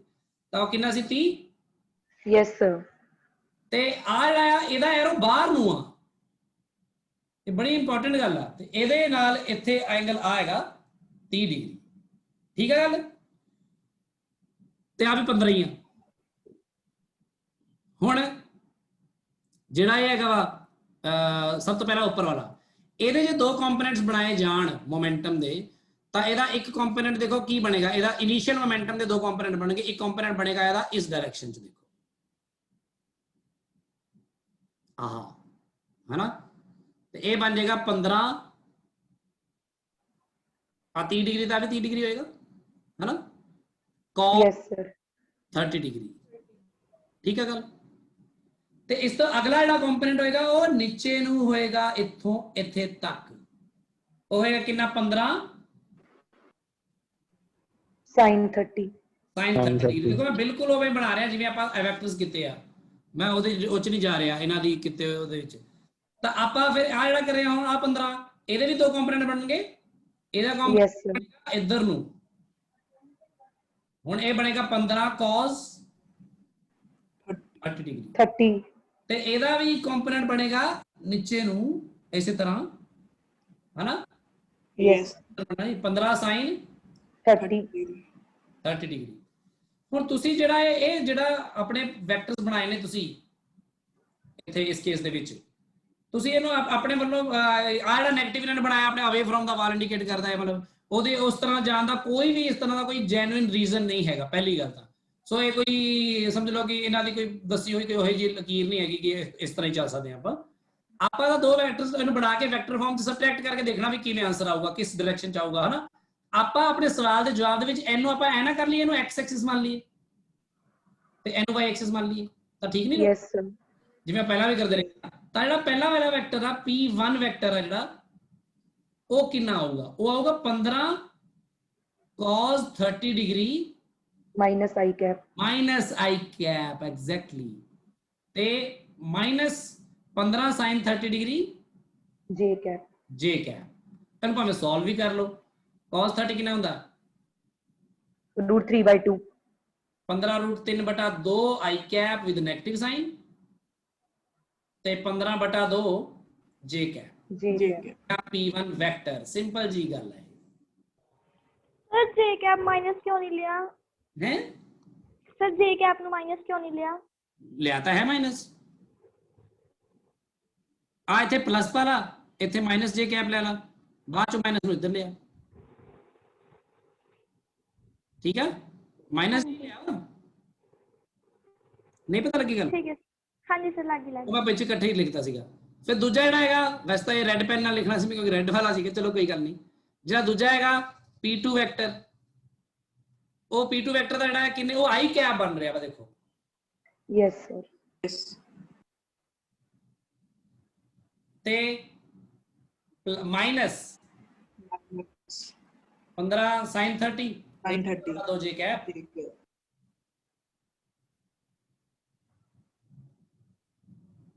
आ गया P2 वेक्टर। सो मैं की करना मैं टोटल चेंज इन मोमेंटम बता करना P2 minus P1 करांगा देखो आ कट्टे ही जाना वा ते 15 यस सर 3 आई कैप आ जाना सीधा ही ठीक है। ਸੋ ਤੁਸੀਂ ਉਹਨੂੰ ਵਾਲ ਲਗਾ ਵਾਲ ਹੈ ਤੁਹਾਡੀ ਤੇ ਵਾਲ ਤੋਂ ਆਵੇ ਇਧਰ ਨੂੰ ਹੀ ਹੈਗਾ ਆਈ ਕੈਪ ਉਹੀ ਗੱਲ ਆਪਣੀ ਵੀ ਆ ਰਹੀ ਇਹਨਾਂ ਦੀ ਵੀ ਆ ਰਹੀ ਹੈ। ਸੋ ਇਹਦਾ ਮੈਗਨੀਟਿਊਡ ਕਿੰਨਾ ਹੈ 15√3 ਹੀ ਦੱਸਿਆ ਜਾਊਗਾ ਠੀਕ ਹੈ। ਸੋ ਆ ਇਹਨਾਂ ਨੇ ਕੀ ਕੀਤਾ ਇਹਨਾਂ ਨੇ ਆਪਣੇ ਵੱਲੋਂ ਕਿਸੇ ਚੀਜ਼ ਨੂੰ ਇਧਰਲੀ ਡਾਇਰੈਕਸ਼ਨ ਨੂੰ ਪੋਜ਼ਿਟਿਵ ਲੈ ਲਿਆ ਇਧਰਲੀ ਡਾਇਰੈਕਸ਼ਨ ਨੂੰ ਨੈਗੇਟਿਵ ਲੈ ਲਿਆ। ਸੋ ਐ ਕਰਕੇ ਉਹਨਾਂ ਨੇ ਦੱਸ ਕੱਢਤਾ ਕੋਈ ਲੋੜ ਹੀ ਨਹੀਂ ਸਾਨੂੰ ਕੋਈ ਵੈਲ ਡਿਫਾਈਨਡਨੈਸ ਨਹੀਂ ਹੈਗੀ ਕਿ ਵੀ ਇਦਾਂ ਹੀ ਚੱਲਣਾ ਚਾਹੀਦਾ ਇਧਰ ਨੂੰ ਪੋਜ਼ਿਟਿਵ ਲੈਣਾ ਚਾਹੀਦਾ ਇਹਦਾ ਤਾਂ ਕੋਈ ਗੱਲ ਨਹੀਂ ਹੈਗੀ। ਕਲੀਅਰ ਹੈ ਗੱਲ? सर आप सिर्फ 15√3 भी लिख के आ सकते हैं? हाँ लिख के आ सकते हो कोई गल नहीं ठीक है। जे डायरेक्शन भी कह दें तो नाल लिख दियो भी अवे फ्रॉम द वॉल आई कैप ही लिखता हूं। हाँ ਉਹ ਤੁਸੀਂ ਡਾਇਗਰਾਮ ਬਣਾਏ ਹੋਊਗਾ ਨਾ ਤੁਸੀਂ ਡਾਇਗਰਾਮ ਬਣਾ ਕੇ ਦਿਖਾ ਚੁੱਕੇ ਹੋਗੇ ਆਈ ਕੈਪ ਤਾਂ ਉਹਨੂੰ ਆਪਣੇ ਆਪ ਨੂੰ ਪਤਾ ਲੱਗਣਾ ਐਗਜ਼ਾਮਨਰ ਨੂੰ ਵੀ ਹਾਂ ਵੀ ਆ ਕੀ ਕਹਿ ਰਹੇ ਨੇ ਬੱਚੇ यस सर ਠੀਕ ਹੈ। ਸੋ ਐਡਾ ਵੱਡਾ ਮਸਲਾ ਨਹੀਂ ਹੈਗਾ। ਇੱਕ ਮੈਂ ਤੁਹਾਨੂੰ ਜੋ ਕਰਾ ਰਿਹਾ ਸੀ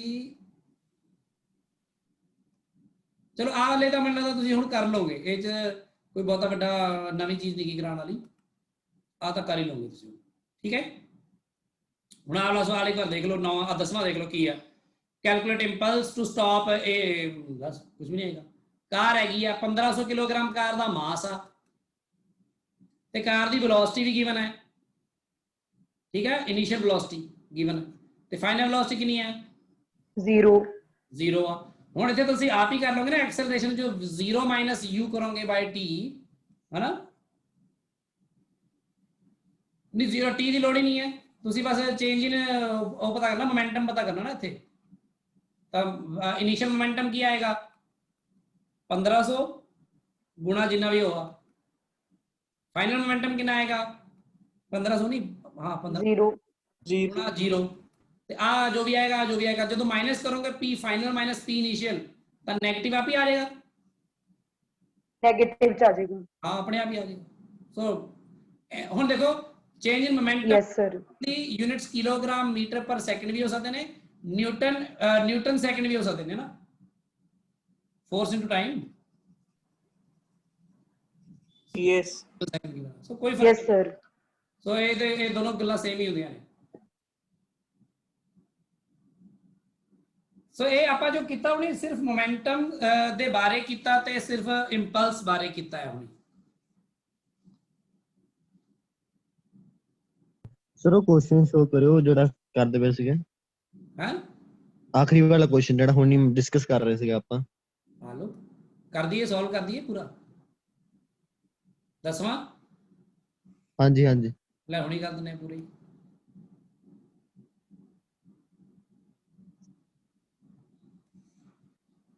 calculate the impulse necessary to stop. एक मिनट मैसेज है कल वाली क्लास। योगेश इदा के क्वेश्चन तुसी WhatsApp ਤੇ ਵੀ ਕਰ ਸਕਦੇ ਨਾ, ਗਰੁੱਪ ਬਣਿਆ ਹੋਇਆ ਆਪਣਾ ਡਿਊਰਿੰਗ ਕਲਾਸ। ਤੁਸੀਂ ਪੁੱਛ ਰਹੇ ਹੋ ਉਸ ਕੱਲ ਵਾਲੀ ਕਲਾਸ ਕਿੰਨੇ ਵਜੇ ਹੋਊਗੀ, ਹੈ ਨਾ। ਜੇ ਇਸ ਤਰ੍ਹਾਂ ਦੀ ਚੀਜ਼ ਤਾਂ ਮੇਰੀ ਕਲਾਸ ਤੋਂ ਬਾਅਦ ਤੁਸੀਂ ਡਿਸਕਸ ਕਰ ਸਕਦੇ ਹੋ। ਮੈਨੂੰ WhatsApp ਗਰੁੱਪ ਬਣਾਇਆ ਸਪੈਸ਼ਲ ਆਪਾਂ, ਤੇ ਇੱਥੇ ਡਿਊਰਿੰਗ ਕਲਾਸ ਤੁਸੀਂ ਇਸ ਤਰ੍ਹਾਂ ਸਵਾਲ ਪੁੱਛੋਗੇ, ਮੈਂ WhatsApp ਤੇ ਇੱਥੋਂ ਚੈਟ ਵਿੱਚ ਜਾ ਕੇ ਕਿਵੇਂ ਜਵਾਬ ਦਊਂਗਾ ਤੁਹਾਨੂੰ। ਥੋੜਾ ਸੋਚਿਆ ਕਰੋ ਨਾ ਇਹਨਾਂ ਚੀਜ਼ਾਂ ਬਾਰੇ ਆਪ ਵੀ। Calculate the impulse necessary to stop. Impulse ਜਿਹੜਾ ਚਾਹੀਦਾ ਸਟਾਪ ਕਰਨ ਲਈ 1500 ਕਿਲੋਗ੍ਰਾਮ ਦੀ ਕਾਰ ਆ, ਤਾਂ ਕਾਰ ਦਾ ਮਾਸ ਤਾਂ ਤੂੰ ਇੱਥੇ ਪੱਕਾ ਫਿਕਸ ਕਰ ਲਾ 1500 kg। ਤੇ ਕਾਰ ਦੀ ਜਿਹੜੀ ਵੈਲੋਸਿਟੀ ਆ, ਇਨੀਸ਼ੀਅਲ ਵੈਲੋਸਿਟੀ ਜਿਹੜੀ ਆ ਉਹ 90 ਕਿਲੋਮੀਟਰ ਪ੍ਰਤੀ ਘੰਟਾ ਆ। ਹਾਂਜੀ ਇਹਨੂੰ ਤੂੰ ਭਾਵੇਂ ਮੀਟਰ ਪਰ ਸੈਕਿੰਡ ਚ ਬਦਲ ਲੈ। 5/18 18 5 90 25 25 ਮੀਟਰ ਪਰ ਸੈਕਿੰਡ। ਠੀਕ ਹੈ। ਇਹਨੂੰ ਸਟਾਪ ਕਰਨਾ, ਤਾਂ ਸਟਾਪ ਕਰੇਗਾ ਤਾਂ ਫਾਈਨਲ ਮੋਮੈਂਟਮ ਮੈਨੂੰ ਦੱਸ ਕੀ ਹੋਊਗਾ।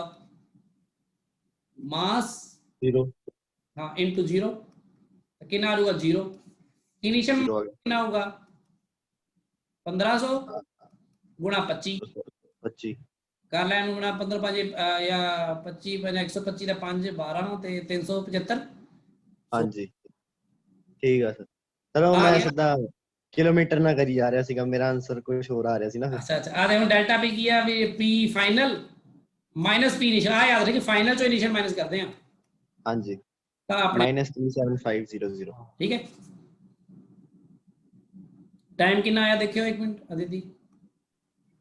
11:55 सर ਤੁਹਾਡੇ ਸਾਹਮਣੇ ਸਕਰੀਨ ਤੇ ਹੈ, ਨੀਚੇ ਦੇਖ ਲਿਆ ਕਰੋ। ਕਿੱਥੇ ਆ ਸਰ ਆ ਸਾਈਡ ਤੇ ਲੈਫਟ ਲੈਫਟ ਸਾਈਡ ਤੇ ਮੇਰੇ ਆ ਨੀਚੇ ਯੈਸ ਸਰ ਮੈਂ ਇੱਥੋਂ ਹੀ ਦੇਖਦੀ ਹੁੰਦੀ ਹਾਂ। ਅੱਛਾ ਮੈਂ ਤਾਂ ਦੱਸ ਦਿੰਨੀ ਆ ਸਾਹਮਣੇ। ਯੈਸ ਸਰ ਹੁਣ ਮੇਰੀ ਗੱਲ ਬਹੁਤ ਧਿਆਨ ਨਾਲ ਸੁਣੋ, ਬਹੁਤ ਬੇਸਿਕ ਜੀਆਂ ਸਿੰਪਲ ਜੀਆਂ ਇੱਕ ਦੋ ਗੱਲਾਂ ਕਰਨੀਆਂ ਨੇ ਮੈਂ ਬਸ। ਇਹਦਾ ਲੈਣਾ ਦੇਣਾ ਥੋੜੀ ਇਸ ਵਰਕਸ਼ੀਟ ਨਾਲ ਨਹੀਂ ਹੈਗਾ। ਜੋ ਤੁਸੀਂ ਆ ਸੋਲਵ ਕਰਨੀਆਂ ਨੇ ਦੋ, ਇੱਕ ਇੰਪਲਸ ਦੇ ਬਾਰੇ ਗ੍ਰਾਫਸ ਤੋਂ, ਇੱਕ ਦੂਜੀ ਜਿਹੜੀ ਗੱਲ ਮੈਂ ਕਰਾਂ ਨਾ ਬਹੁਤ ਸਿੰਪਲ ਜੀ ਗੱਲ ਕਰਨਾ ਤੁਹਾਨੂੰ। ਤੁਸੀਂ ਮੈਨੂੰ ਇਹ ਦੱਸੋ ਬਹੁਤ ਸਿੰਪਲ ਜੀ ਗੱਲ ਕਿ ਜੇ ਕੋਈ ਬਾਡੀ ਹੋਵੇ ਉਸ ਨੂੰ ਇਸ ਦਿਸ਼ਾ ਦੇ ਵਿੱਚ 15 ਨਿਊਟਨ ਫੋਰਸ ਲੱਗ ਰਿਹਾ ਹੋਵੇ ਤੇ ਇਸ ਦਿਸ਼ਾ ਦੇ ਵਿੱਚ ਬਿਲਕੁਲ ਆਪੋਜ਼ਿਟ 15 ਨਿਊਟਨ ਫੋਰਸ ਲੱਗ ਰਿਹਾ ਹੋਵੇ, ਤਾਂ ਬਾਡੀ ਦੱਸੋ ਮੂਵ ਕਿਹੜੀ ਡਾਇਰੈਕਸ਼ਨ ਚ ਕਰੂਗੀ? ਰੈਸਟ ਤੇ ਹੋਊਗੀ, West ਨਹੀਂ ਕਰੂਗੀ। ਯੈਸ ਸਰ ਸਰ ਜੇ ਕਿਸੇ ਬਾਡੀ ਨੂੰ ਇਸ ਪਾਸੇ ਫੋਰਸ ਲੱਗ ਰਿਹਾ ਹੋਵੇ ਤੇ ਇਸ ਪਾਸੇ ਘੱਟ ਲੱਗ ਰਿਹਾ ਹੋਵੇ, ਤਾਂ ਉਹ ਬਾਡੀ ਰਾਈਟ ਨੂੰ ਮੂਵ ਕਰੂਗੀ ਕਿ ਲੈਫਟ ਨੂੰ? ਰੋਤੀ ਰਹੇਗੀ right ਨੂੰ sir। ਤਾਂ ਜਿੱਦਾਂ ਜ਼ਿਆਦਾ ਫੋਰਸ ਲੱਗ ਰਿਹਾ ਹੈ। ਹਾਂ ਤੇ ਜੇ ਇੱਧਰ ਜ਼ਿਆਦਾ ਫੋਰਸ ਲੱਗ ਜਾਏਗਾ ਤਾਂ ਫਿਰ left ਨੂੰ। ਲੈਫਟ ਵੱਲ ਚੱਲ ਜਾਏਗੀ। ਆ ਇੱਕ ਸਿੰਪਲ ਜੀ ਗੱਲ ਆ। ਇਹ ਸਿੰਪਲ ਜੀ ਗੱਲ ਤੋਂ ਬਹੁਤ ਹੀ ਚੰਗੀਆਂ ਹੋਰ ਚੀਜ਼ਾਂ ਲੈਫਟ ਜਦੋਂ ਆਪਾਂ ਗੱਲ ਕਰਦੇ ਹਾਂ। ਜਿਵੇਂ ਤੁਸੀਂ ਦੇਖੋ ਕੁਝ ਚੀਜ਼ਾਂ ਡਿਸਕਸ ਕਰਨੀਆਂ ਬਸ ਮੈਂ, ਕਿ ਮੰਨ ਲਓ ਆ ਕੋਈ ਬਾਡੀ ਹੈ ਤੇ ਕੋਈ ਬਾਡੀ ਕਿਸੇ ਸਰਫੇਸ ਦੇ ਉੱਪਰ ਪਈ ਹੈ, ਤੇ ਇੱਥੇ ਇੱਕ ਬਾਡੀ ਪਈ ਹੈ ਜਿਹਦਾ ਮਾਸ ਹੈਗਾ ਮੰਨ ਲਓ m। ਤੇ ਮੈਂ ਕੱਲ ਵੀ ਤੁਹਾਨੂੰ ਦੱਸਿਆ ਜੇ ਕੋਈ ਬਾਡੀ ਦਾ ਮਾਸ m ਹੈਗਾ ਆ ਤਾਂ ਬਾਡੀ ਫੋਰਸ ਲਗਾਉਂਦੀ ਹੈ ਨੀਚੇ ਨੂੰ, ਹਨਾ। ਤੇ ਉਹ ਉਸ ਫੋਰਸ ਨੂੰ ਕੀ ਕਹਿੰਦੇ ਆ? weight। First weight ਕਹਿੰਦੇ ਆਪਾਂ ਇਹਨੂੰ, ਠੀਕ ਹੈ। ਤਾਂ weight ਨੀਚੇ ਨੂੰ ਐਡ ਕਰ ਰਿਹਾ। ਹੁਣ ਜੇ ਯੈਸ ਸਰ ਮੈਂ ਕਹਿ ਰਿਹਾ ਜੇ ਇਹ ਬਾਡੀ ਇੱਕ ਜਗ੍ਹਾ ਤੇ ਰੈਸਟ ਵਿੱਚ ਹੈ ਕਿ ਨਹੀਂ ਹੈ, ਇਹਦੇ ਉੱਪਰ ਟੇਬਲ ਤੇ ਪਈ ਹੈ ਮੰਨ ਲਓ ਬੁੱਕ, ਰੈਸਟ ਤੇ ਹੈਗੀ ਹੈ ਨਾ। ਬਾਡੀ ਕੋਈ ਰੈਸਟ ਤੇ ਤਾਂ ਕਰਦੀ ਹੈ ਜੇ ਉਹਨੂੰ ਨੈਟ ਫੋਰਸ 0 ਹੋਵੇ, ਤੇ ਇੱਕ ਫੋਰਸ ਤਾਂ ਫਿਰ ਲੱਗ ਨਹੀਂ ਰਿਹਾ, ਇਹਦਾ ਮਤਲਬ ਪੱਕਾ ਇਹਨੂੰ। ਤਾਂ ਇਹਦਾ ਮਤਲਬ ਇਸ ਬਾਡੀ ਨੂੰ ਇੱਕ ਹੋਰ ਯੈਸ ਸਰ ਹੈਗੀ ਹੈ ਜਿਹੜਾ ਇਹਦਾ ਰਿਐਕਸ਼ਨ ਹੁੰਦਾ ਹੈ ਨਾਰਮਲ ਰਿਐਕਸ਼ਨ ਆਪੋਜ਼ਿਟ, ਤੇ ਉਹ ਨਾਰਮਲ ਰਿਐਕਸ਼ਨ ਜਿਹੜਾ ਉਹਨੂੰ ਆਪਾਂ normal reaction, yes sir table ਆ ਰਿਹਾ, ਤੇ ਉਹ ਜਿਹੜਾ ਨਾਰਮਲ ਰਿਐਕਸ਼ਨ ਆ ਉਹ ਪੂਰੀ ਤਰ੍ਹਾਂ ਇਸ weight mg ਦੇ ਆਪੋਜ਼ਿਟ ਹੈ। ਤਾਂ ਉਹ ਬਾਡੀ ਆਪਣੀ ਜਗ੍ਹਾ ਤੇ ਪਈ ਹੈ। ਕੋਈ ਵੀ ਚੀਜ਼ ਜੇ ਆਪਣੀ ਜਗ੍ਹਾ ਤੇ ਪਈ ਹੈ, ਤੁਸੀਂ ਕਦੇ ਵੀ ਨਹੀਂ ਸੋਚ ਸਕਦੇ ਕਿ ਉਹਨੂੰ ਬਸ ਇੱਕ ਫੋਰਸ ਲੱਗ ਰਿਹਾ। ਉਹਨੂੰ ਇੱਕ ਫੋਰਸ ਲੱਗ ਸਕਦਾ, ਇੱਕ ਫੋਰਸ ਲੱਗੇਗਾ ਤਾਂ ਬਾਡੀ ਇਕੁਇਲਿਬ੍ਰੀਅਮ 'ਚ ਨਹੀਂ ਆਏਗੀ, ਇਕੁਇਲਿਬ੍ਰੀਅਮ ਨਹੀਂ ਆਏਗੀ ਤਾਂ ਬਾਡੀ ਮੂਵ ਕਰਨ ਲੱਗ ਜਾਏਗੀ। ਮਤਲਬ ਕਿ ਜੇ ਵੀ ਕੋਈ ਬਾਡੀ ਤੁਹਾਡੇ ਘਰੇ ਤੁਹਾਡਾ ਬੈਗ ਜਿੱਥੇ ਵੀ ਪਿਆ ਤੁਸੀਂ ਇਸ ਟਾਈਮ ਜਿੱਥੇ ਵੀ ਬੈਠੇ ਹੋ, ਮੈਂ ਚੇਅਰ ਤੇ ਬੈਠਾ ਵਾਂ, ਆ ਮੇਰਾ ਲੈਪਟਾਪ ਟੇਬਲ ਤੇ ਪਿਆ, ਤਾਂ ਲੈਪਟਾਪ ਦੇ weight ਦੇ ਬਰਾਬਰ ਲੈਪਟਾਪ ਨੂੰ ਉੱਪਰ ਨੂੰ ਨਾਰਮਲ ਰਿਐਕਸ਼ਨ ਮਿਲ ਰਿਹਾ, ਤਾਂ ਹੀ ਲੈਪਟਾਪ ਇੱਥੇ ਸਟੇਬਲੀ ਪਿਆ ਵਾ। ਤੇ ਜੇ ਕਿਸੇ ਨੂੰ ਲੱਗਦਾ ਕਿ ਵੀ ਮੇਰੇ ਇਹ ਬੈਲੈਂਸ ਇੰਬੈਲੈਂਸ ਨੂੰ ਚੈੱਕ ਕਰਨਾ ਚਾਹੁੰਦਾ, ਜੋ ਟੇਬਲ ਹਟਾ ਕੇ ਦੇਖ ਲਓ, ਤੇ ਤੁਹਾਨੂੰ ਪਤਾ ਲੱਗ ਜਾਏਗਾ ਕਿ ਵੀ ਉਹ weight ਨੀਚੇ ਨੂੰ ਐਕਟ ਕਰ ਰਿਹਾ ਸੀ। ਤਾਂ weight ਐਕਟ ਕਰ ਰਿਹਾ ਸੀ, ਪਰ ਕੱਲਾ weight ਨਹੀਂ ਐਕਟ ਕਰ ਰਿਹਾ। ਜਦੋਂ ਕੋਈ ਬਾਡੀ ਕਿਸੇ ਚੀਜ਼ ਦੇ ਉੱਪਰ ਹੁੰਦੀ ਹੈ ਤਾਂ ਉਹਨੂੰ ਨਾਰਮਲ ਰਿਐਕਸ਼ਨ ਲੱਗਦਾ ਹੈ। ਜਿਵੇਂ ਕੰਧ ਤੇ ਜੇ ਬਾਲ ਨੂੰ ਮਾਰਦੇ ਆ ਤਾਂ ਕੰਧ ਤੇ ਬਾਲ ਵੱਜਦੀ ਹੈ ਤੇ ਨਾਲ ਹੀ ਨਾਰਮਲ ਰਿਐਕਸ਼ਨ ਲੱਗਦਾ ਹੈ। ਕੰਧ ਤੇ ਬਾਲ ਜੇ ਮਾਰਦੇ ਆ ਨਾਲ ਹੀ ਉਹਨੂੰ ਨਾਰਮਲ ਰਿਐਕਸ਼ਨ ਮਿਲਦਾ ਹੈ, ਤਾਂ ਕੰਧ ਤੋਂ ਮਿਲਦਾ ਹੈ। ਉਸ ਤਰ੍ਹਾਂ ਸਰਫੇਸ ਦੇ ਉੱਪਰ ਜੋ ਬਾਡੀ ਰੱਖੀ ਹੁੰਦੀ ਹੈ ਤਾਂ ਉਹਦਾ ਰੱਖਿਆ ਹੋਣਾ ਹੀ ਕਾਫੀ ਹੈ, ਉਹਨੂੰ ਉਹਦੇ ਉੱਪਰ ਮਾਰਦੇ ਨਹੀਂ ਹੈ, ਰੱਖ ਦੋ ਬਸ, ਤਾਂ ਉਹਦਾ ਆਟੋਮੈਟਿਕਲੀ ਜਿੰਨਾ ਵੀ weight ਹੋਏਗਾ ਉਹਦੇ ਬਰਾਬਰ ਨਾਰਮਲ ਰਿਐਕਸ਼ਨ ਉਹਨੂੰ ਮਿਲਦਾ ਹੈ, ਤਾਂ ਉਹ ਬਾਡੀ ਉੱਥੇ ਬੈਲੈਂਸ 'ਚ ਹੁੰਦੀ ਹੈ। ਕੁਝ ਗੱਲਾਂ ਮੈਂ ਉੱਤੇ ਕਰਦਾ ਵਾਂ ਵੱਡੇ ਬੋਰਡ ਤੇ।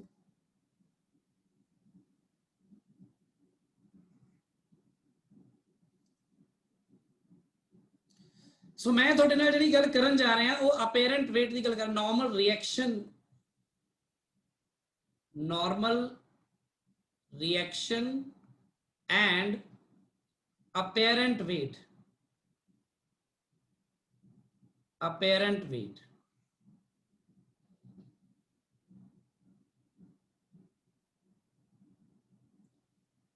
ਸੋ ਨਾਰਮਲ ਰਿਐਕਸ਼ਨ ਜਿਹੜੀ ਹੁੰਦੀ ਹੈ ਕੀ ਹੁੰਦੀ ਹੈ, ਕਿਸੇ ਵੀ ਸਰਫੇਸ ਤੇ ਜਦੋਂ ਕੋਈ ਬਾਡੀ ਪਈ ਹੁੰਦੀ ਹੈ ਤਾਂ ਉਸ ਨੂੰ ਬਾਡੀ ਨੂੰ ਆਪਣੇ weight ਦੇ ਬਰਾਬਰ ਹੀ ਉੱਪਰ ਨੂੰ ਨਾਰਮਲ ਰਿਐਕਸ਼ਨ ਮਿਲਦਾ ਹੈ, ਉਹਦੇ ਕਰਕੇ ਹੀ ਉਹ ਬਾਡੀ ਉੱਥੇ ਪਈ ਰਹਿ ਸਕਦੀ ਹੈ ਬਿਨਾਂ ਮੋਸ਼ਨ 'ਚ ਹੋਈ।